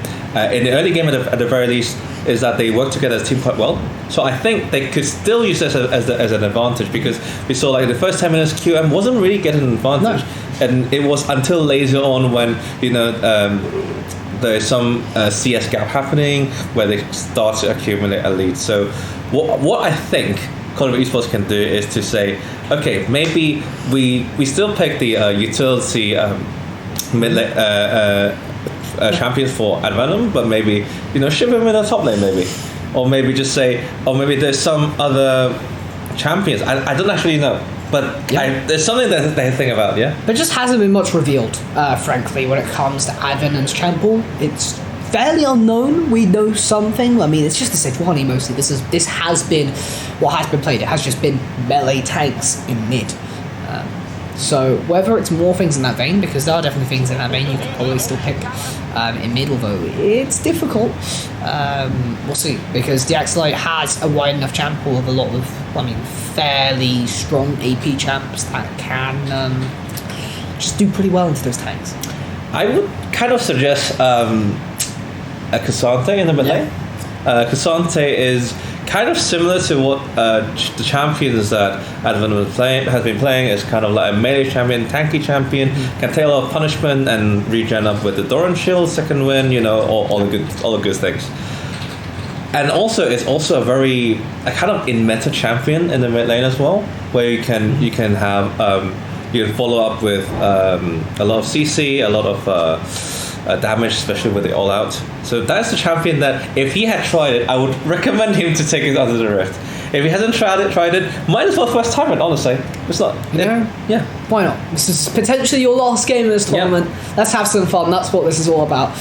We talked about this last game, but you're at a LAN, you got all your mates next to you. have some fun. You don't get this opportunity all the time. Yeah, it's a last game, so pick something you enjoy playing and then see what happens. And yeah, I think that's. I mean, for the other kind of like matchups, I think the top lane is like really interesting for me because seeing, I believe it's Lunatic. I think it's not the same name here. Yeah, Nixon and Skeleton. Yeah. I think both played kind of well in that Camille Riven matchup, and it was quite interesting to see. I'm hoping that they can kind of like put more kind of jungle pressure in the top lane for both teams, because if we see Camille Riven, they're like a very volatile matchup. Yes. Where one solo queue can lead to many successful returns. And also, Nicholson also got the Ignite as well, so making it even more volatile. So I just want to see like both QM and Call of Esports to say, okay, we're just putting even more resources there. Even have say, and just like when you have your ultimate, just like come up and do something top lane. Yeah, I mean, it's interesting because we expected Sonic to prioritize top lane more, but Lee Sin ended up doing the same thing that Lee Sin ended up doing game 1 of today, where they kind of just farmed and didn't end up ganking as much as we anticipated, even though that was basically the main theme of the team when you had that Riven R1 into the supposed Malphite. But this is going to happen every game with Zoe, Sejuani getting denied. Yeah, no Sejuani, no Happy Pig for Advenom. We'll see what kind of things that Call of Esports want to ban. I would suggest banning some of the kind of like really punishing mid laners. So Cyrus is one of them. I think it was banned last game as well because they were planning to pick on the Malphite. Yeah. And we see Rakan's ban. Fairly tame so far, just things we've seen really as trends throughout the tournament, and of course today. Actually yet to see the Desire come out with either of these teams, so that might be something on the board to watch out for, because that has been heavily prioritized in Series 1. Karthus, yeah, I mean, it's this Karthus and Nivea, just trying to ban out the Axelite as well, because it's just about the matchup. You want to ban out Queen Mary, and you want to ensure that Advenom is on something they're comfortable enough with and won't lose too hard. Yeah, Karthus is one of the champions that QM really likes, especially Filong, and I believe Dexalite also plays Karthus mid. It's just a champion that they flex around, and it creates lots of problems if you can't punish a Karthus. Cassio, we see it banned, and we see another Amumu banned from QM. Okay, still a few seconds left on this pick 1. Opting for that Annie, nice B1 flex pick. Yes, again a flex, but it's kind of like sometimes in Civ 5v5 there's something they call a fake flex. Yeah. Where you pick a flex champion, but actually you only can play it in one role, which is what kind of we saw in the Imperial game. Not gonna lie. And we see a Karma being hovered here by Call of Esports. That kind of like signals me that they want to play more of a bot lane like priority. Seems to be the case. Something that Call of Esports have been just looking into is pretty much scaling every game, playing to their outs, recognizing that they don't necessarily have the skill level as their opponents. So opting to say, we'll try and stall out lanes. If we get some items or a scale advantage, then it's easier for us to be able to play out the game. Again, just looking to have the same game plan. Yeah, the other school of thought is obviously just going for like all the cheese picks and just trying to get as much gold as early on to choose with. We once again see the Bel'Veth. I do like the Bel'Veth. It nearly kind of got College of Esports ahead, but it was a bit unfortunate in some of the fights early game. Once again, we see Sonic going for Lee Sin once again. Zeri response. Yeah, fairly standard. I mean, it worked last game relatively well. Zeri was able to actually just farm. Wasn't at too much of a threat from opposing bot, so why not run that back? Gets ran back absolutely fine. Yeah, I mean, something I actually would love to see. I don't know if College of Esports actually have it in their arsenal. There's actually a Poppy right here. Slam that down and support. I do think they might be. What? Hello? No way. Advenom on Zir. That would be something. That would be crazy. Neela. Okay, I think that's the first Neela of this entire tournament, actually. I don't recall a single team playing this. But Neela Karma, that is a lot of sustain, let's just say, in the early game. It might be a Karma mid, I'm just thinking. Yeah. Because a Karma mid, it's like a very utility base, and also you have semi-decent wave clear. And honestly, you kind of can survive the laning phase fairly easily as well. And also you can buy all the like very nice and cheap support items. So even if you're like behind in gold, you're still on the same item spice with other champions. And then we have ban here. More mid lane bans. Oh, the Malphite getting banned by Queen Mary. I think they don't think this is a common mid coming through. We'll see. Definitely has the flexible opportunity. I mean, it could still go top at the end of the day, although I somehow doubt that. Continuing to ban out the Axelite a little bit with the Anivia and removing the Fiora, potentially problematic top matchup. Queen Mary taking a little more time. The one thing you can do in ban phases, take some time. You can think out the rest of your comp actually. So always good to have that. Shenman. It really. I know it sounds a bit cruel, but it is kind of like the correct strategy is to say, oh, if you're a player who only plays utility champions, then you just ban all the utility champions. Shen is always a good one. In 5v5, Shen is always annoying because you have to play around it. Same goes with Galio and all that. Just think of what College Esports thinks to do now. Thresh getting picked. That means the Karma is most likely mid, I think going so. mid. It could be Karma top again. Yeah, but it's still on the table. We can wait to see what the R5 is. Something that College Esports have actually been pretty good at doing, and this is showing right now, is actually picking, I guess, a greater variety of champions outside of their mid lane, I suppose, to support that, I guess, which has been fairly decent as far as their games have gone. Oh, not Ivan Rengar, but Seraph getting picked. That is the Axelite Classic. One of the three major problems of Queen Mary, I suppose, that we've seen the entire tournament. Let's watch out for that R button. I'm sure you'll like the Mastery Flashes. It is really tough for Karma to play into Seraph. Tough for most majors to play the Seraph, really. Just because you are just playing dodgeball the whole game. And we see QM locking in the Poppy, which is really actually good here because it really counters the kind of the melee nature of like the carries on College of Esports. Like if you press W, I guess the Velvet's not moving, your Nyla's not moving, and it will be tougher for them to do damage. This is almost personally why I would have loved to see Poppy here instead of the Thresh from College of Esports, because it saves your skin from Queen Mary being able to pick this, and also gives you a lot of utility into both Zeri and Lee Sin. Because if you just put the W on top of Zeri, you can't E out, which is the nice zoning power that you have with that. Instead, get the Zac and then it will be Belveth jungle. It's just going to be Zac top. Yeah, it looks like it's a Zac top, and it's what I not like about College Esports composition. It's like, where's my damage?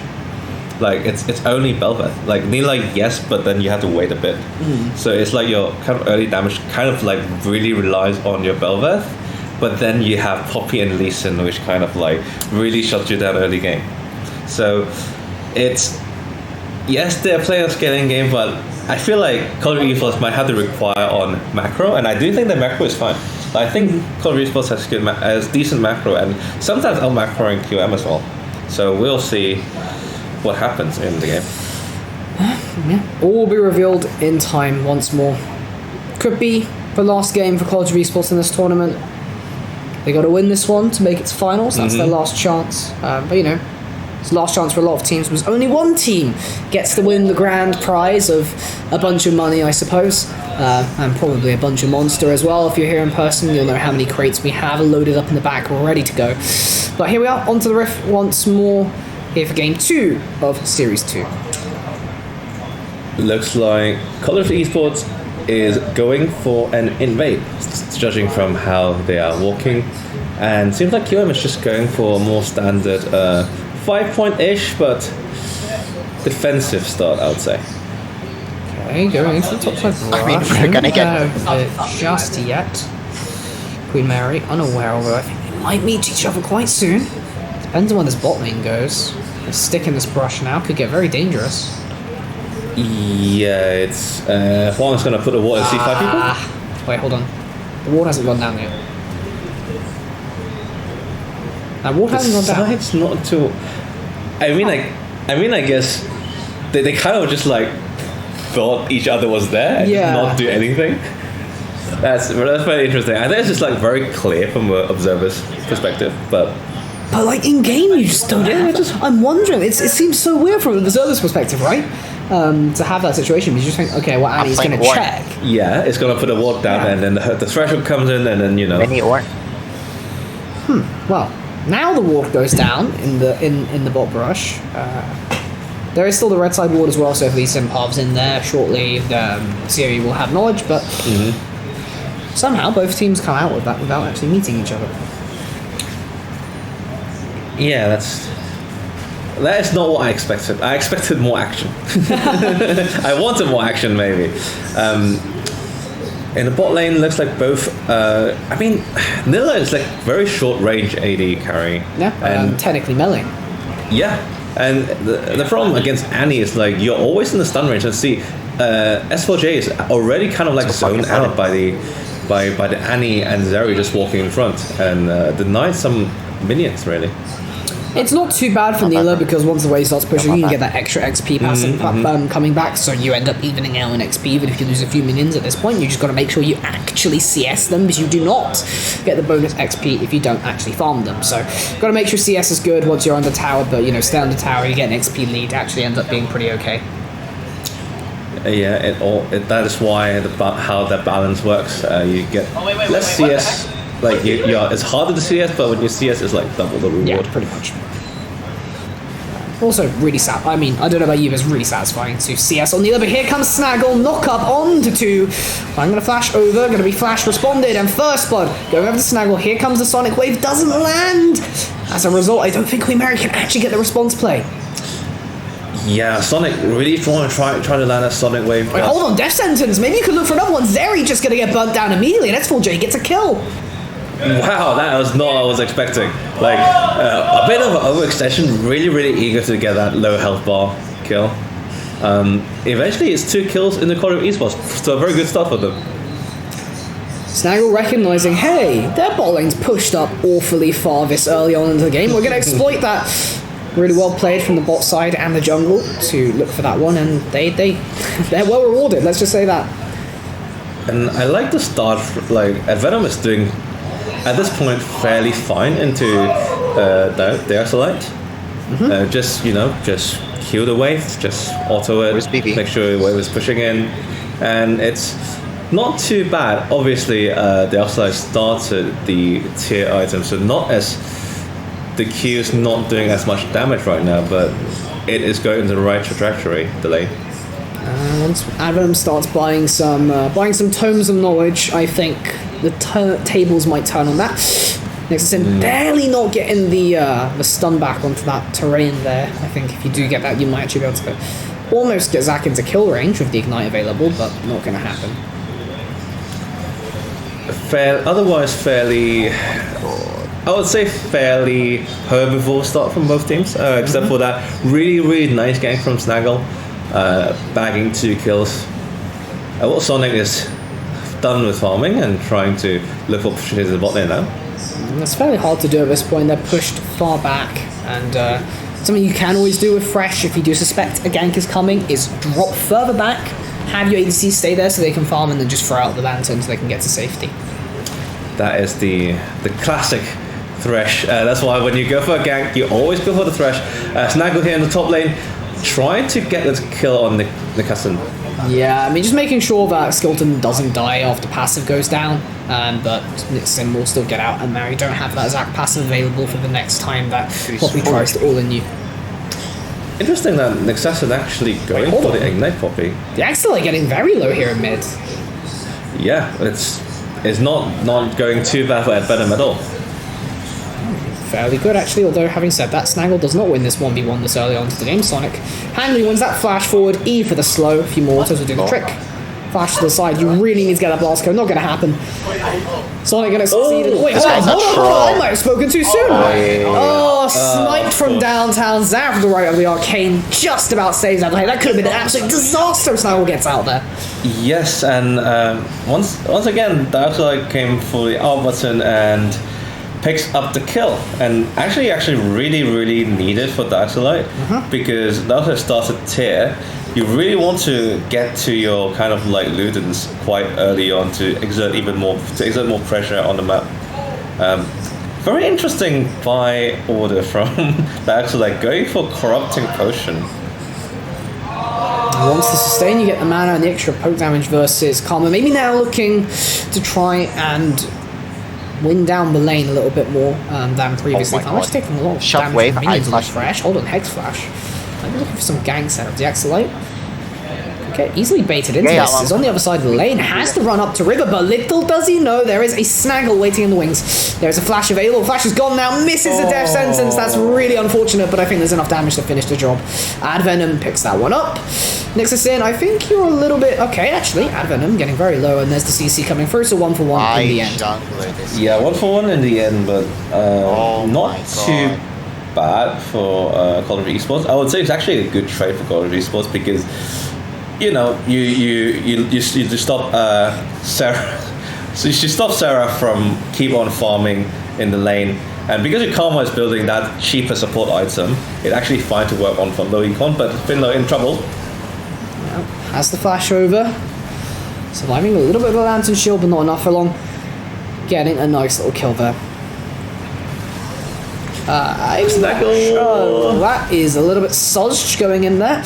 Don't know if there was a PayPal agreement or something between the two teams, because I think that was a bit fixed. Yeah, that was a little bit of a gift, unfortunately. A gift that gave QM a kill, and also the dragon, which they are finishing off right now. That will be the first dragon of the game, a mountain dragon to start with. Has really relieved a lot of pressure getting that double kill there in the bot side. Just the one kill and you still aren't necessarily guaranteed Drake with Jungler alive, but getting a free kill into Dragon just makes this absolutely trivial to secure that. Really nice. Resistances off of Mountain, always a good individual Drake to have. Nilla going for that Tiamat. I think that is probably pretty standard on Nilla builds, if I remember correctly, but I just haven't seen one in so long. I just haven't seen one Nilla in so long. I believe you do go for the Rabbids Hydra into other items, so top lane, a bit of a scuffle, but nothing too major. Yeah, it's Hydra or Shield Bow, it depends on preference, but I mean, at the moment, with the way Hydra is, it's a pretty favourable item. So Nilla does appreciate having Crit Strike, because you get the armor pen off of that, which is free armor pen into your kit, but alas, Ravenous is just that good of an item right now. Advenom. Okay, getting dicey. One more Arcana Pulse will do the trick. Here comes right of the Arcane, just needs to land one. Lands none of them! Come on, you gotta hit that. Okay, there you go. Fire enough skill shots and you hit one eventually. The thumbs up a bit too early. A bit too early.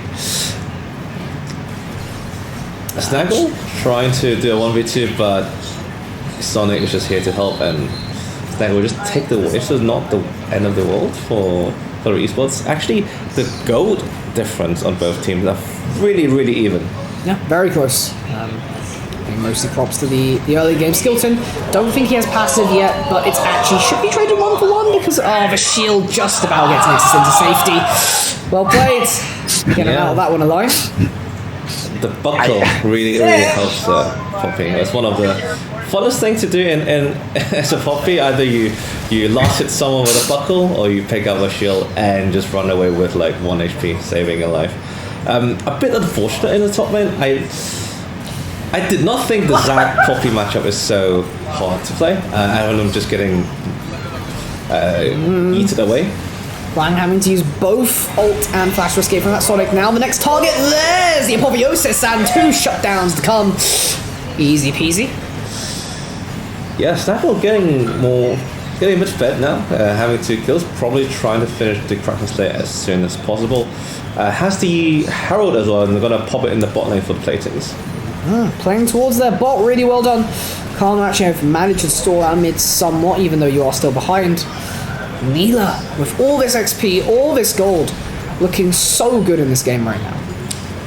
Yeah, it feels like a cheat to be able to have a solo laner XP when you are playing. You're a level up despite having to sack farm in like the first 3 levels. yeah, it's pretty sick. So not a bad spot for Esports. In fact, they are actually around a K ahead now. Yeah. Really nice Skilton. the Axelite. Oh, hold on. Rooted down, getting knocked up by Skilton. Let's bounce, not available, but can still bounce the Axelite onto a minion. Lee Sin though, here to come. Sonic Wave, that should be enough. Resonating Strike, blah, blah, blah. Arcana Pulse. 1, 2. Knock it back. Easily done. Attack passive. Gonna be meaningless. Yeah, that is very sad because it's like bot lane factor. Seems like every time you lose something somewhere else in the map, somehow, some way, College of Esports managed to make it work in the bot side. Neela with yet another kill, probably able to get some more plating. Neela actually one of the champion that actually gets plating pretty well with the fact that your Q connects onto towers and gives you an attack speed steroid. So that'll be first turret actually in the bot. Anyway, it is first turret, and College of Esports should be doing more of this. Should be doing more of dripping up into like a weak member, because like having Zach and Karma to gank mid is not enough. You just bring the whole team. You just bring the boys. You bring Thresh. You bring Snaggle on the Velvet. Bring everyone to kill people. That is League of Legends. He doesn't know, chap. Skilton is unaware there is a Sonic waiting in the bush. Did he come in though? Although, having said that, Snaggle is also waiting in the bush. QMU Sonic now in a little bit of trouble, will have to ward hop over the wall to safety, although getting followed by Snaggle's flash means that the Blind Monk she'll go down. Skilton doesn't have a minion to slingshot the Poppy to, but can slingshot himself over to the Poppy and get a kill on the Yordle. An assassin falling down, that means there will be more gold going into Call of Esports side, going to take the last bit of platings. Actually, it's the first plating on the top lane. That's like... hit by the death sentence! That is a death sentence! And a shutdown over to Neela! What a huge kill for this team! That is such a huge play from College of Esports. Now they can transition that into a dragon. The Cloud Dragon, it's not the best dragon, but it is a dragon. You were literally gonna lose. Every game, it just seems to be both teams managing to go 1-1 on these early draves somehow. Been the trend for today. Despite that, I still had some fairly early dragons afterwards. People have just been doing them on time. But still, Inferno blazes, and that means the Infernal Soul is available as the soul of this game. Very significant for both teams. Yes, I do think it is, because both teams rely on a lot of it's like they rely on damage in different ways. So, for example, Call of Esports rely on those melee carries to deal AOE damage, basically. So we have Snaggle and S4H. Let's see. Speaking of damage, Fulong, take it down Advent. A few more hits of the zaps in the mid lane and you'll get that kill, but there's the Apotheosis back, and I think Fulong maybe staying a little bit too long, having to burn his flash, still available. Very move speed, just that strong. The Sonic really wants to play onto Lee Sin, but doesn't get it. Snaggle's actually on a killing spree, just gonna feast on every single member of QMU and the Axelite alive, trying to look for the kill onto Snaggle with the right of the arcane, but can't quite land a shot. Looking really good for College of Esports right now. College of Esports channeling in the passion for team fighting and for win this game. Really did well on this fight. And actually, if you look at the gold lead, it actually it was around 2k team fight that they just won. You can also Velvet getting so fed now, going for Blade of Rune King as well. They should be able to expand on this lead, but by grouping up even more on the Herald. Yeah. So still looking for the Herald, of course. 1 minute left, or not 1 minute left. That is objective that is available. Kumari looking for the setup. There is Vision, of course, for the side of College of Esports. So they do have an advantage on that front, but Kumari still looking for a pick of some variety. Maybe. Can you just sneak waiting in the wings, pushing out mid lane.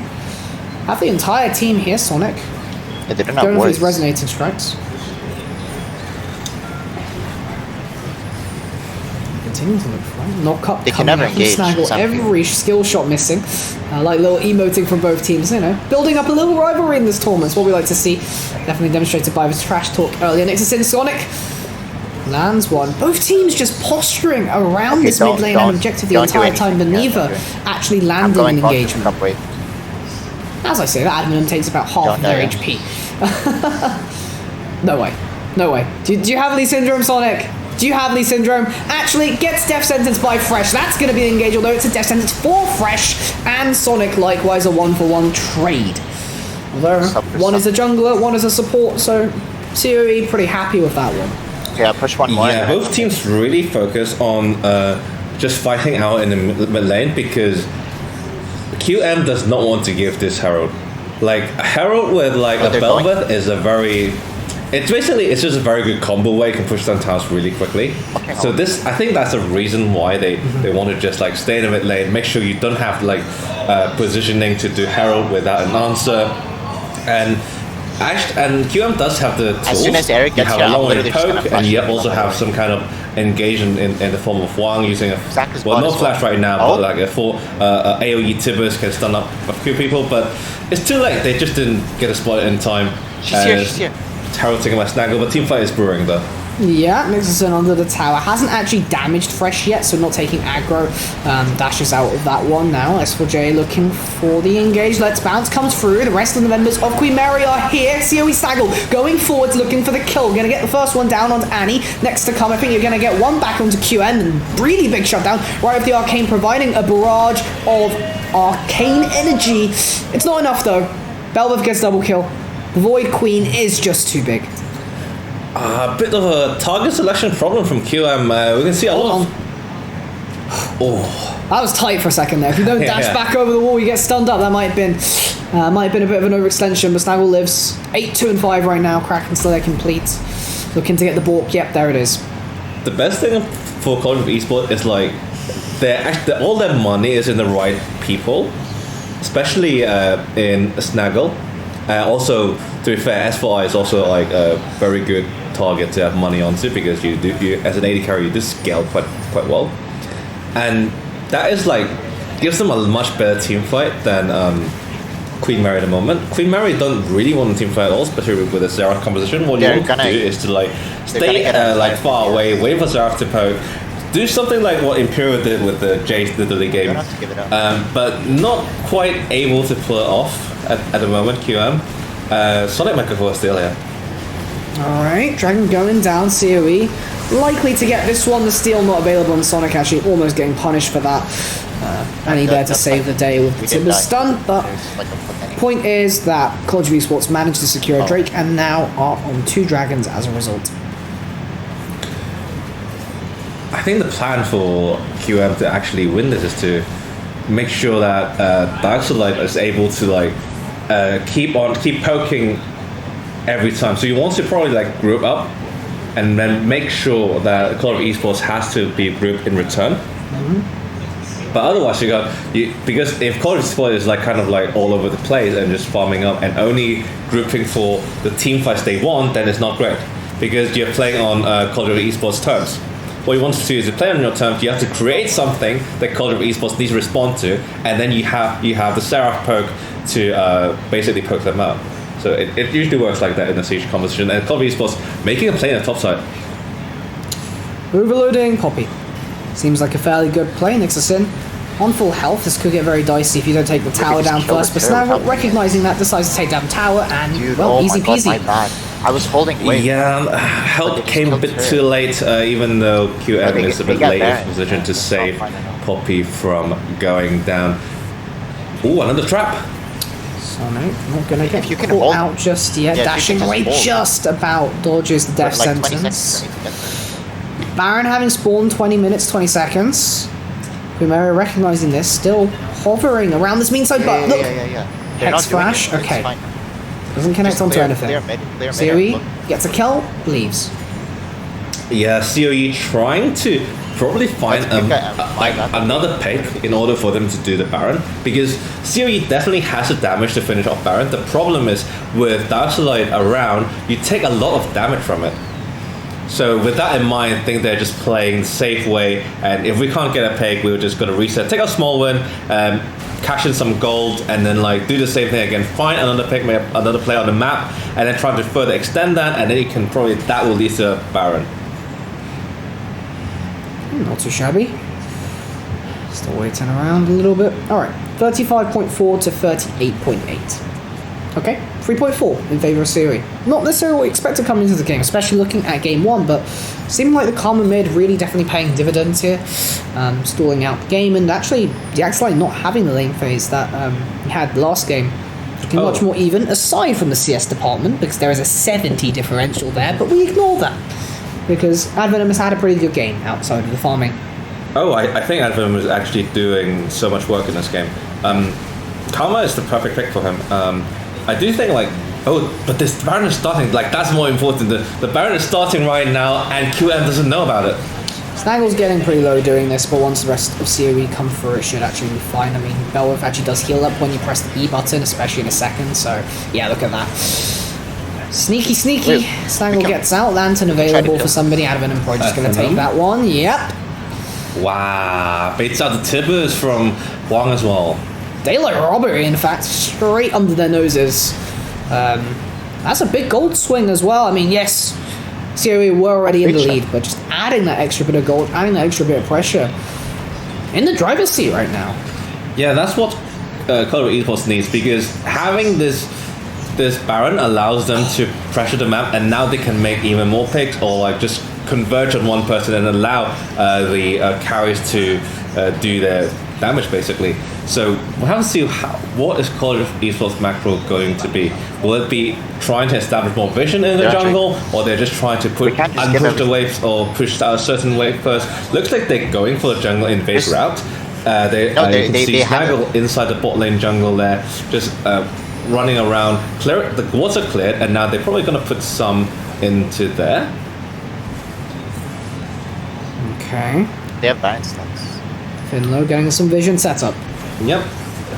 Goes to Soul Point, Dev sends lands on Sonic, still takes it in. There's the flay back. Can you get this pick onto Lee Sin? Let's see. Advenom looking in. Snaggle getting the kill. That's 1-0. QM not gonna get anything yet. Filon goes down. Huang's gonna be next on the chopping block. And no one's yet to drop from College of Esports. Yeah, basically that is all Karma there. You have the redemption. Yep. Was the redemption used? I think it wasn't used actually. It wasn't used. I think it's just the Mantra Shielding and the Moonstone. Mantra Shield and Moonstone. Yes, the Moonstone getting obviously a lot of extra healing because of the redemption. You get more heal and shield power. So it's just Karma things basically. Is looking amazing for College of Esports right now. The underdogs of the tournament pulling up, getting themselves onto Soul Point, looking to secure an Infernal Soul. It's not over yet, of course, though. It's a slow game. I mean, I'll actually say that. It's 24 minutes, actually. So maybe not the slowest game in the world.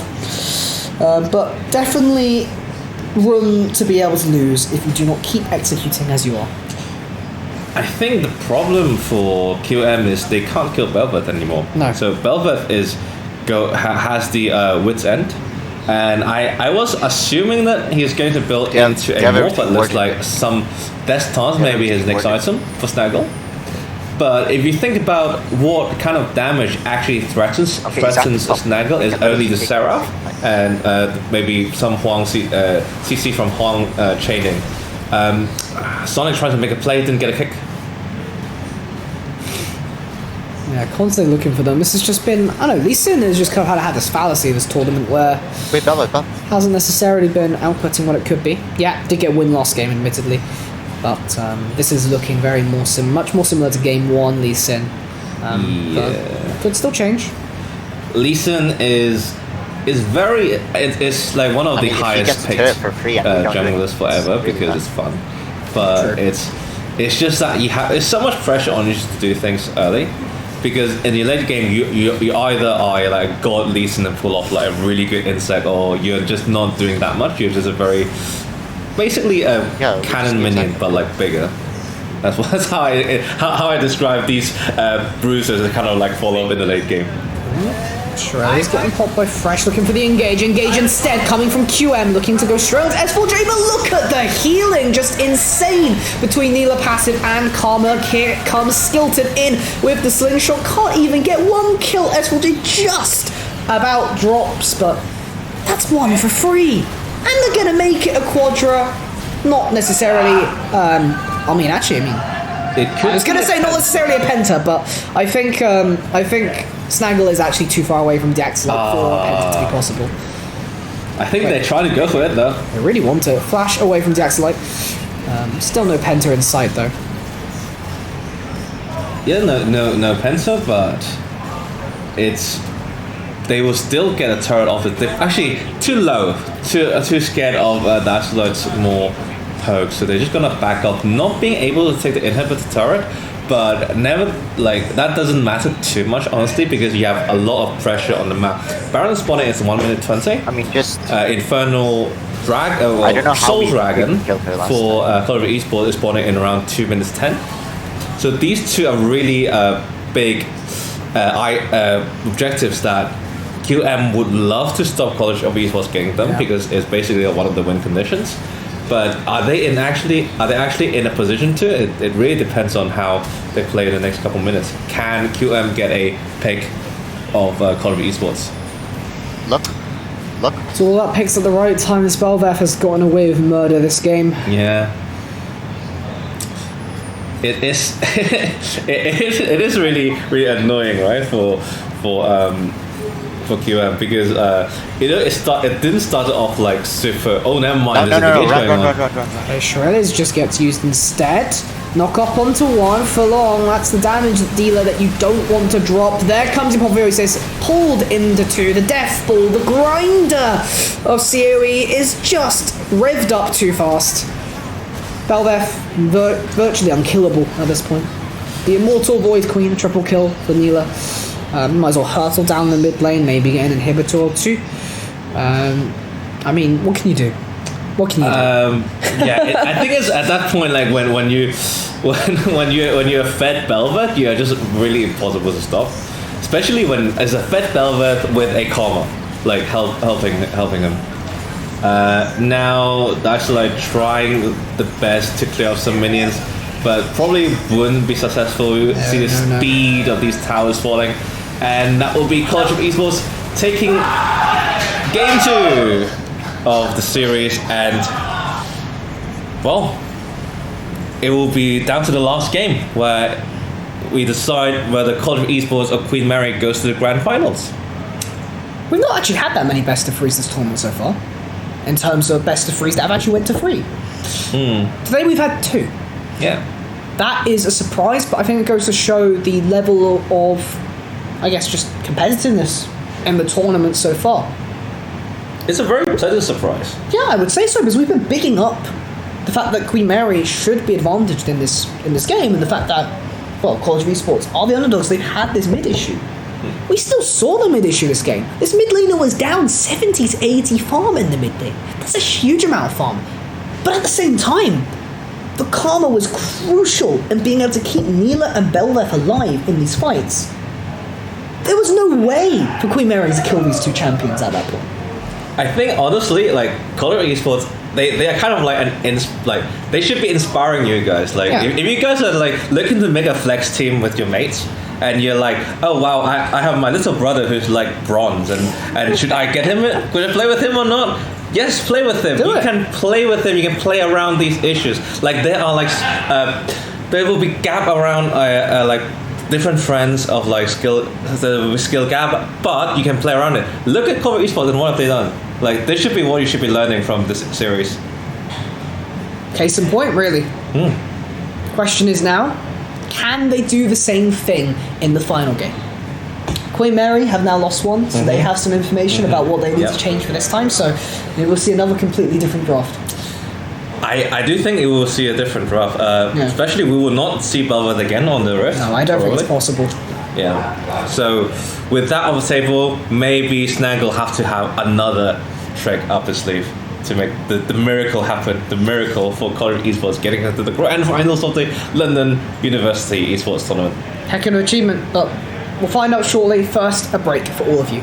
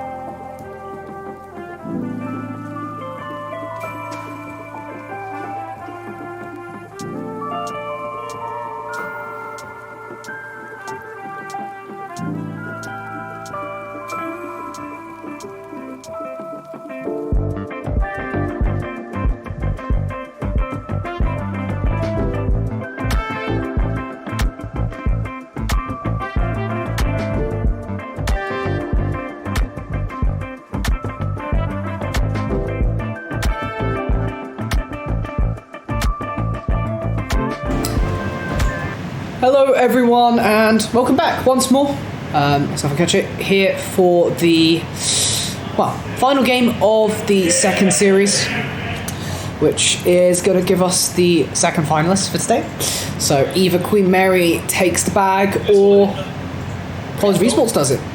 Mm-hmm. Yep, in the second game we really saw a great performance from College of Esports. Their jungler and their ADC really came to shine in that second game. We might see a repeat of what happened in the first series. In the first series, obviously, we saw we saw UCL have the advantage in the first game, but in the second game and third game, ICL really came to show. If we see a repeat of that first set, then who's to say what will happen in the actual finals? Yeah, we'll find out if there's a trend, right? Because if we have the same thing happening, where you win one, lose one, win one, then maybe that's just the script for the finals as well. Mm-hmm. We'll have to wait and see. Of course, College of Esports having a pretty significant performance last game. I would say very unexpected, given the way the first game went and the fact that Yokohama was still so far behind in farm later on in the game, but yet was pivotal to ensuring teamfight wins. Yeah, champions in the mid lane like Karma, Zillion, Galio, they're so dangerous. And the Malphite that we saw in the first game, even though it wasn't as successful as they'd like it to be, are so dangerous because you don't have to pour a lot of resources into them in order to get a lot of reward. For example, the Casio, of course, you saw in the first game, they had to pour a lot of resources into Casio for her to do what she did. But stuff like Karma and the Malphite, not much has to be poured into them for them to start rooting people, providing big shield, doing big engages, and that's what we like to see from the COE mid laner. Precisely that. Bans coming through. I would say pretty much the same ideas as beforehand with Carthus Cassiopeia on the side of College of Esports, but a little bit different. That Fresh being played last game, Death Sentence was really a big issue, a big thorn in the side of Queen Mary. Every time that hook landed, something came off of it. Yeah, Fresh is an absolutely crazy champion. In solo queue, he's not that good because people lean towards enchanters and mage supports because they are more self-reliant or they are less skill expressing. But with Fresh, you can death sentence someone and that's a death sentence, as the name says. And you can lantern someone out of a sticky situation, provide a cage to stop you from being chased. He's such a versatile support that he needed to be banned in this third game by QMU to make sure that support didn't have as much impact as the previous game. And the double support composition worked super well. Mobility between the Shurelias, Death Sentence, plus the Lantern, gave everything we needed. Karma B1, no surprises there. Worked out so well last game, but we're going to see the Deaxolite special come through. His favourite champion, Nivea.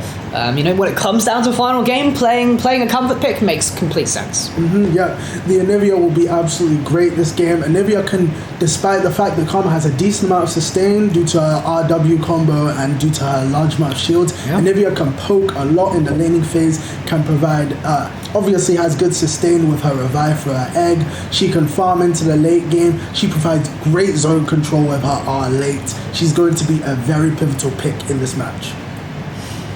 Seems like Avenum currently hovering a few picks. I don't expect these to go through.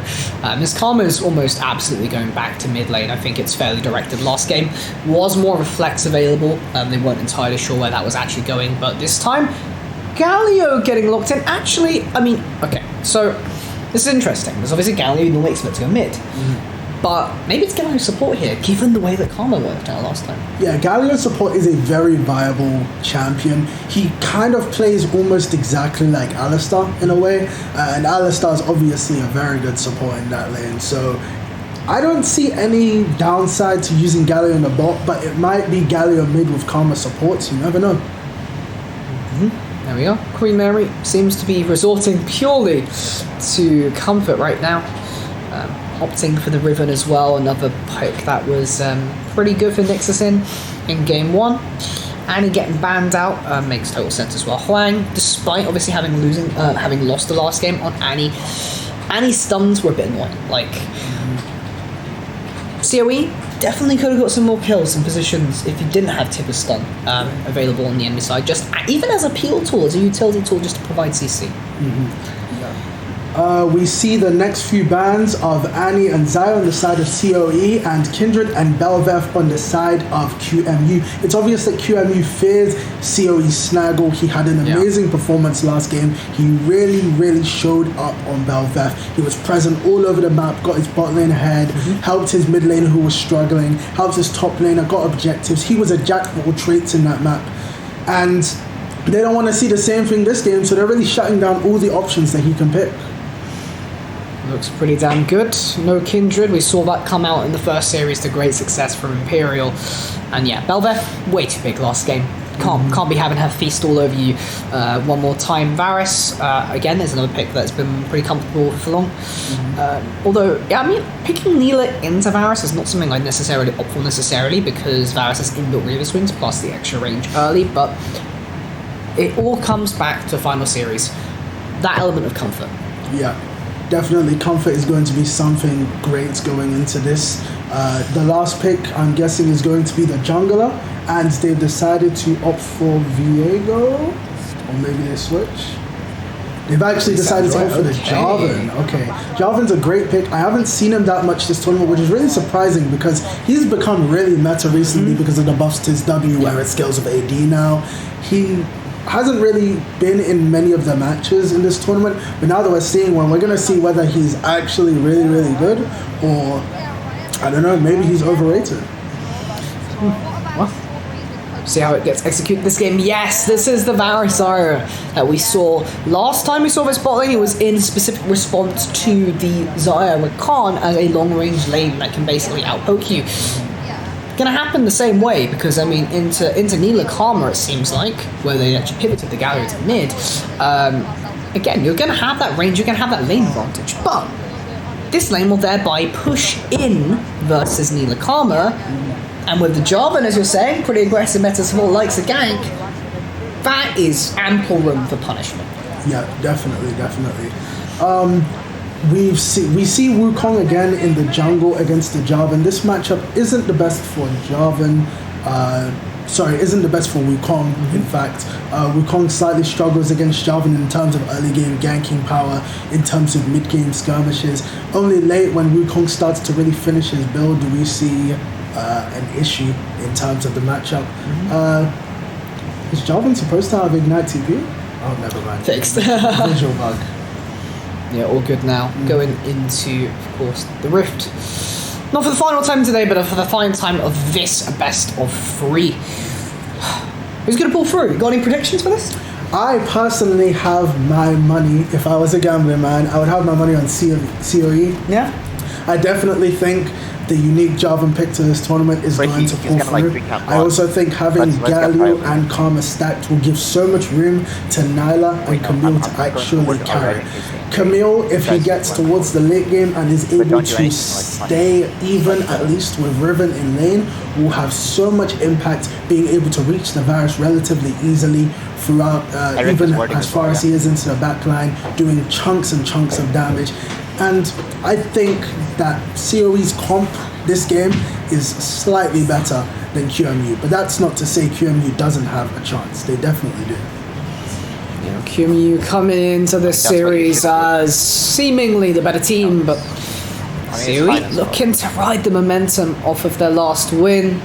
Sure, the teams on a high. This team has been known for the high spirits and teamwork. Hopefully, you've seen some little snippets off the stream. If there have been any camera shots, hopefully the cameras are working just fine. Minions have spawned. Luna's going to lane. Pretty tame once more, but again, this is the final game. Still die. You always have to bear that in mind. Yeah, we see the 4 people heading bot side. Either they're predicting an invade or they are trying to invade themselves, but nothing seems to be happening, so they've dispersed.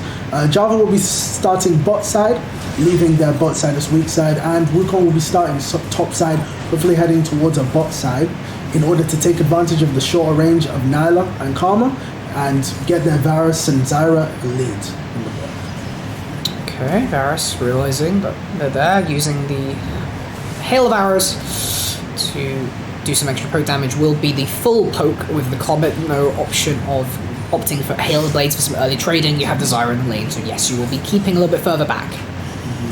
The Comet's choice on Varus is slightly questionable. I'm guessing he's going for a lethality build this game, which may or may not be the right choice. I mean, into Galio, Camille, Jarvan, I think attack speed may have been the better option to opt for, especially with like a Rage Blade, Immortal Showbow engine. But I still think lethality can have a good effect. It allows him to basically snipe Nyla out of the air before she can get any of her substantial healing done in the front line.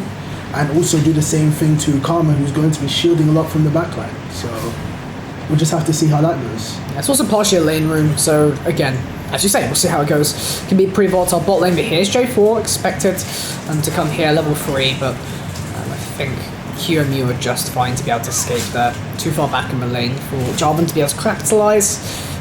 This is pretty standard compared to the early games we've seen so far.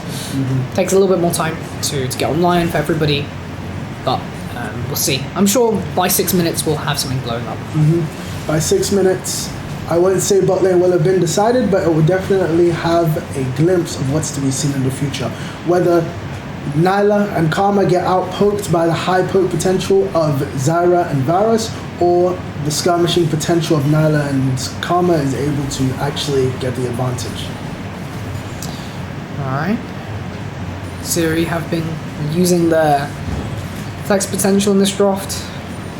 Projected mid Karma, they switch it to bot. I think this has been one of the great strengths of this team, being able to use despite the fact that they have this weak mid lane, still being able to use a variety of picks in draft to surprise opponents. I think have actually somehow been the most diverse team in draft despite all of that. Yep, as we can see in the mid lane, the bird is the word. We have Anivia versus Galio. Galio getting an early gank from Wukong, not really able to do much. There's Sums burned, other than his E-no abilities burned. Jarvan, however, might find more success in the top lane, going for a bit of a gank. Looking for a flash, will get a flash. That's going to be very significant the next time that we see an engagement in top lane. We've seen this Ignite versus Ignite top beforehand. Actually, no, I haven't said that, no, because I think Camille last time in this mirror during game 1 actually didn't bring the Ignite, but has brought the Ignite this time to respond to Riven Ignite, and now, with that flash gone, Skilton can look for a solo kill potentially. And it looks Jarvan, oh no, that can't be happening, big bro. Jarvan fails his flash, doesn't get over the wall, and dies to the early game invade from Riven and Wukong, and that is first blood. As unfortunately, we saw that snaggle. Yeah.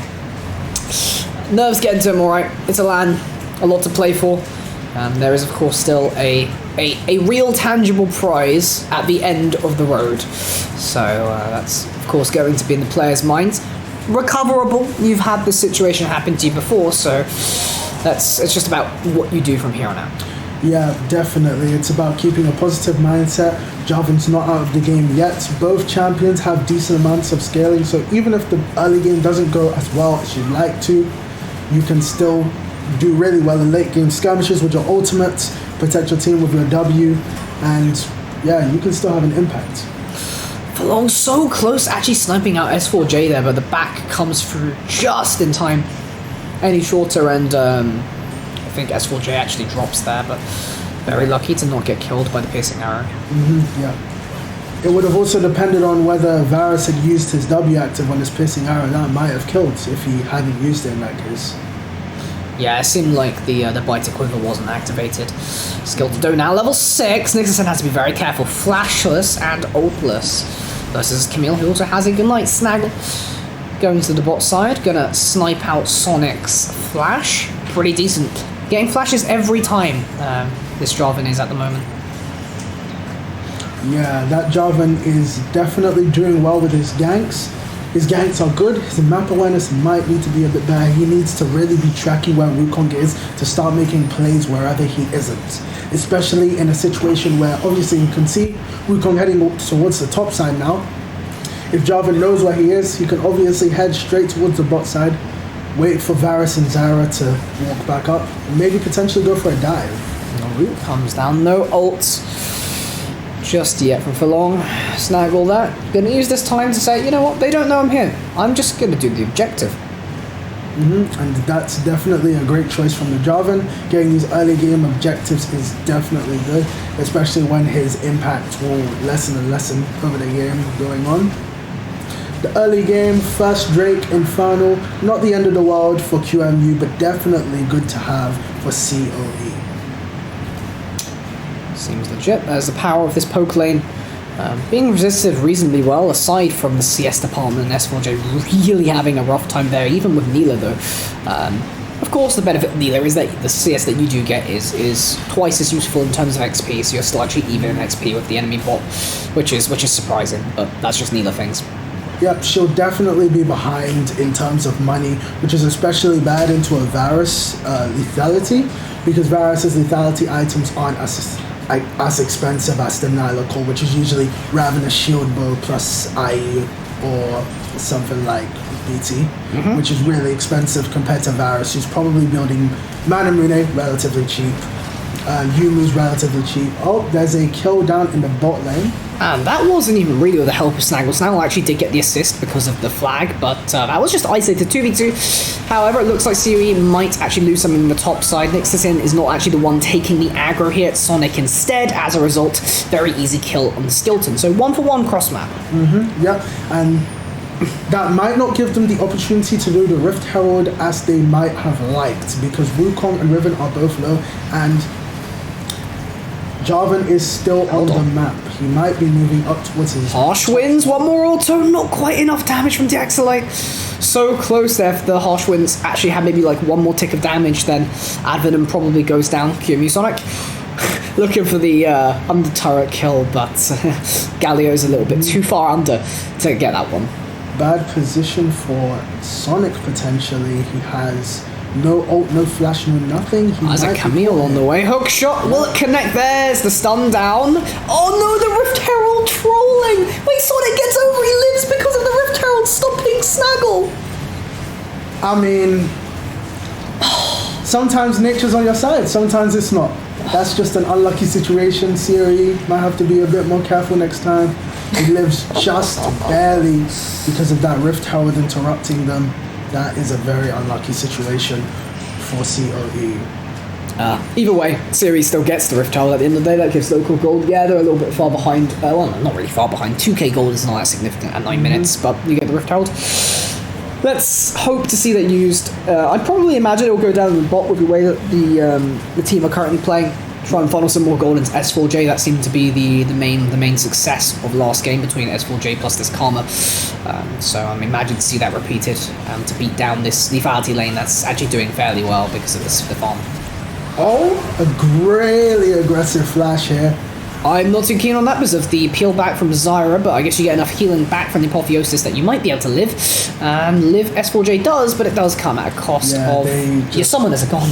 Yep, sums are gone. They just don't have the damage to deal with it. Early game Varus, especially with a serrated Dirk and that Caulfield's Warhammer that he has, it's especially difficult to deal with them. Jarvan walking up here, maybe ult, he ult onto the Zyra, Zyra dies. Wukong is in the bush waiting though, but isn't able to do enough damage to take him down. That's an unlucky situation for QMU.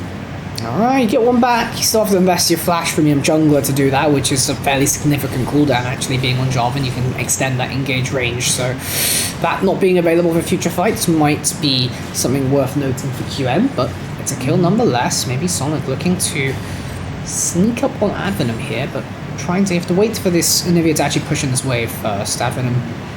Yeah, this Galio is not having the best time, despite the fact that Galio is the natural enemy of AP champions. A champ like Anivia that can stay out of Galio's range, outpoke him, and in some situations outscale him. Wait, hold on, no, Vatour Sonic is able to turn it maybe? Oh no, Wukong, with the luck of Sun Wukong, lives on 1 HP for the second time this match, reserving his perfect KDA. I mean, that's a flash for flash in the end, so actually it works out pretty evenly, and given that Jungler had to commit to that fight, not too bad. What is quite bad, though, is Camille getting solo killed in the top lane. Yeah, definitely bad. I don't think there's been a match thus far that we've seen Camille versus Riven actually go towards the Camille's favor. Another match of that situation, O2 Camille isn't bad because she's going to scale farther in the late game. The Riven is having Cho'Gath ult on her Q. It's definitely going to have an advantage, but it's not going to have an advantage if it takes you 15 years to scale because you're behind. As expected, we pan over to the bot lane. We see the Rift Herald gonna siege down that tower. Cash in the plating is slightly spread across the bot side, but it's still plating gold being collected. That's what's important. Meaning that the gold lead is unfortunately still in the hands of Queen Mary. Just too much of a gap in other areas for this Herald to even compensate. And in fact, Finlow's about to die, so that's going to go further into the favour of Queen Mary. Nice little chains of corruption, getting another double kill for Varus, and S4J I don't think is able to do much to Monkey Bonky Kong here, whacking them with the staff. Yeah, it's definitely unlucky in that situation. Karma got caught lacking by the ult and Zyra route, and immediately after that, Jarvan made a slightly silly decision to go in on Varus and Zyra, who are directly next to their tower.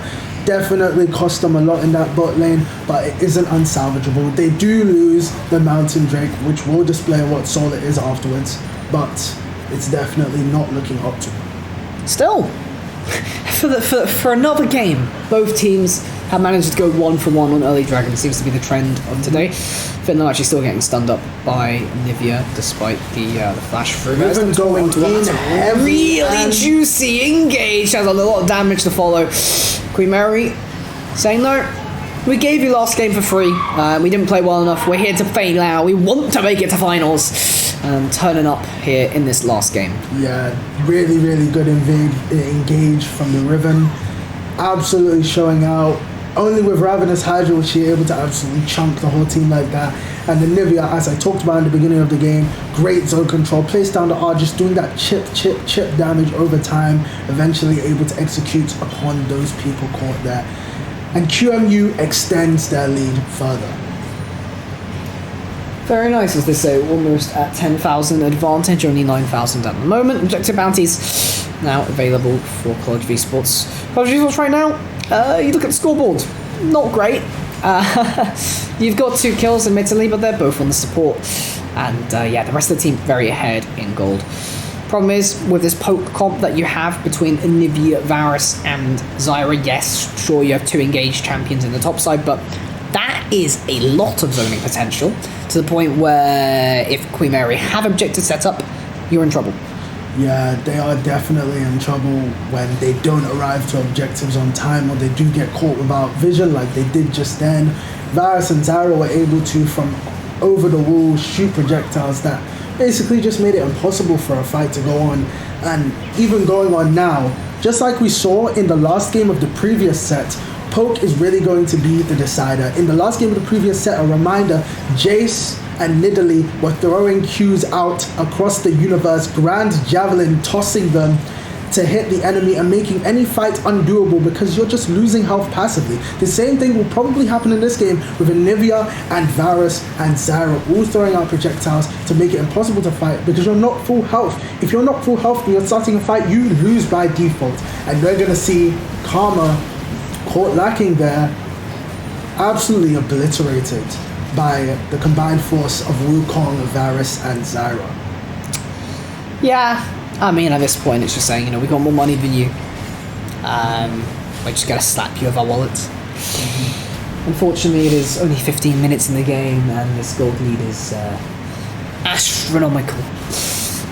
Going to be very rough to claw this one back, I think, if you are College v Sports. But, I mean, I think the goal now is to have fun, try your best, and, well, if you lose, at least you can say you had a pretty good run.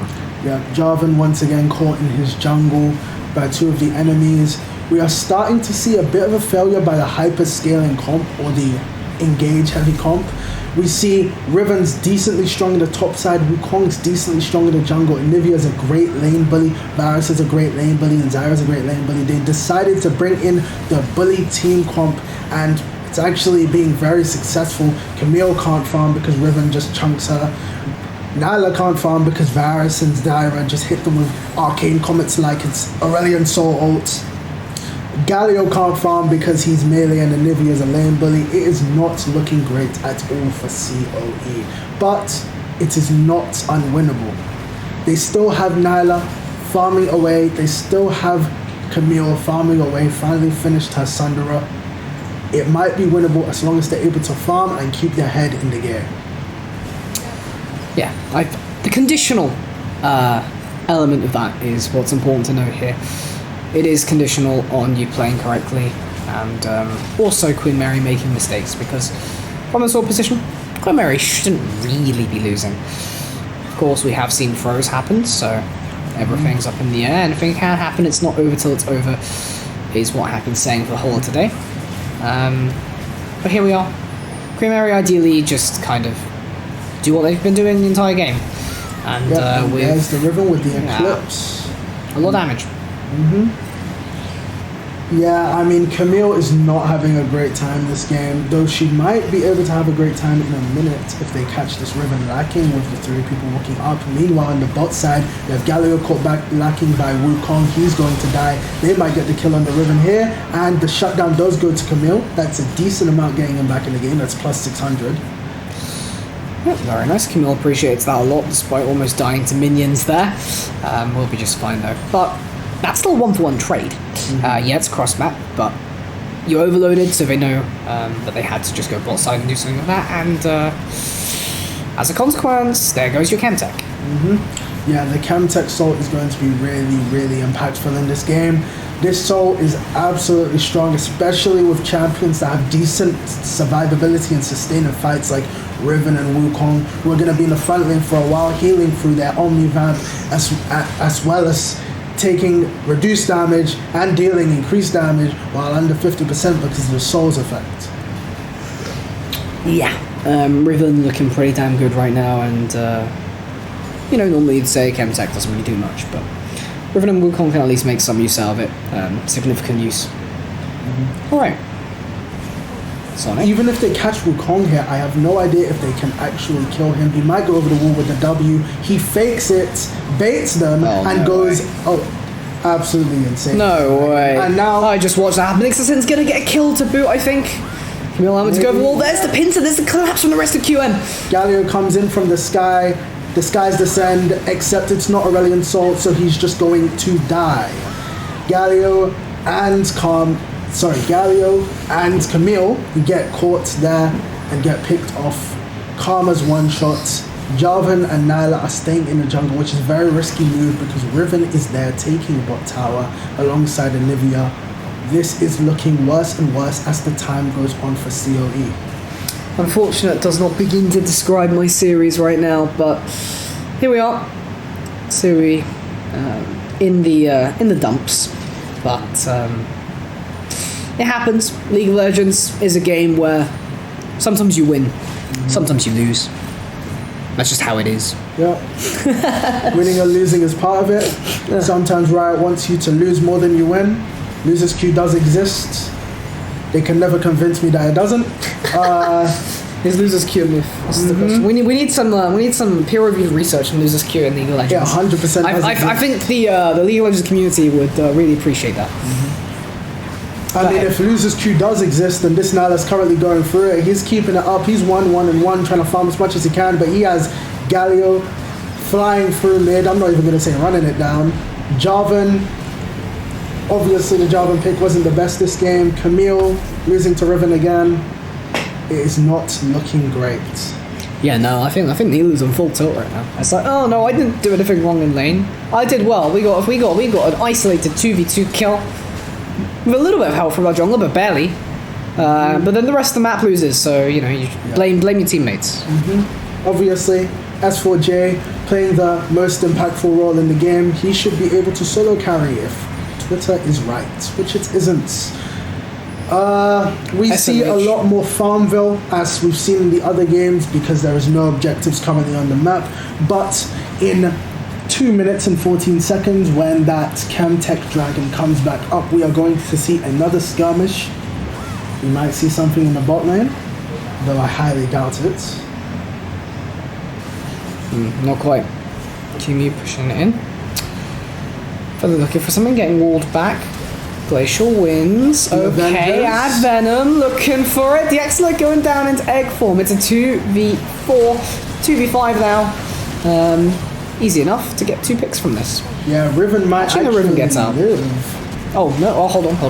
On the tower. Valor Shield, dash, Valor Shield again. Yeah. Well, actually, honestly, just stall the backs. You got 1 inhib off of this. Yeah. I don't think you can get 2, but maybe some excess damage. Maybe, who knows? Yeah, that was definitely worth. Riven not only got the kill on the Jarvan solo because he even dared to walk up to her 1v1 when she's 4-1-6 with 2 items. They also delayed the backs and allowed them to get a turret and inhibitor mid. It's really not going well for COE. QMU are playing this very well. They know their roles. They are playing their roles. Riven's role right there was to stall, get time so that they could take the tower and inhib mid, and they did just that. Pretty simple execution, really. Send 2 people bot, debate them. We push mid in the meantime. Yeah. Totally planned through. weren't getting picked out because we were extending bot or anything. Entirely planned. 100%. All right. Well, 30 odd seconds on the next Chemtech. No soul point just yet because of the fact that Siri still managed to get Drake number 1. So 23 minutes right now.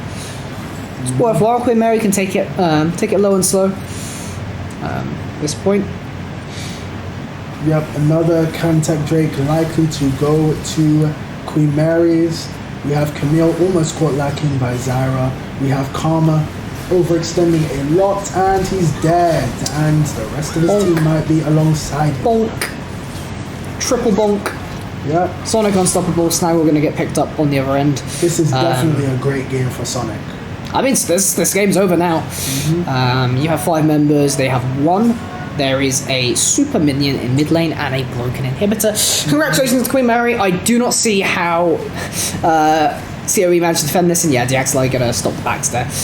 Even if you die to Camille here, doesn't matter. You've delayed enough for the base to be able to go down, and in fact, you actually might be able to kill the Camille if you get harsh winds off once more. Can't quite do that, but you still get the win, you get the base, and congratulations, Queen Mary, for making it to the finals of the 2023 edition of LUE.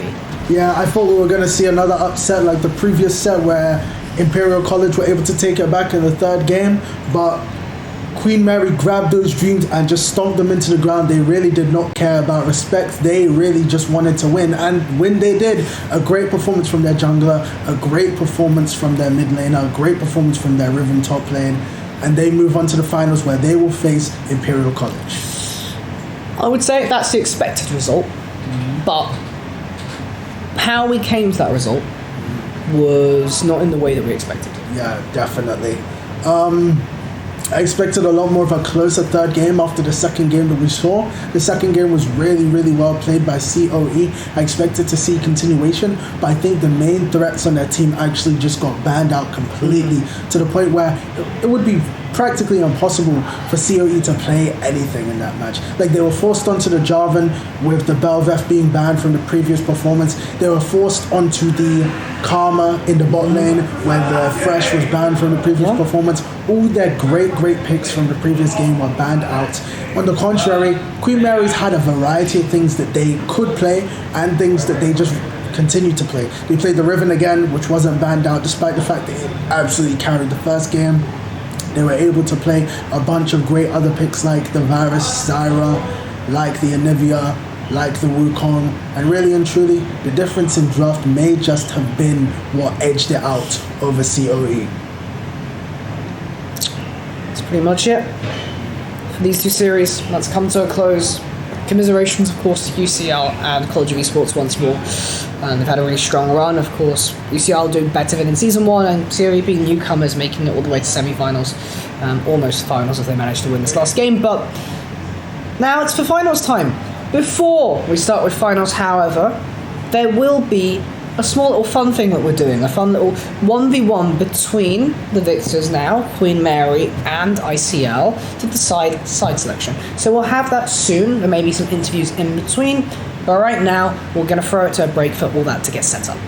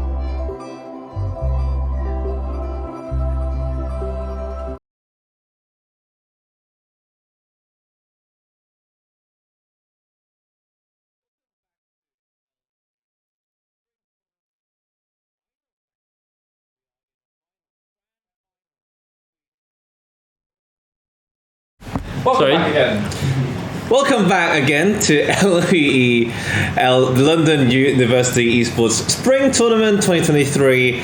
It's the grand finals time. We have Queen Mary against Imperial College London. We are deciding blue side or red side for both teams. So this 1v1 will dictate who gets to decide the first blue or red for the first game. And who do you think is going to take it? I believe we have the top laner of Queen Mary's versus the mid laner of ICL. So what do you think the champs are going to be picked here? Well, when we've seen Assassin, what he played in the games, he is a big Riven enjoyer. And well, they're doing the picks now, so they are just picking Tryndamere, I believe. Yeah, this is very funny considering both players have the same thing in mind. Red side is still debating who they want to play, but the Tryndamere has been locked in for ICL. I'm pretty sure it's premeditated because they cannot just look at a champion and just pick. So I'm pretty sure it's the Tryndamere. They're probably just using the extra time to set up their runes. That would make sense. Yep, both locked in, so it looks like a mirror matchup. Yeah, it's a mirror matchup. And Tryndamere 1v1s, what do you know about them, Keaton? Well, so the whole point of Tryndamere is to play for his passive crits, which build up after autos. So this 1v1, in my opinion, might be very RNG. We do see the Ignite, though, from Queen Mary's, so that could be a big dictator. But the thing is, whoever gets those crit autos by chance is going to be the winner of this 1v1. Yes, and looking what kind of starting items to go for. So we are on the Howling Abyss, so we are starting at level 3, and both champions have 1,400 gold. Absolutely, you've got to speed up this 1v1. But ICL is struggling to decide what to buy here. But it seems Queen Mary's have gone for the full healing option, so they want to play quite a long endurance game here, which is quite interesting to say the least. Both teams are picking it. Yeah, Astroman going for the Ghost and actually a Lethal Temple. So we see the difference in terms of summoners and runes, and you can see kind of how they want to pick it.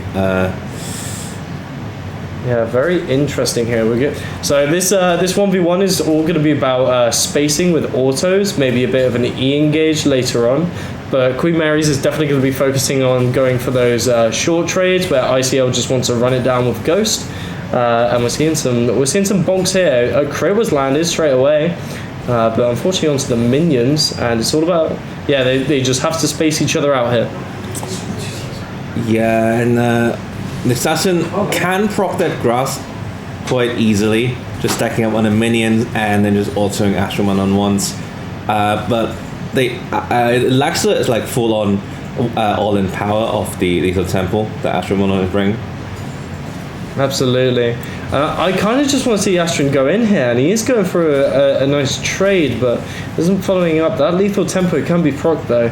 The only thing is, he's struggling with the Ignite advantage as Queen Mary's has gone for it, and it just means he's going to have to play for this level 6, but he is looking for the extended trades here.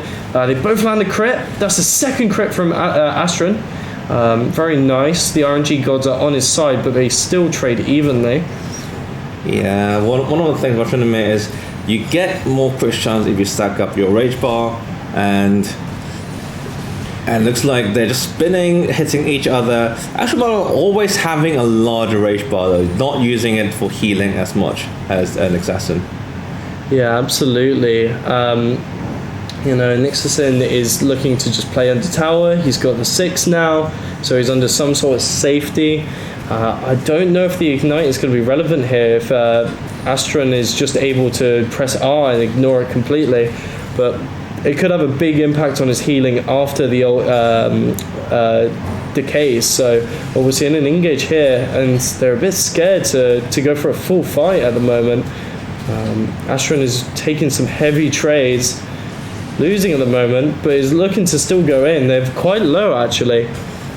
Yeah, just to reiterate for the audience what the 3 winning conditions are. We're seeing the final fight, I believe. Both ults have been procced here. Actually, no, it's just Astrum's. I think he's in a very disadvantageous spot right now. If Nixon is still able to use his ult, all he has to do is just spin to win. Yeah, and he goes in. Coming in, spin away, Astrum on. Okay, so Nixon really needs to look for the game-ending kill here, but Astron is starting to get his health back. Slight pause in the game, and we're just going for these short trades. I mean, he's still got quite a bit of time before Astra Manon's ult comes back up, but he really needs to start looking for a play. Yep. The 3 winning conditions of a 1v1 is either your first blood, your 100 CS, or a first tower taken, and you see an assassin here autoing the tower with the huge minion wave on the side, ensuring that Ashraman is gonna lose out on some health when the minions attack him when he draws aggro. Yeah, this is the longest 1v1 I think I've seen yet on the or ARAM even. And yeah, the observer is quite right. This is a bit of a snooze fest, but we're starting to see some action here. Astron's ult is not up yet, so why is he backing away? He has the ult, but spin to win. The stopwatch might come up by the time they actually go for a full engage. And yeah, a couple more bonks. Not seeing any crits just yet, but the trades are nice, spacing well with Nixon, and but they just need to go for this game-winning ult at the moment. The problem with so what Ashram Manon is thinking about here is he doesn't have the ultimate ready just yet. Also, Nixasin has the stopwatch ready, so that is a really big factor for this 1v1.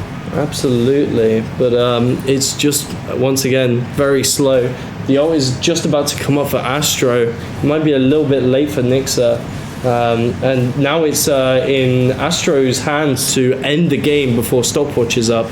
Otherwise, Nixo is going to be at a huge advantage here. Stopwatch is up already for Nixasin. Is it? Okay, yeah. So this is very bad for Astro. But he does have the ult back up, and they're going in. Oh, the first blood is there, and Queen Mary's take the decision on whether they go blue or red for the first game. Yep, so Queen Mary is able to decide which side they're going to be, and we are going to throw it to a break after we see which side they decide to go on, and when they come back to do the draft, we will have a more detailed look into both teams.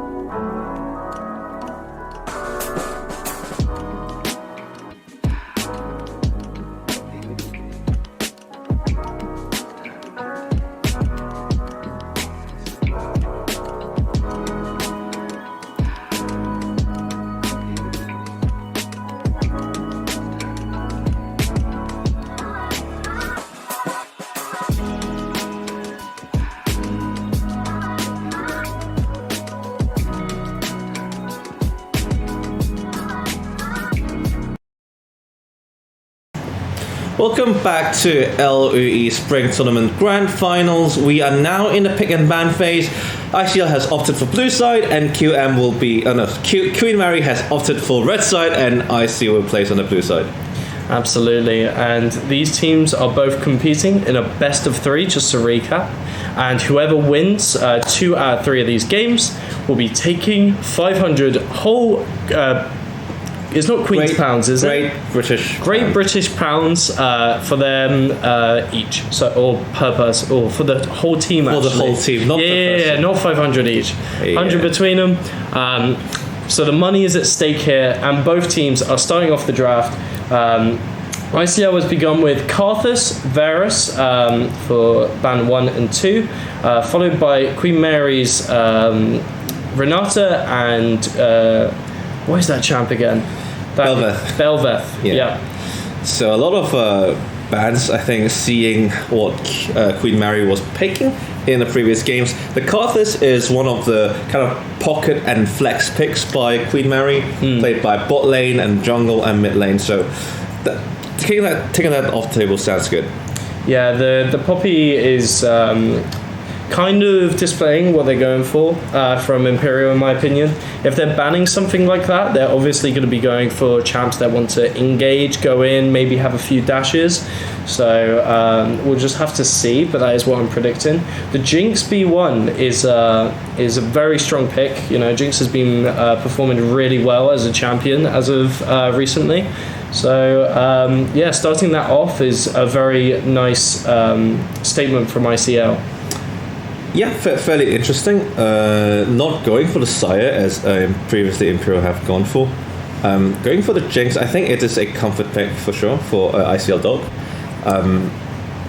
So I don't think it's bad in a sense, but obviously one pick I want QM to play is Jarvan. Jarvan obviously a very good lockdown for the Jinx, but instead they'll opt for Misfortune and Wukong. I think the Wukong is a really strong pick as well. I mean, he's just been very OP as of recently as well.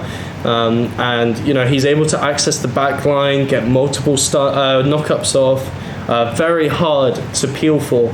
And the Misfortune shows they're going to go for these wombo combos maybe, look to zone off part of the fight, but could be potentially outplayed with good movement. And the Vi here shows that they're also going to be trying to access the backline. Yeah, I think Vi is one of the top tier junglers right now. Well, one of the top tiers anyway. I think Vi is slightly below, say, something like Wukong. These AD bruisers like Wukong, Vi, Lee Sin, Jarvan, they are all kind of like the same AP bruisers that we really like. And actually really interesting is like a Gallia pick by Imperial College. I think it has to be a Gallia mid but I might be completely wrong. And let's see, the Exolite is picking the Cassio in the mid lane. Yeah, I think that's a really good response. You know, the peel is very nice. Absolutely shreds Galio. It's very hard for him to get on top of Cassiopeia. If he does, it doesn't really mean much as he's not really able to execute in lane. But yeah, Cassiopeia here is really good for just peeling the MF as well. So a very nice decision. I'm not sure how it will fare into Vi, as she's got that backline access, and she is unstoppable with her ult. But she has to choose Cassiopeia or Misfortune here, so very good pick. Morgana ban coming in from Imperial side, and a Thresh ban. Looks like the support pool is just getting pinched by both teams, knowing that, thinking that there are no supports being picked right now, but obviously Galio can be flexed as a support, which I think it might be because of our kind of like early picking Galio. Like early picking Galio, you always want to be flex pick because otherwise you can get countered in the mid lane quite heavily. Jace is banned on Queen Mary's side as well, seeing how Ezreal Manon kind of like carried the last series against UCL. Yeah, and let's look at these Queen Mary bans here. Both of these have some decent history in the previous matches that have been played today. Thresh, College of Esports, had a very good performance on it from their support Finlow, and Jace in the Imperial College games was also able to execute some really nice snipes. So these are kind of fear bans, I feel, looking at the experience of how the players have been performing as of today, and they're going to convert that into this draft.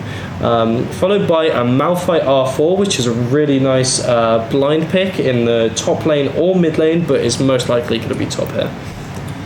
Not trying to allow the Jinx to have a good time, basically. Just trying to focus on stopping the Jinx from basically doing anything or like being in range.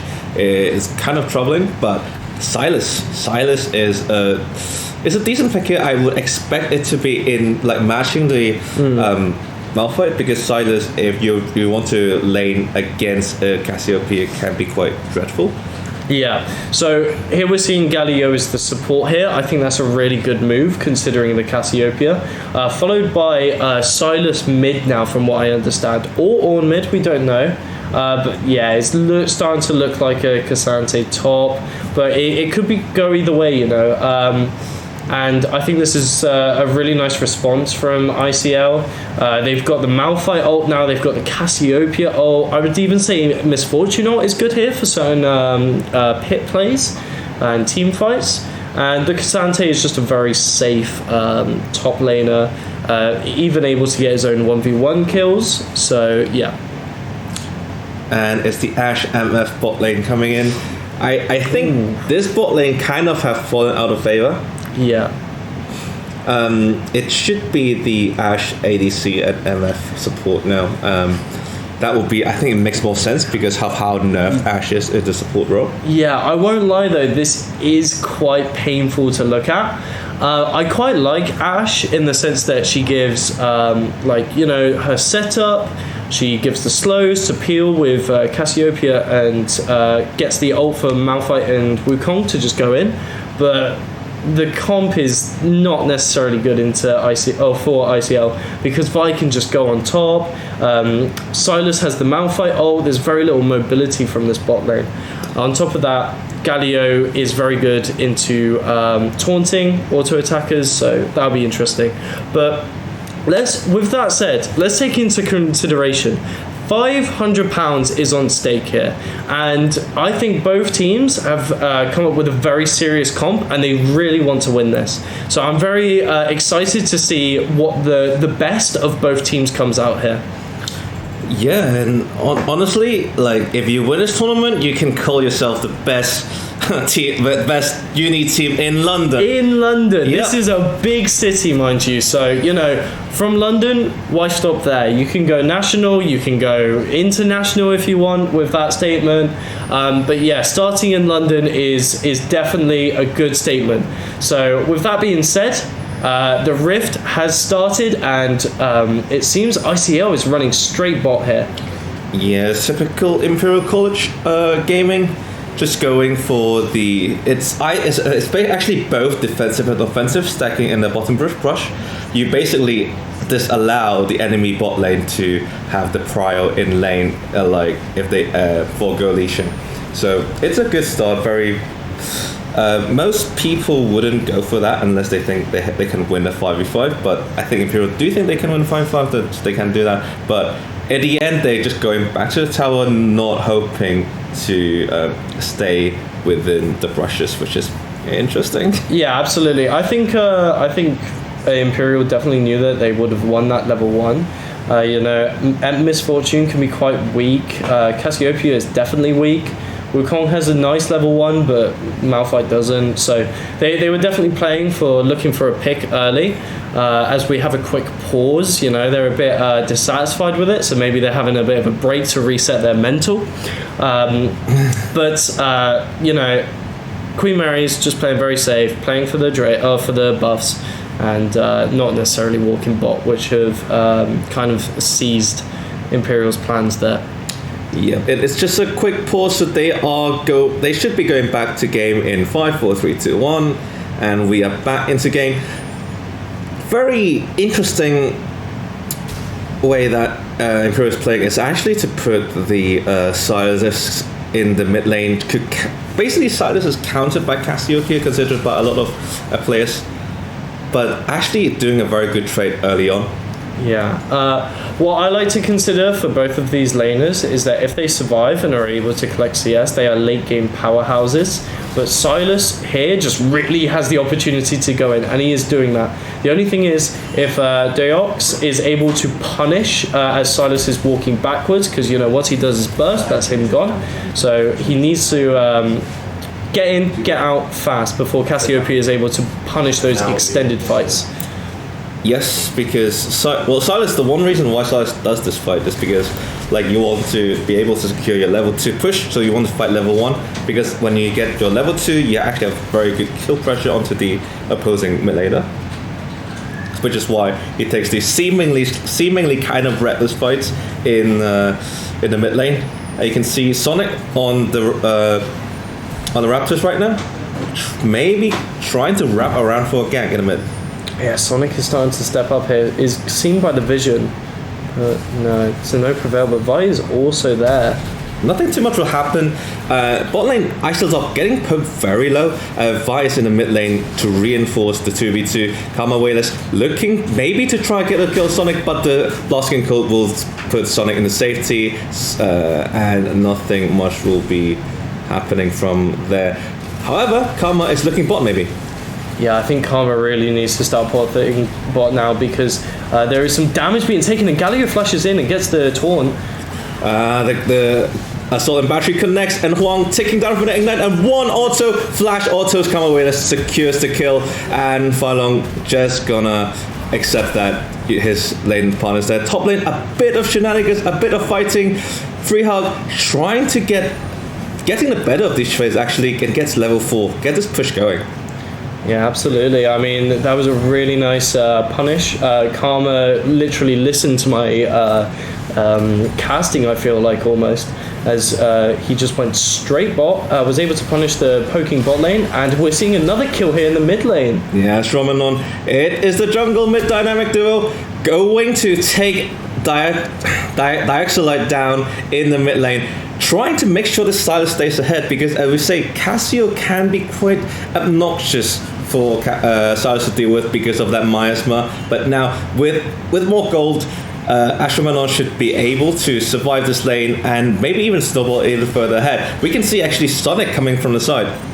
Yeah, I'm not ICL. I feel like I'm seeing a W here, to be honest, as there's 2 kills before 5 minutes. A really nice impact from Imperial College right now, as maybe Stephen wants to look for a little trade on Sonic, but no. We'll be gifting a ward away, but you do stop the monkey from basing, and also knowing where the monkey is very important in terms of tracking the jungler. Ashwamanon taking some punishment to the Dioxolite, but not too heavy. Should still have a TP, so not too big of a deal for Ashwamanon. Yes. Oh, sorry. Yeah, go on. This is the first time we're seeing Dioxolite get some prio here in the mid lane, as Astrom needs to look for a back now because Dioxolite has already found one. But, you know, Cassiopeia will just be able to punish under tower. Maybe Karma will be able to respond and look for a punish on Dioxolite. But the Monkey is in the Raptors, so we're going to have to find out how that skirmish will play out.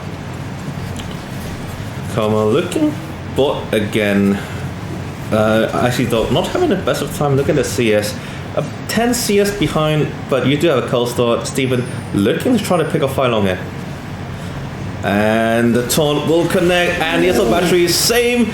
It's the same script again and again. Go bot lane, have the taunt ready, connected with the Vikio, and that is GG easy, well played. Karma is just fisted Feelong once again, and it is looking like a really nice tempo lead from ICL right now. Yep, it is a very giant metal fist, and you can see that in the bottom here they have transitioned this into a dragon, and Sonic is playing a bit behind, just playing cover duty to ensure the bot lane is not getting doped before it's too irrecoverable. The all-out comes in. I see Free Hug trying to get a solo bowler on Nexussin, but not able to define it. Oh, I feel like Free Hug just saw the 6 pop on Malphite and was just a little bit scared, but I understand why. The dive is possible here. Oh, but the shield has just popped up for Neoxan. Astrobaton taking the Malphite ult, and actually got dodged by Nexussin, and Free Hug will pay the price. Very, very well-timed level up from Nexussin, getting the level 6 really quickly, and then just using it right away, dodging the stolen Silas, stolen Malphite ultimate actually with that. Yeah, so we're seeing Nexussin making the best of a bad situation there, but it is to say that is a bad situation for Queen Mary's top laner, as it means he's going to miss out on all those minions, and it will slow push back into the hands of the Cassante. So that's going to be really bad, and potentially Karma will be able to fist the top side as well, with that being said. Looking at a gold lead, there's around a 1k gold lead on Imperial side, and I think a lot of it is going into Astromanon and Karma Whalers. Yeah, we're seeing ICL looking, well, they need to up their tempo here, as they do have the lead. I think Silas is looking for some extended trades now, but is a level down on Dioxolite, potentially because of the roams, but he is able to collect some very shortly. As I said, the wave top is starting to push in. Karma is top side, so maybe able to look for a Punisher, but mid is also looking very susceptible. We're seeing some more trades bot side, but yeah, it's very slow now. Tempo is slowed down, but Sonic is trying to up the tempo. We see the ult go down. It's looking like a bit of a messy fight, but Wukong's able to take the shutdown on Vi. The gauntlets have been broken, and there's 2 kills in mid lane as Misfortune is able to collect the second on Silas. Queen Mary does have the numbers advantage there. The silver lining is that IGDot is able to take a placing of Queen Mary's bot tower, but that's a few shutdowns going into Juan. Yeah, that is very unfortunate for the Silas and Vi lead. You would think ICL would be taking off the gauntlets for this game, not making any mistakes for that £500 that is at stake, but you know, there has been a misstep, and Sonic found it, went in, changed the tempo of the game, and has found 2 kills. But Dioxolite is in a really bad position here. Karma, unable to get the ult, and Karma has fisted mid lane. It is looking like a fisting everywhere. It is a Karma show of fisting. It is, and he will be able to transition that into a Herald, I believe, which is in Karma is currently trying to take the Herald and probably use that for other leads. Oh, Dog is in a bit of trouble, though. There's a dive. Dodges the Ash Arrow, and probably it survives. Astromanon taking the stolen Ash ult. Is he able to find anything? Oh, potentially. Here we go. Galio's got the taunt off onto 2 people. The stun is landed, and the ignite goes off, but is just unable to kill Sonic. Sonic goes down. Astronomon, I can't say his name, man, is able to get the kill, and Galio is able to land the final punch. And it looks like 2 kills for ICL. Free Hug still getting a bit low, but the all out's getting popped. Ooh, but the combo damage from Nexassin is too quick for Cassante to stay long enough for the cooldown to come out. But never mind that. Diaxolite just gets deleted with the cease and desist, also with the F-Scald abduct by Astromanon. Amazing burst damage. It was just juggled. The Cassiopeia was unable to move. CC after CC, bounce after bounce, knock up after knock up. That looked unplayable for Diaxolite. But that just puts Silas back in the lead, 4-1 and 3. This is looking like a very good game for ICL. But that isn't to mention, bot lane is down, and Jinx is a key carry in this composition here. So there is a potential for Folong and Huang to punish further, maybe take the bot tower, get the first tower down of the game, but we'll just have to see as Sonic is roaming bot side. Yeah, Queen Mary have to recognize that their bot lane is winning by quite a bit and probably have to try to capitalize on that. But we see Carmen paying a visit into the bot lane. Falong probably spotting this from miles away with a hawk shot and just going to play a bit more safe, walk back, wait for the wave to come, and just push that in. Yeah, what we're seeing is a 0-2 Cassante in the top lane, has a CS advantage, but that still doesn't really matter here. Malphite shouldn't be the one with the kills. It should be this Cassiopeia and the bot lane, but we're not seeing that right now as Drake is starting in the favor of ICL. Yeah, ICL just doing that Drake, and it looks like Queen Mary is just not quite in a position to answer. Free Hug and Nexassin just dueling each other, but that's like something to say is going into the fight as well. The all out, not the all out, is all doesn't take that over the wall, but will be reinforced by Astromanon and not die. Ooh, bot lane. Huang just getting knocked up by the Vial and the Galio ult, and we'll just die. Oh, the taunt hits as well for Long. Might be hit by the traps as well, but not enough damage to finish off the kill. Oh, and the rocket isn't following. That is such a nice play from ICL once again. Vi just loves fisting this bot lane. I can't say it enough because it just keeps happening and is putting ICL in such a storm of a lead. Yeah, ICL have quite a lead in this game. We have seen ICL bringing this lead up from very small lead, from 1 to 2k leads, and gradually growing through it, but steadily, gradually, but also very quickly. Like in a few minutes, we can see that the goal lead can grow quite quickly. We see the goal lead is currently around 3k, which is like, honestly, 2 minutes ago, I swear it was just 1.5k. Absolutely. And not to mention, in my opinion, ICL are the scalers of this map. Like if they are able to just play this game into late, even if they were slightly behind, they would have the advantage. And right now we're seeing the tempo in favor of ICL. Is a very hard position for Queen Mary's right now, and we're just going to have to see what they have cooking to be able to counter this. But what happens right now is Nixon is able to ult out. Yeah, Nixon has to use the ultimate defensively. Sonic is coming up to reinforce, but actually judging the situation will just like stay at bay. Ooh, Abscom Master doesn't hit. Just gonna steal some health off Nexassin. Just pushing this wave and making sure that Free Hug is fine. Taking the Wukong ultimate, the Cyclone Astromono actually, but not quite using, holding it for further use. Yeah, very interesting in my opinion. Karma cease and desist, actually just taking out Sonic, but oh my god, the MF ult doing so much damage, but not quite enough. Still very tanky, the Imperial College members, but as a 5 they will walk away. Ash Arrow comes in, knocks stuns Steven. Steven's very low health, but is surviving. Free Hug will fall down as well. Ash Romanon's 1v1ing for long in the near the red buff position, and overall it is a 2 for 2.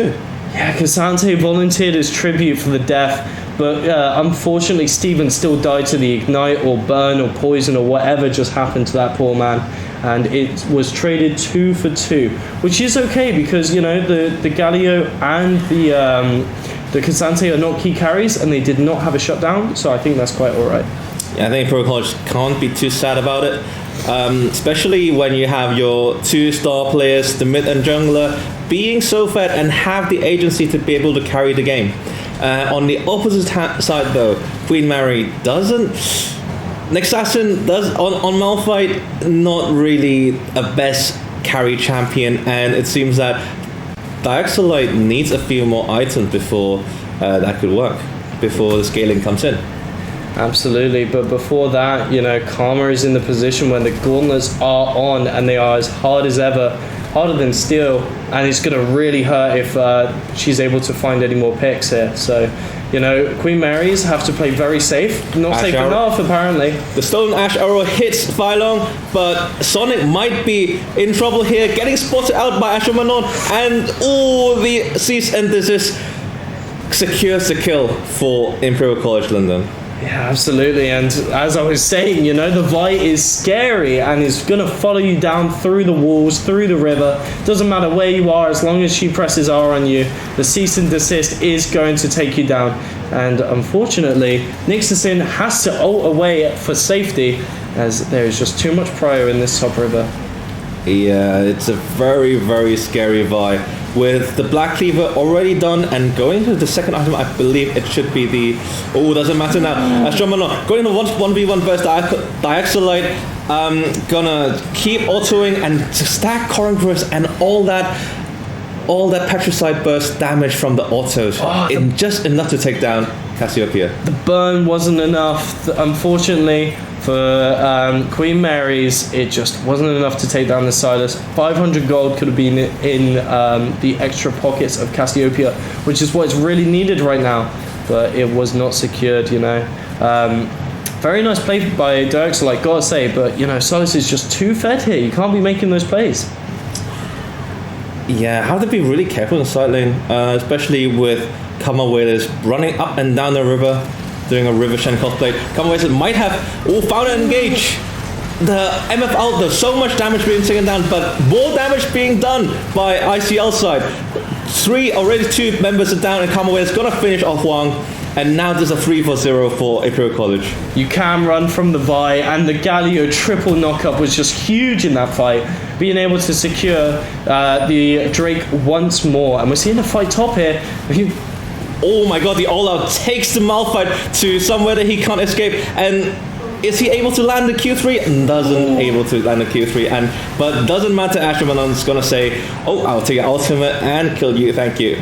Yeah, Malphite got a taste of his own medicine with that Malphite ult right there. Knocking him up to Narnia as he is now grey screened once again in the Summoner's Rift. Dioxolite trying to play a bit of hero here, putting down a Miasma. Actually, Sonic is coming through the Hex Gate and just beyond. Steven has to sacrifice himself there. And Sonic secured a flank and trying to do something with the Cyclone.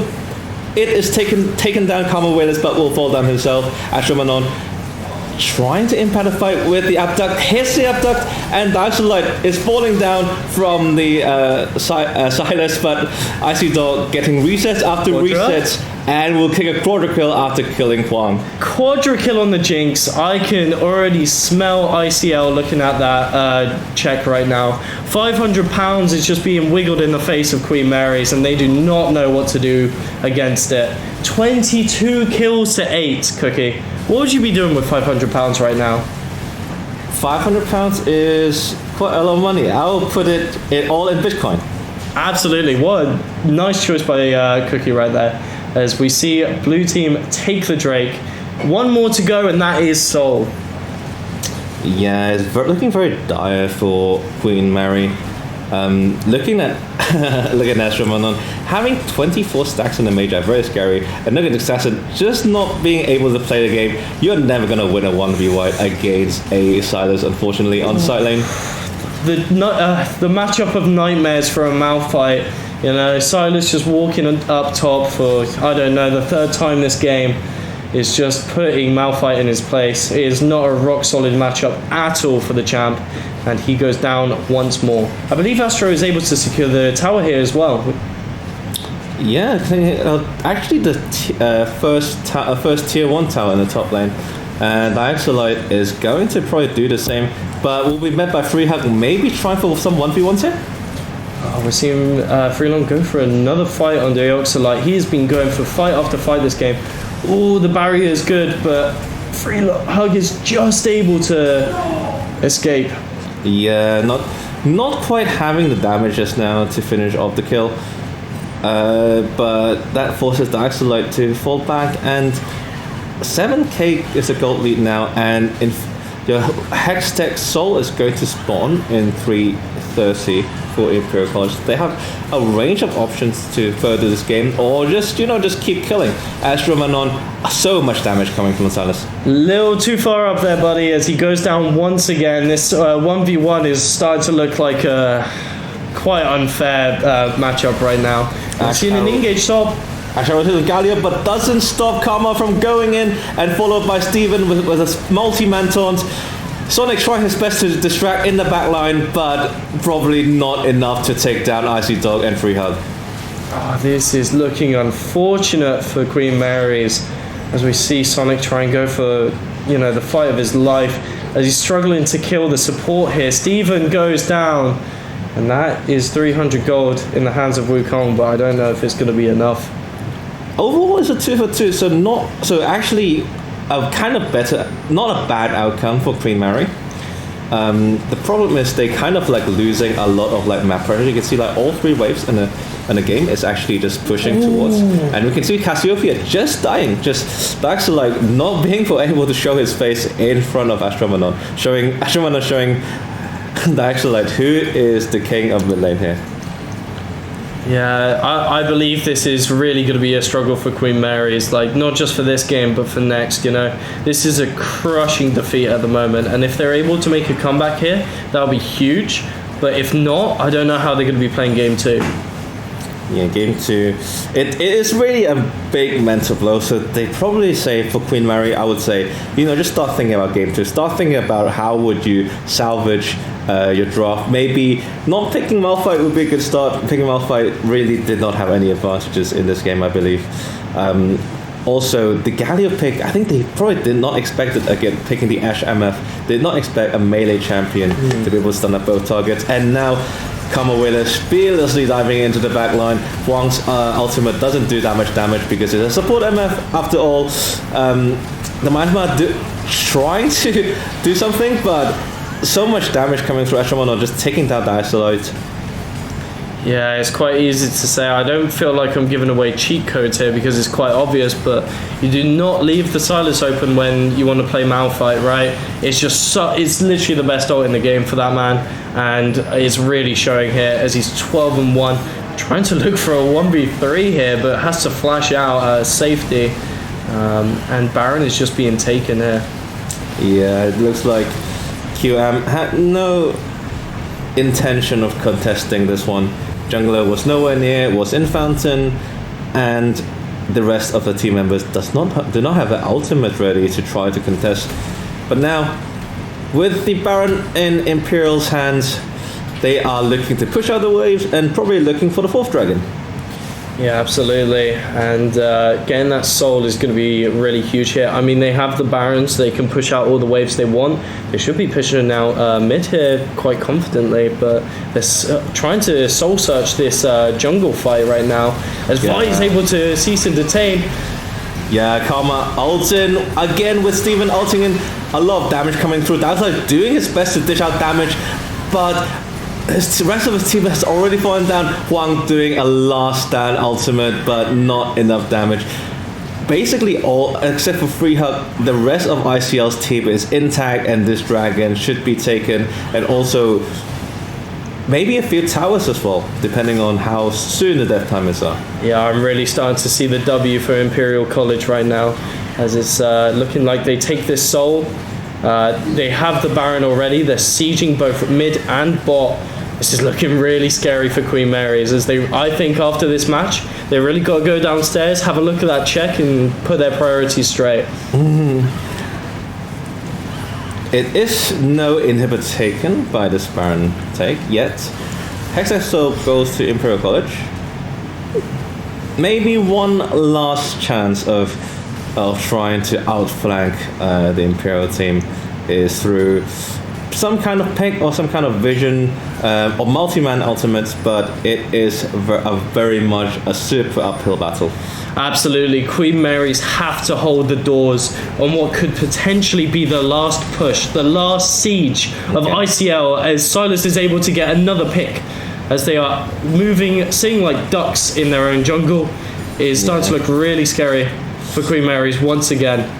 Yeah, looking like fish in a barrel. Ashramonon just taking basically any ultimate in the game is very good for Silas here. You can have the Ash engage, you can have the Malphite engage, you can have the AoE stun ultimate, just anything he wants really. The inhibitor will be taken without a contest.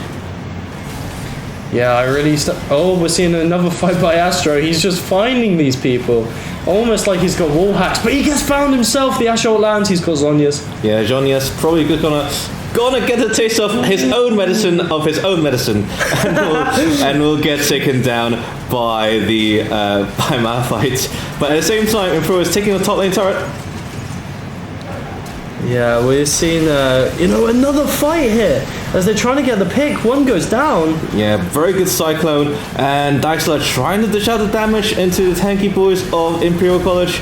Combat is falling very, very low, and looking like that will be a QM win. QM has taken down three additional members of Imperial College. Not really an objective on the board, but it's better than nothing. Yeah, ICL have failed to breach the doors. Queen Mary's has held it on potentially for a win for them. They're not going to be able to secure any Nexus anytime soon because they still have yet to take a single tower. But that is a huge win for them. The shutdowns are in the respective carries of Queen Mary's, and that is possibly a sign of a reverse sweep. We have seen ICL fall short of taking the Nexus a few games today, but they were still able to clean up, take their win. But are they going to be able to this game? I'm really curious now. Yeah, sometimes we say every game is winnable, but it is a 13k gold lead after all. Staring down at basically a full. Okay, the engage coming to Karma, ulting into Hualong just taken down by Steven's ultimate, and still there are some. Oh, actually, Astro taken down, and that is the counter attack of the Queen Mary. That's just getting those twin fangs in, trying to deal a lot of damage. And Steven, a multi-manton, is that enough? Actually, in the backline, doing a lot of damage. And it's a 3-4-3, free hug. Oh, CC, I love CC on the Axolot. That's why it's going to be taken down. Actually, getting a recess and finishing off Huang, and that will be game for Imperial College. We'll take the win in this game one of the finals. That was the closest final fight I've seen today, but it's just in the hands of ICL. I'm seeing the W once again. The Nexus is going down. Cassante and Jinx are landing their final hits, and that is game one over in the hands of Imperial College London. Yeah, game one very, I would say kind of one-sided, but it's not too one-sided in terms of the early game. Yes, there was some, there wasn't much going on, but when Karma starts going, he starts going, getting kills left and right, and also Astromonon getting kills left and right as well, utilizing different ultimates. So, what do you think, Queen Mary? How do they adapt for game 2?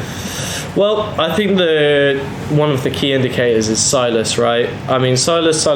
He was 14-2 that game in a competitive team environment, going for the grand finals, £500 at stake. Yeah, that looks like a ban to me, or a pick, because I believe both sides are able to play this. So it could be a Silas pick or ban next game. I believe. Maybe playing for a late game if that's what they're going for. They fell short early, so they need some way they can come online.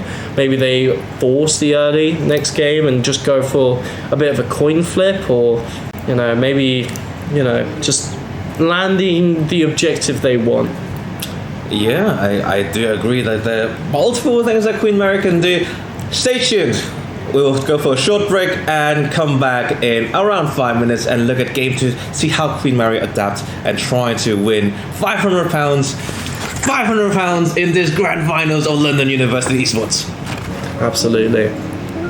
We'll see.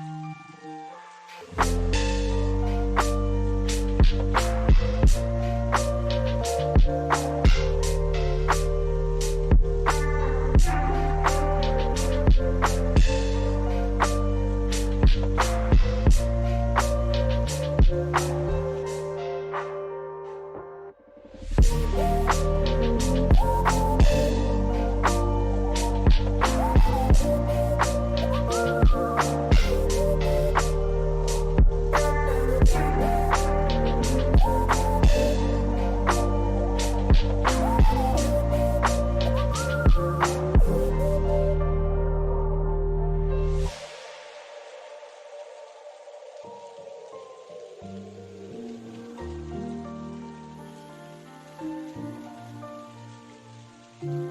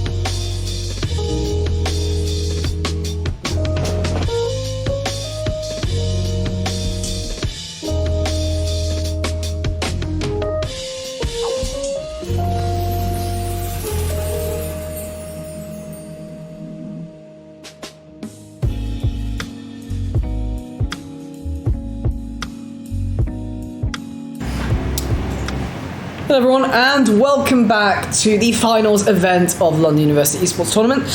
We're here to give you game 2 of ICL versus QM, which is the grand finals going on at the moment. ICL currently 1-0 up in the series. It's just a best of 3, so if ICL win this next game, they are crowned the winner of the 2023 edition and are thereby the best university in London and surrounding areas at League of Legends. They definitely had a performance last game befitting of the best university in London at League. They came in with a very, very powerful comp. They had the Cassante, they had the Vi in the jungle, they had the Silas, they had the Jinx, Galio bot lane. They really, really came in with the pressure, and it really paid off because they had such a destructive victory overall. The ending scoreline was something like 38-15. They really, really showed why they deserve to be called the best university in London at League.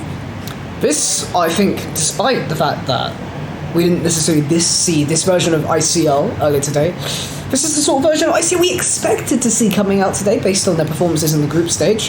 But UCL seems to have given them more trouble than QM right now, so we'll see if that continues to be the case. I think this is even more problematic for QM, seeing as I think ICL really fumbled draft early on, but then QM somehow managed to fumble draft harder, arguably. But we can leave that discussion to another time because we've still got the draft for the next game up to come.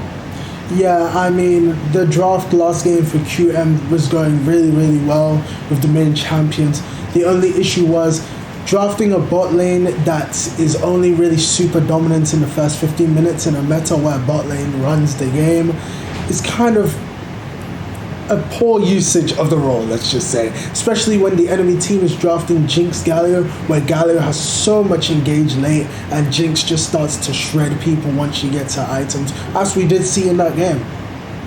There we have it. Although we are into draft, pick and ban. Once again, Clovis has been homer ban versus QM. Makes complete sense. Not only denying a comfort pick, but a pick that can be really frustrating to deal with just because of Requiem. Yeah, definitely. In QM's case, even if you were to, because Astromanon has, over these few games that we've seen from him displayed, he is one of the most dominant mid laners in this entire tournament. So even if you lose against him, which is highly likely in that situation, if you're playing something like Karthus, it doesn't matter as much because you can still farm while you're dead, maybe kill him while you're dead if you go almost even, use your ultimate late game while you're dead. It really allows you to have an impact even past death, which is why they want to cut that out entirely. Also, final game potentially is dual dive Queen Mary, so any semblance of a pick they may be comfortable on or skilled on, just get rid of it. That's the best thing to do at this point. Bans are slightly different coming into this third game. The Karthus, of course, and the Silas make a lot of sense given past series, but Poppy, Varus, and Renata, all picks that are not necessarily, let's say, typical for both of these teams. Yeah. definitely. I see QM wanting to get rid of the Silas, but bans like Varus and Poppy, they're a bit more unexpected. Maybe ICL was paying attention during the last set where they saw the Varus Zyra really dominant bot lane, and they don't want to see that in the spot lane. Maybe leaving Dog open to play his Jinx or his Caitlyn. Who knows? But they definitely were wary of that, as well as the Poppy pick, which was really devastating in the previous set between QMU and COE. Alright, Wukong going to be a power pick, B1 for ICL, makes a lot of sense, happened the same way for Queen Mary, although they had the red side and still ended up picking Wukong there. Fairly strong jungler at the moment, just able to bring decent gank pressure. You can go Bruiser, and Wukong, when he itemizes Bruiser, actually can have enough damage to basically annihilate enemy ADCs if they are not positioning well. But going back to this Zac, we've been seeing this a lot today just as a roaming option towards lanes, and actually getting some solo bolos in mid lane.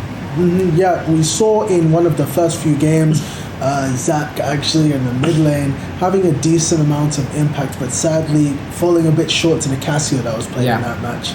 And Wukong, we've seen him a couple of times today. Surprisingly, despite the fact that he is actually really strong in this current meta, he hasn't had the most success over the matches today. But this definitely might change as he's being piloted by Karma this match, who's one of the best junglers in this tournament. So we might see a proper Wukong performance befitting of how actually good that champion is.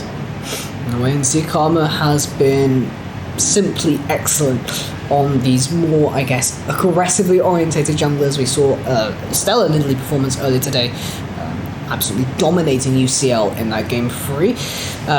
Twitch locked in now for ICL Dolph. This has also been shown earlier, was paired with the Rakan.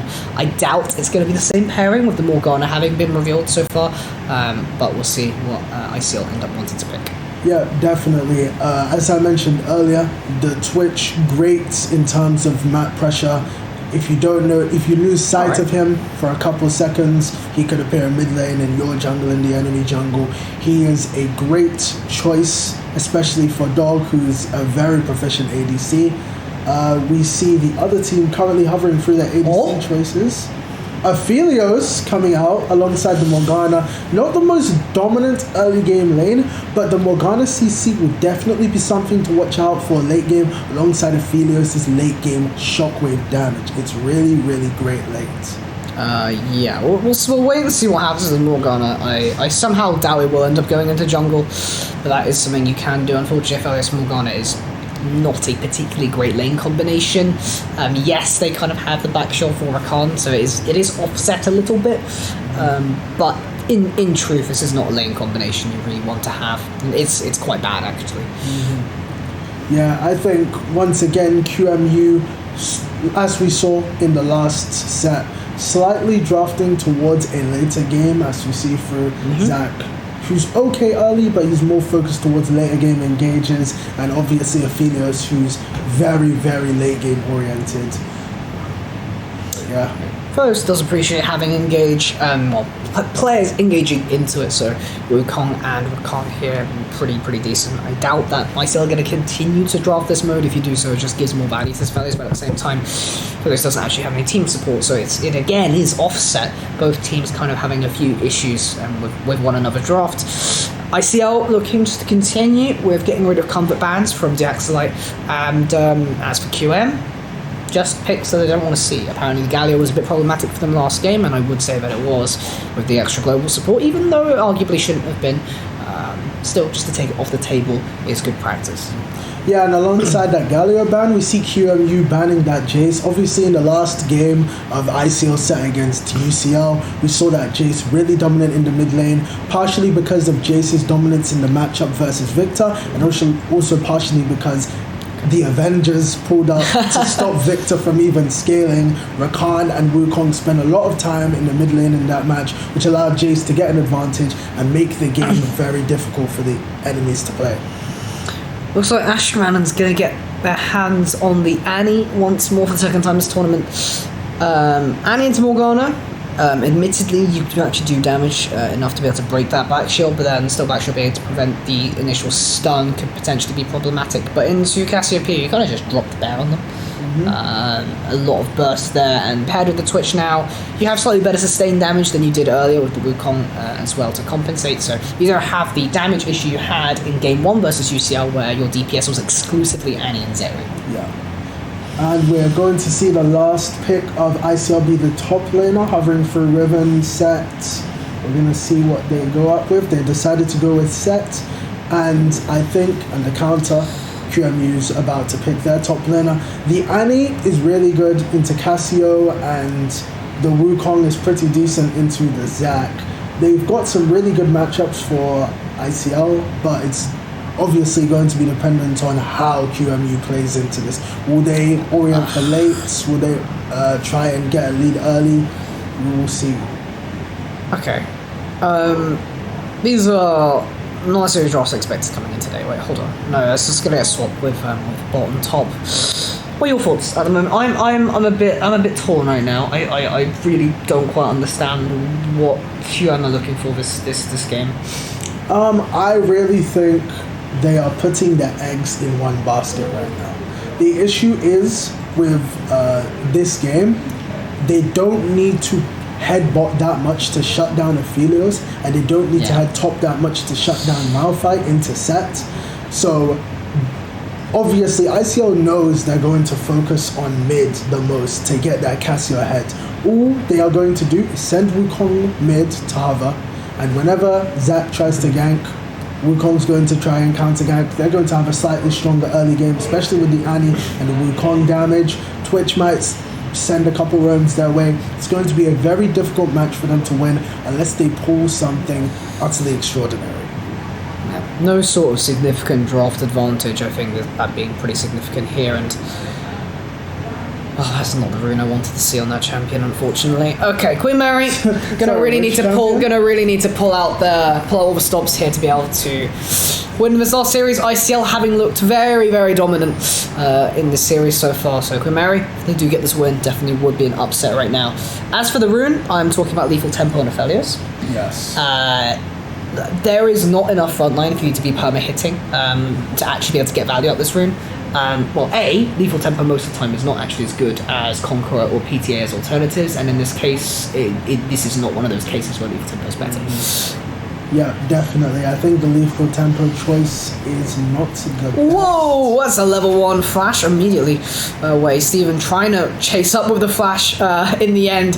Ends up actually being a flash when it really shouldn't have been. But support for mid flash, debatable. Now he's just trying to move Wukong mid to exploit the lack of mobility that this Cassiopeia has. Yeah, definitely. Cassio's definitely going to struggle without his flash, especially into someone like Annie who can abuse them really early, set them up, soften them up for a level 6 all-in, and with no flash for that level 6 all-in, it's definitely going to be difficult for the Cassio to ever do something. Wukong's going to have a much easier time ganking Cassio because no flash, obviously. Twitch might be able to get a roam in, Rakan might run straight to mid, you never know. It's going to be hard for them this game, and it's only going to get harder over the match going on. And bot side leashing for Wukong, recognizing, if we get the jungler into a faster clear, we can try and maybe even do a level 2 cheese in mid. Definitely possible if Daxalite isn't actually careful in lane right now. Cassiopeia very, very vulnerable, especially if Annie builds up a Pyromaniac stun. You have flash available to basically set up for your jungler. Yeah, we see a early game trade between the Set and the Malphite, which goes slightly towards Malphite's way. Actually, no, it gets reversed by the Set W. It's almost even. Malphite opting to take the Grasp of the Undying into Set here, which may or may not be the best choice. Another option could have been Comet and spamming Q and not trying to all in the Sets, which would be a very difficult fight for him to take. But, losing level 2 first, you're just going to take a beating. It's the way this matchup goes.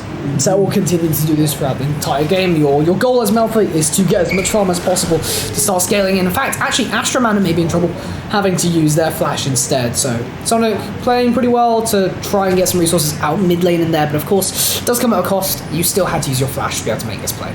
Yeah, sadly, Zac missed his auto attack on the Annie and instead auto attack one of the minions. Hold on. He's being caught in his jungle by the Wukong, who smites the big wolf. The excellent on the roam. No flash away. Yeah, just easy W out. Yeah, it's unlucky that Zack didn't catch him with that auto attack. That might have been able to result in something other than just the flash coming out, but I mean, we could see. Still have W, it's fine. And of course, set passive means that you just wait in lane while you regen health. I mean, you're ready with the potion, door, and shield. Easily regenerating that back up over Malphite. Yep.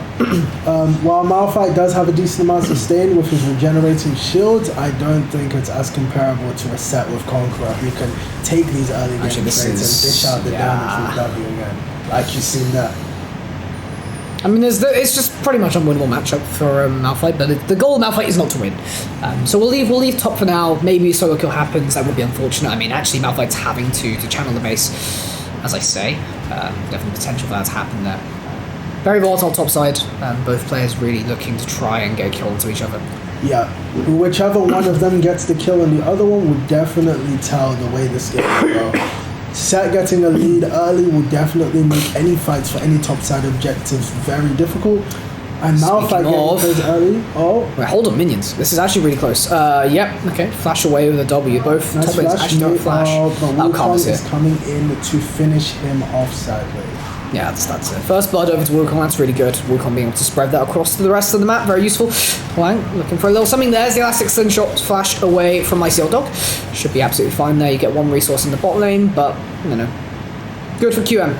Yep, definitely a good flash to gain, but the question is, can they do something with the flash being gone? The Aphelios Morgana is pretty weak early. Aphelios' damage output without a good gun combo early isn't the best, unless Zack permaganks, which might make the lane slightly easier to deal with, but at the same time is still an issue.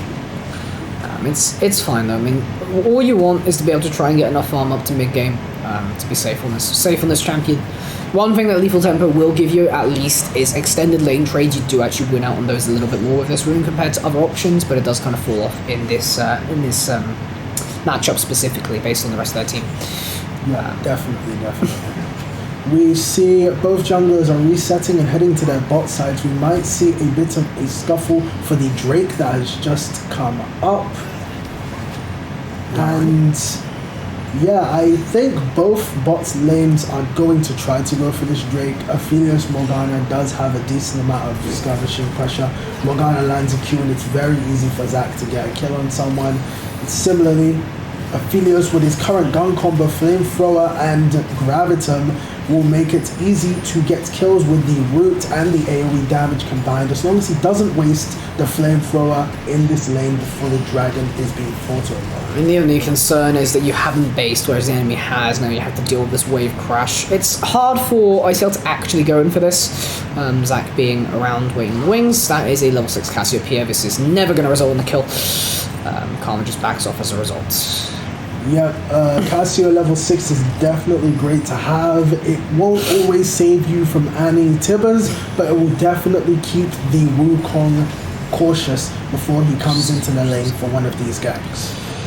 It's worth noting, pretty decent, somewhat decent CSD coming off of Aphelios. It does help with the Zack pressure. Morgana at this level actually being able to do a decent amount of poke damage with the Tormented Soil. Sonic now looking for more opportunity. Sonic, yet to actually convert anything to kill, has managed to take flashes across the map. Some of those are coming back off of cooldown. You can see Astromanon's one not too far up. ICL Dog still halfway through on that. So minor gold lead for ICL at about 7 minutes. So nothing spectacular right now, but take it slow. It's potentially your last game. You close this out, you close out the series, you close out the tournament. That's it. So make sure you execute. Yeah. 100%. It seems like Zack has really struggled. He's trying to play around the bot side, which is great. It's only not great because the bot side is relatively weak early, especially compared to Rakan Twitch, where Twitch can continuously output a lot more damage than Aphelios can early unless he has certain gun combos. And Morgana obviously does not have the capabilities of Rakan in terms of shielding and CCing, but Zack might be able to change this by coming bot at a suitable time and maybe catching them lacking near their side's turret. I think this has definitely been one of the later first Drakes taken. Currently approaching 8 minutes, and neither team really vying for control in this bot side river. So Drake stacking going to be a lot slower this game, which is going to be important coming into late game, as that Dragon Soul is going to be less and less of a win condition. Depending on how gold ends up balancing out, it is incredibly even right now. Just between mostly actually the CSD and bot side, but it's still definitely ICL favoured as a result of the first blood. We are seeing a lot of Farmville this game. QMU wants Farmville this game. They have the Aphelios Morgana, obviously. Yeah. They have the Cassio, who when they get their Mythic, which is either Rod of Ages or the Andries, and then they get their Seraphs and their Rylais or Demonic Embrace or whatever they get afterwards, is going to definitely have an advantage in terms of this matchup. She doesn't really want to play early into the hands of Annie because she will blast her in this situation. And top side, it's fine for them to play safe. Malphite doesn't really want to get a super duper lead.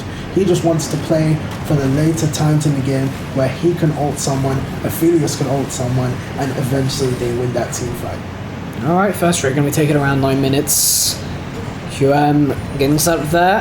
Had bot lane prio, and mid lane couldn't really do much to get in despite being around the river. Not bad. Mountain Soul giving me those extra resists, however, just slowly as a sort of side effect of taking their time to do the Drake. And with mid lane getting a CS lead plus top lane, with the plating mostly in top lane, ICL amounting to more and more of a gold lead. Yeah, ICL really, as a team, knows how to take even matchups and turn them into leads. One thing other teams in the tournament have failed to do is take matches that are stuck at a standstill and turn them into a pushing matchup or into an advantageous matchup. For example, this lane, in the bot lane, obviously, they went up for the dragon, and ICL's immediate thought was to, let's just farm.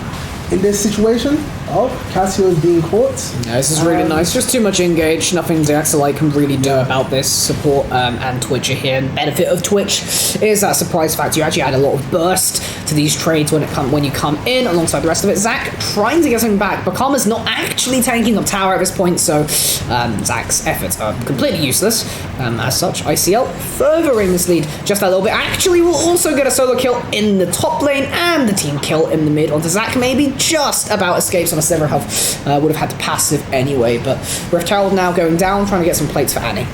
Yeah, I mean, the Steven's performances over these couple sets that we've seen today, especially on Rakan in the final match of the first set and this match in this set, we've seen him play so well around his team, especially around the mid lane. He can really set up kills so well for his mid lane, and no matter how far they are into their turret, no matter how many people are there, he pulls up like the Avengers in most cases and really makes the mid lane feel threatened by his presence.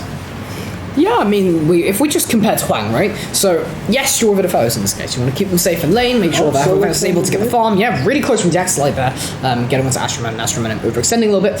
Have to burn the flash there, but to go back to the comparison, Huang here, tied to bot side, not able to exert the map pressure. Otherwise, Sonic actually around, stunned up by Astroman. Actually, able to finish the kill, going to take an extra 2 tower shots. Wukong nor anybody else on Imperial's side is actually able to capitalize on that mistake coming out from Sonic. So nothing else will come from that. Just remain the same. But Sonic, good try to attempt to take down their mid lane. Yeah, definitely.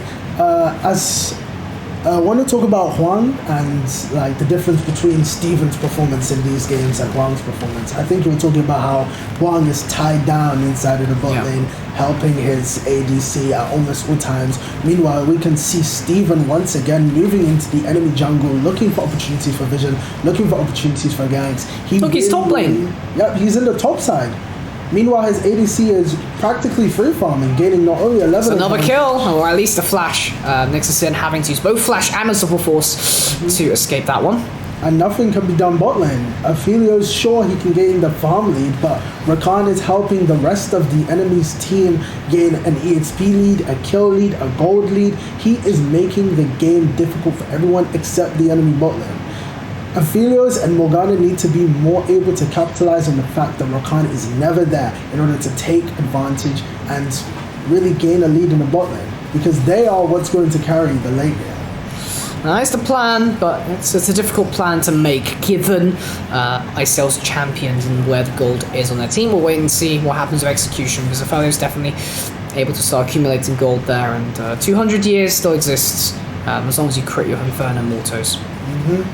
Yep. We can see Set proxying between the first and second tower of Malphite. Malphite can't really do anything to him. He has Gorge. There's just not a lack of damage. No ultimate available. Although Astromanon actually getting caught out a little bit here mid.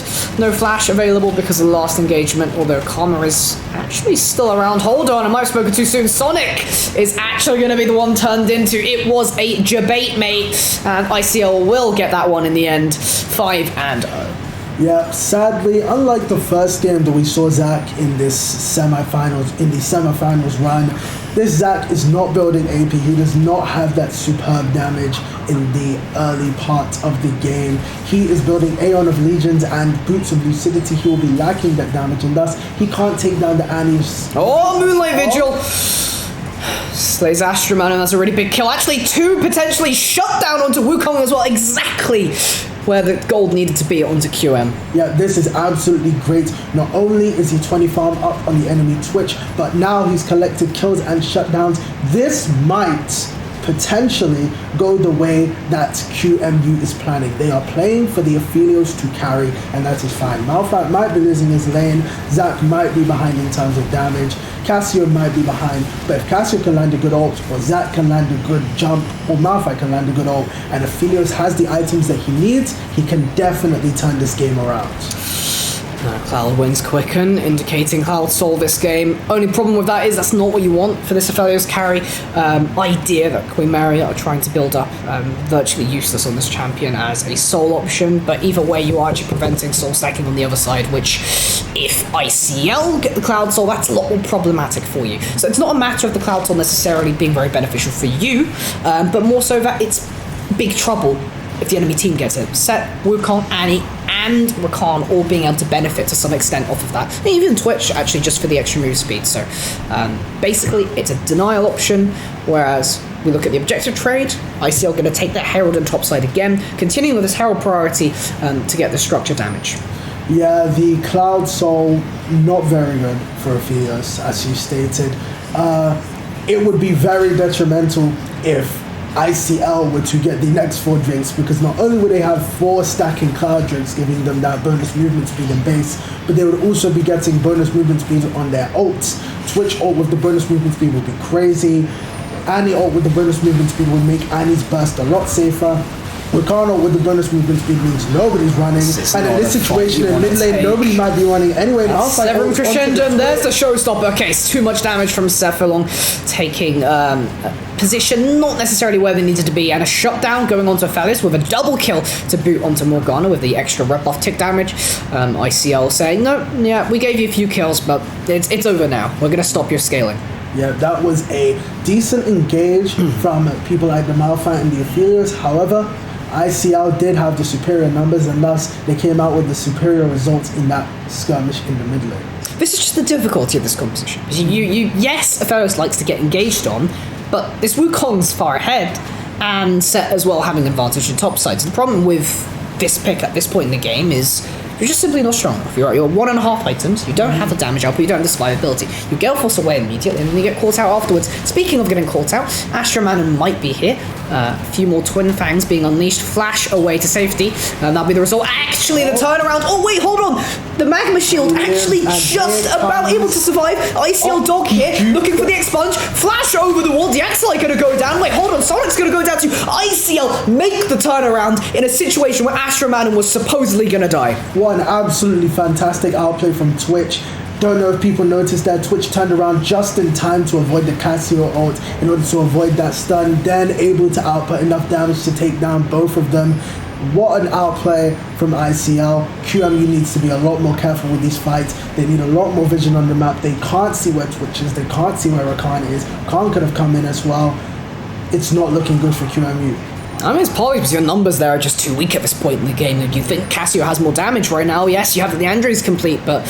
And he's ahead, has the move speed. Yeah, it was close, I'll give you that, but definitely potentially looking too much. I don't question the play, though. You are behind at this point. Making those plays is probably the right thing to do, but you do need to sort of claw back a gold lead, because at this point, you have 2 Drakes, but you're 8k behind in the gutter, right? So, come next Drake in a minute 30, you're going to have problems contesting that just on a stats basis.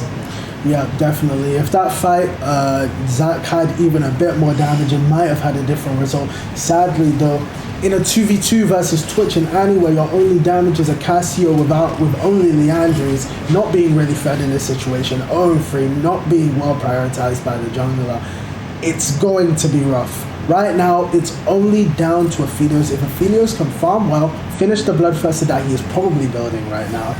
Oh, ICL Dog, he doesn't know, chat. He doesn't know, ICL Dog. He doesn't. Oh, that's a stinky one right there. Twitch with the expunge. That's another tower there in mid lane also.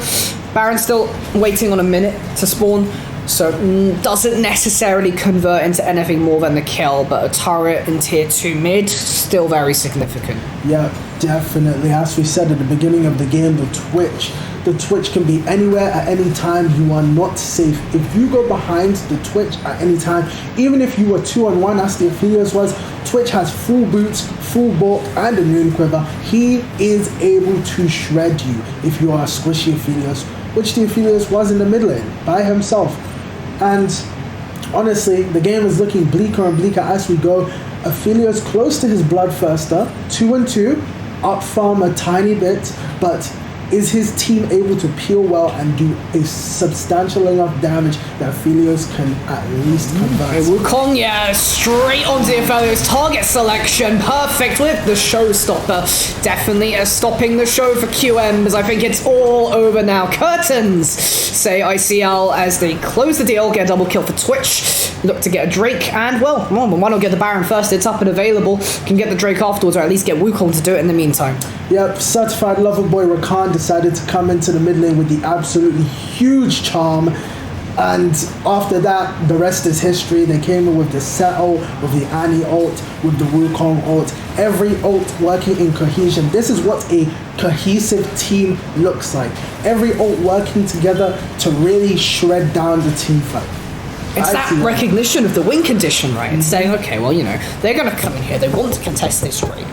That puts them on sole point, right? It's enticing. You get the Wukong here. All you need to do is land the Cyclone. That's it. That one piece of CC enables the rest of your team to collapse. And the fight is... it was easy as that. They are able to secure double objectives through this. They get the Dragon, they get the Baron. I don't even know if they will need Soul in order to finish off this game. As long as they wait for cooldowns and then try to get another fight through either a pick in the jungle or through the next Drake, which is up in 5 minutes, they might be able to finish this relatively quickly. Yeah, 21 minutes, 14-2, very commandeering, actually, arguably. Yeah, sure, I guess the last game was a bit more so, given the 25 Magi Silas rampaging across the whole rift. But yeah, this is the ICO I expected to see. Seemingly, UCL put up a damn good fight, and maybe QM has been facing the mental strain today of playing the games that they have been. College of Esports actually being quite tenacious opponent for them, taking one game away, and right now feeling ICL's wrath. Yeah, ICL definitely did take a bit to get warmed up. Rakan sadly caught out. Malphite that's good. Malphite actually might be able to take out ICL Dog with that. Yeah, nice little consolation prize coming off of QM here, but I don't necessarily think you're going to get more than that. Facebreaker going to yank the Malphite back. Is a rock in a hard place in this situation, and well, Astroman and the rest of ICL are going to hurt the damn mid lane. Yeah, that Rakan's engage was not the best, but when you are this far ahead, it doesn't matter if your engages aren't the best. You have people like the Set and the Wukong who are able to follow up even on potentially bad engages and make these into easily won fights. Siege on 2 fronts. Mid and hip already in shambles, looking to get another one in the bot side. Sonic pick up a defense will just be the one in hip for now, backing off safely, saying that, we've already got one, don't need to go greed for another. It's open. Next time we win a fight, we can probably go for the end. Yeah, definitely. They are at this point, just farming up until the next objective. QMU at this point is either forced to farm and let them get 4 Drakes and move at the speed of sound while popping their ultimates, or they are forced to attend these Drakes, and if they lose those fights, potentially lose the game after the next one. Karma there with the Team WE flash. Flare even. Still tribute to LPL team that was. Scouting the jungle, looking for a pick. Shirelia's coming through, quickness to follow. That shield gonna prevent one, but Huang's gonna go down in return. Sonic here, unable to do anything versus Karma, and Set here to support. Let's ICL another kill, 19-4. Easy peasy. Yeah, it is looking like the game will be over in a minute. Rakan, as I said, the certified lover boy, he comes in, charms everyone, and at that point the story is over. Set comes in from the side, obviously, to secure one of the other kills. It is not looking great for QMU. Die straight right now. Not the ending you expected. We've had 3 game series today, 2 3 game series yet. In this finals matchup, ICL have definitely not come to play. They're come to destroy, frankly. Both of these games looking like absolute pub storms right now. QM, you wouldn't think they're a finalist with this performance coming through, but maybe ICL just that domineering. Set though, however, taking a lot of damage, flashing out to safety to ensure he survives. Don't want to be giving out 300 gold bounty for no reason. Yeah, I mean, even though the game is looking inside of IQL's hands, I've seen games even bleaker than this be won through too many mistakes. They are trying their hardest not to make mistakes, playing relatively safe in order to take these objectives and win the safest way possible. They want this Baron that's coming up in 2 minutes. They also want the Drake that's coming up in 45 seconds. They are going to try to take both of them. Twitch sneaking around. He's not going to be able to get anything. It seems like QMU is just going to have to be on the back foot, farm up top and mid and bot, maybe take advantage of the super minions to get Ophelia some extra money. He is 40 farm up on the Twitch, making a decent amount of income.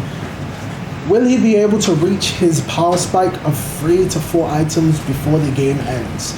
Is what we will have to see. Unlikely. Almost level 13, admittedly, so you almost have maxed scaling out on all of your different queues, which is nice. But you know what, 3 items, yep. So opted for BT obviously second, which makes sense for the survivability, but now your damage is a bit balked for a little bit. Quickness coming through. Shirley's coming through. Quickness soon to follow there. Okay, well, Morgana just evaporates to Annie's flames. Nice little pick there in mid lane. No more CC protection for you. Should be an easy drink secure for Imperial. Yeah, that pick on Morgana was especially great, obviously. Annie being this fed 5-1 and 8 with 2.5 items is obviously going to do a stupendous amount of damage. They end up securing the Cloud Drake. They will probably look for a pick either in the jungle or in the mid lane, and after that it's lights out. Shall be soon. Show is almost over, folks. Although, having said that, maybe it isn't. It's not over till it's over. We still have minutes of gameplay left to unfold, potentially even longer, depending on how ICL plays their game. Astromanin actually looking to have a bigger show for us because he's going to throw away his life to Cassiopeia. Therefore, we have a bit longer, I think, in our runtime. Yeah, that was a pretty big shutdown being given over to the Cassio. Not much is going to come of it. However, it is good to know that if it bleeds, we can kill it. As they said in one of the Predator films that I don't remember the name of, okay? They are able to kill this Annie, who has a very crazy lead. They might be able to turn this game around. We will see. Baron is available. Drake's not spawning for another 4 minutes or so. I think as Queen Mary here, you kind of have to go for this, but the flank around, straight from Twitch, actually going to get punished. It's a Twitch flank, but flash over to the other side, rat-a-tat-tat through the entire backline. ICL Dog will get cut down by the end of QMU. Can Aphelios lifesteal through with Severum Crescendum, exactly what you needed. Severum now on the minions, lifestealing a little bit more over TP. Philong has to be very careful, and yeah, true damage from Set's going to make that a bit problematic. Annie to follow. She'll be pretty easy. Wow, ICL dominating right now. Yeah, I mean, that fight was what QMU wanted from the situation. Obviously, Aphelios had the best combination of guns, being Crescendum and Severum. However, they are so far behind that it doesn't matter how easily they caught the twitch in the situation. It doesn't matter how strong the Aphelios is currently with his IE and his 2 crit items. It doesn't matter because the lead is so catastrophic that really and truly ICL could start running it down and they would still be able to win in this situation, but they won't because they want to make this win as safe as possible. I mean, they're really putting on a little bit of a show for us. I mean, Annie dying in topside, absolutely unnecessary. Big old misplay there. We did see that Astra Manon, let it be known. But Baron now being started. Queen Mary on the watch, Astra Manon though, lurking on the bushes, gonna pop the blast cone over to safety.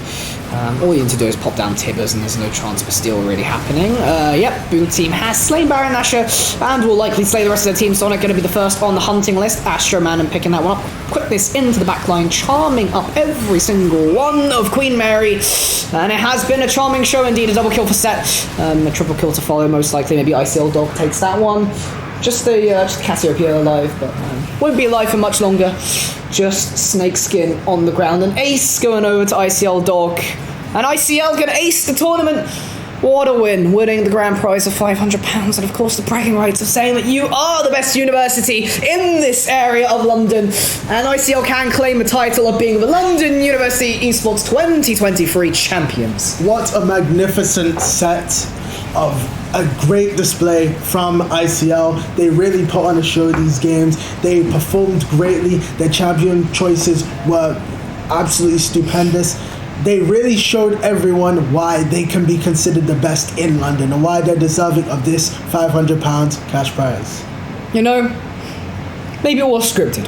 We called ICL the sort of, favourites to win, right? And they did win the tournament. But let's go back through the series today. They had a really shaky series versus UCL. That was not clean. UCL were in a position to potentially take that series 2-1.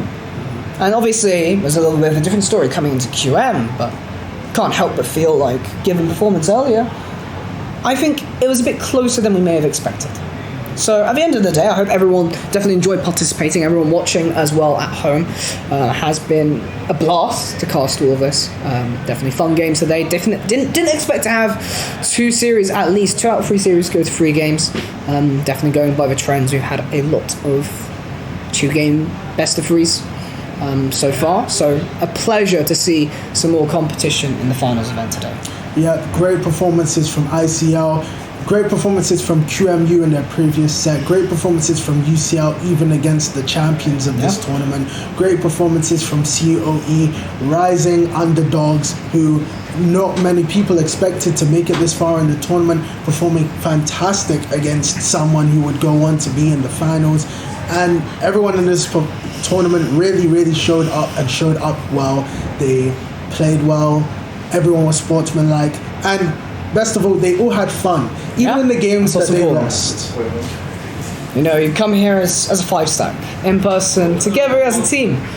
It's a different atmosphere, and I hope that that's been reflected in the gameplay and the viewing experience for everyone at home to get a glimpse of what it's like to be here at New Meta at the moment. Of course, another shout out to our production team and all of our amazing sponsors, of course, Monster, Face It, New Meta, for being able to provide the venue and a little help from Excel as well. So amazing stuff to everyone that has made this tournament possible. Yeah, I think that's about it. Thank you all for viewing these tournaments, games. ICL is the champions of London for now, but that might change next year. You never know. Yeah. Well, we should have a winner's interview to come. Might have to wait a little bit on that one at the moment. So, should be a cam downstairs. I'm not entirely sure about the sound situation, but we should transition it soon.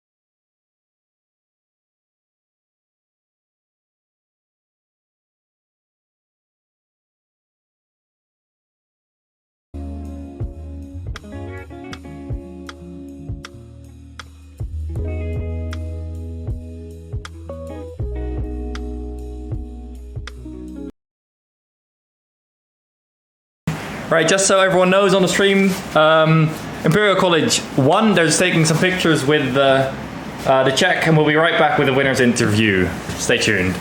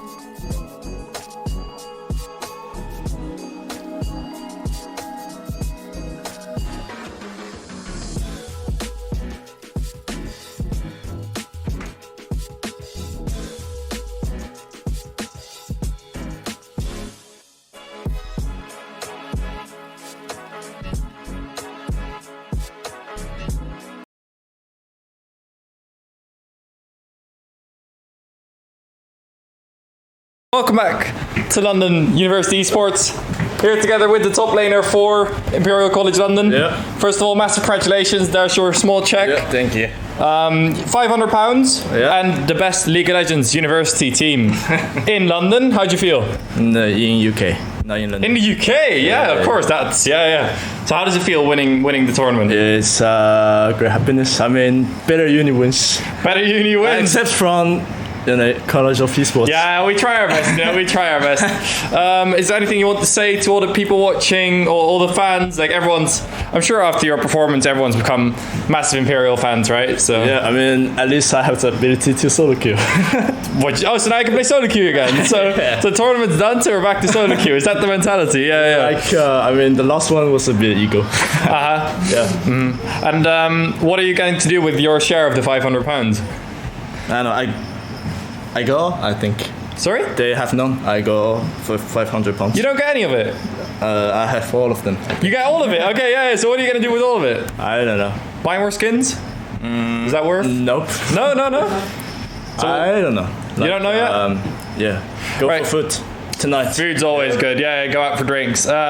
So we'll be doing, hopefully, another London University Esports event next year, starting somewhere in October, hopefully. Are you going to be there for that? No, I'm graduating. Oh, you're graduating? Oh, no way. It's Well, like, congratulations. Do you know if Imperial College will be representing? Nah. No? So when you guys graduate, the team's just too bad. Yeah. Me, Jungler, Milena, all graduated. Oh, you're all leaving, yeah. Oh yeah, you're on the course. Oh yeah, so another prize. I think this is yours as well. Thank you. Take What flavor that. is it? I couldn't tell you. I'll put it on the ground for now. Ultra gold. Okay, yeah, Cookie said this is good. That one's good? Okay, Cookie said that one's good. I never tried it. Well, thank you very much. Yeah, thank Have a great evening. Thanks all the teams for participating, everyone for watching, and hopefully we'll see you guys again next year. Yeah, thank you. Cool. Congrats. Yeah, thank you very much, man.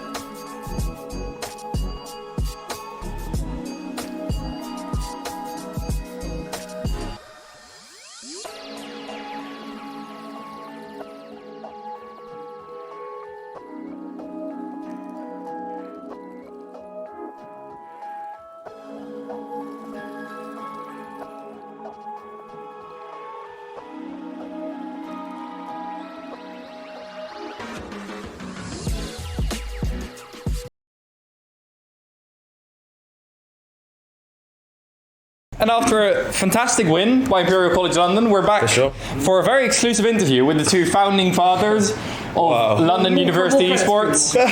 How did this split go? How did it go? Well, I mean, let's be fair, it was lovely to see 16 different universities come along.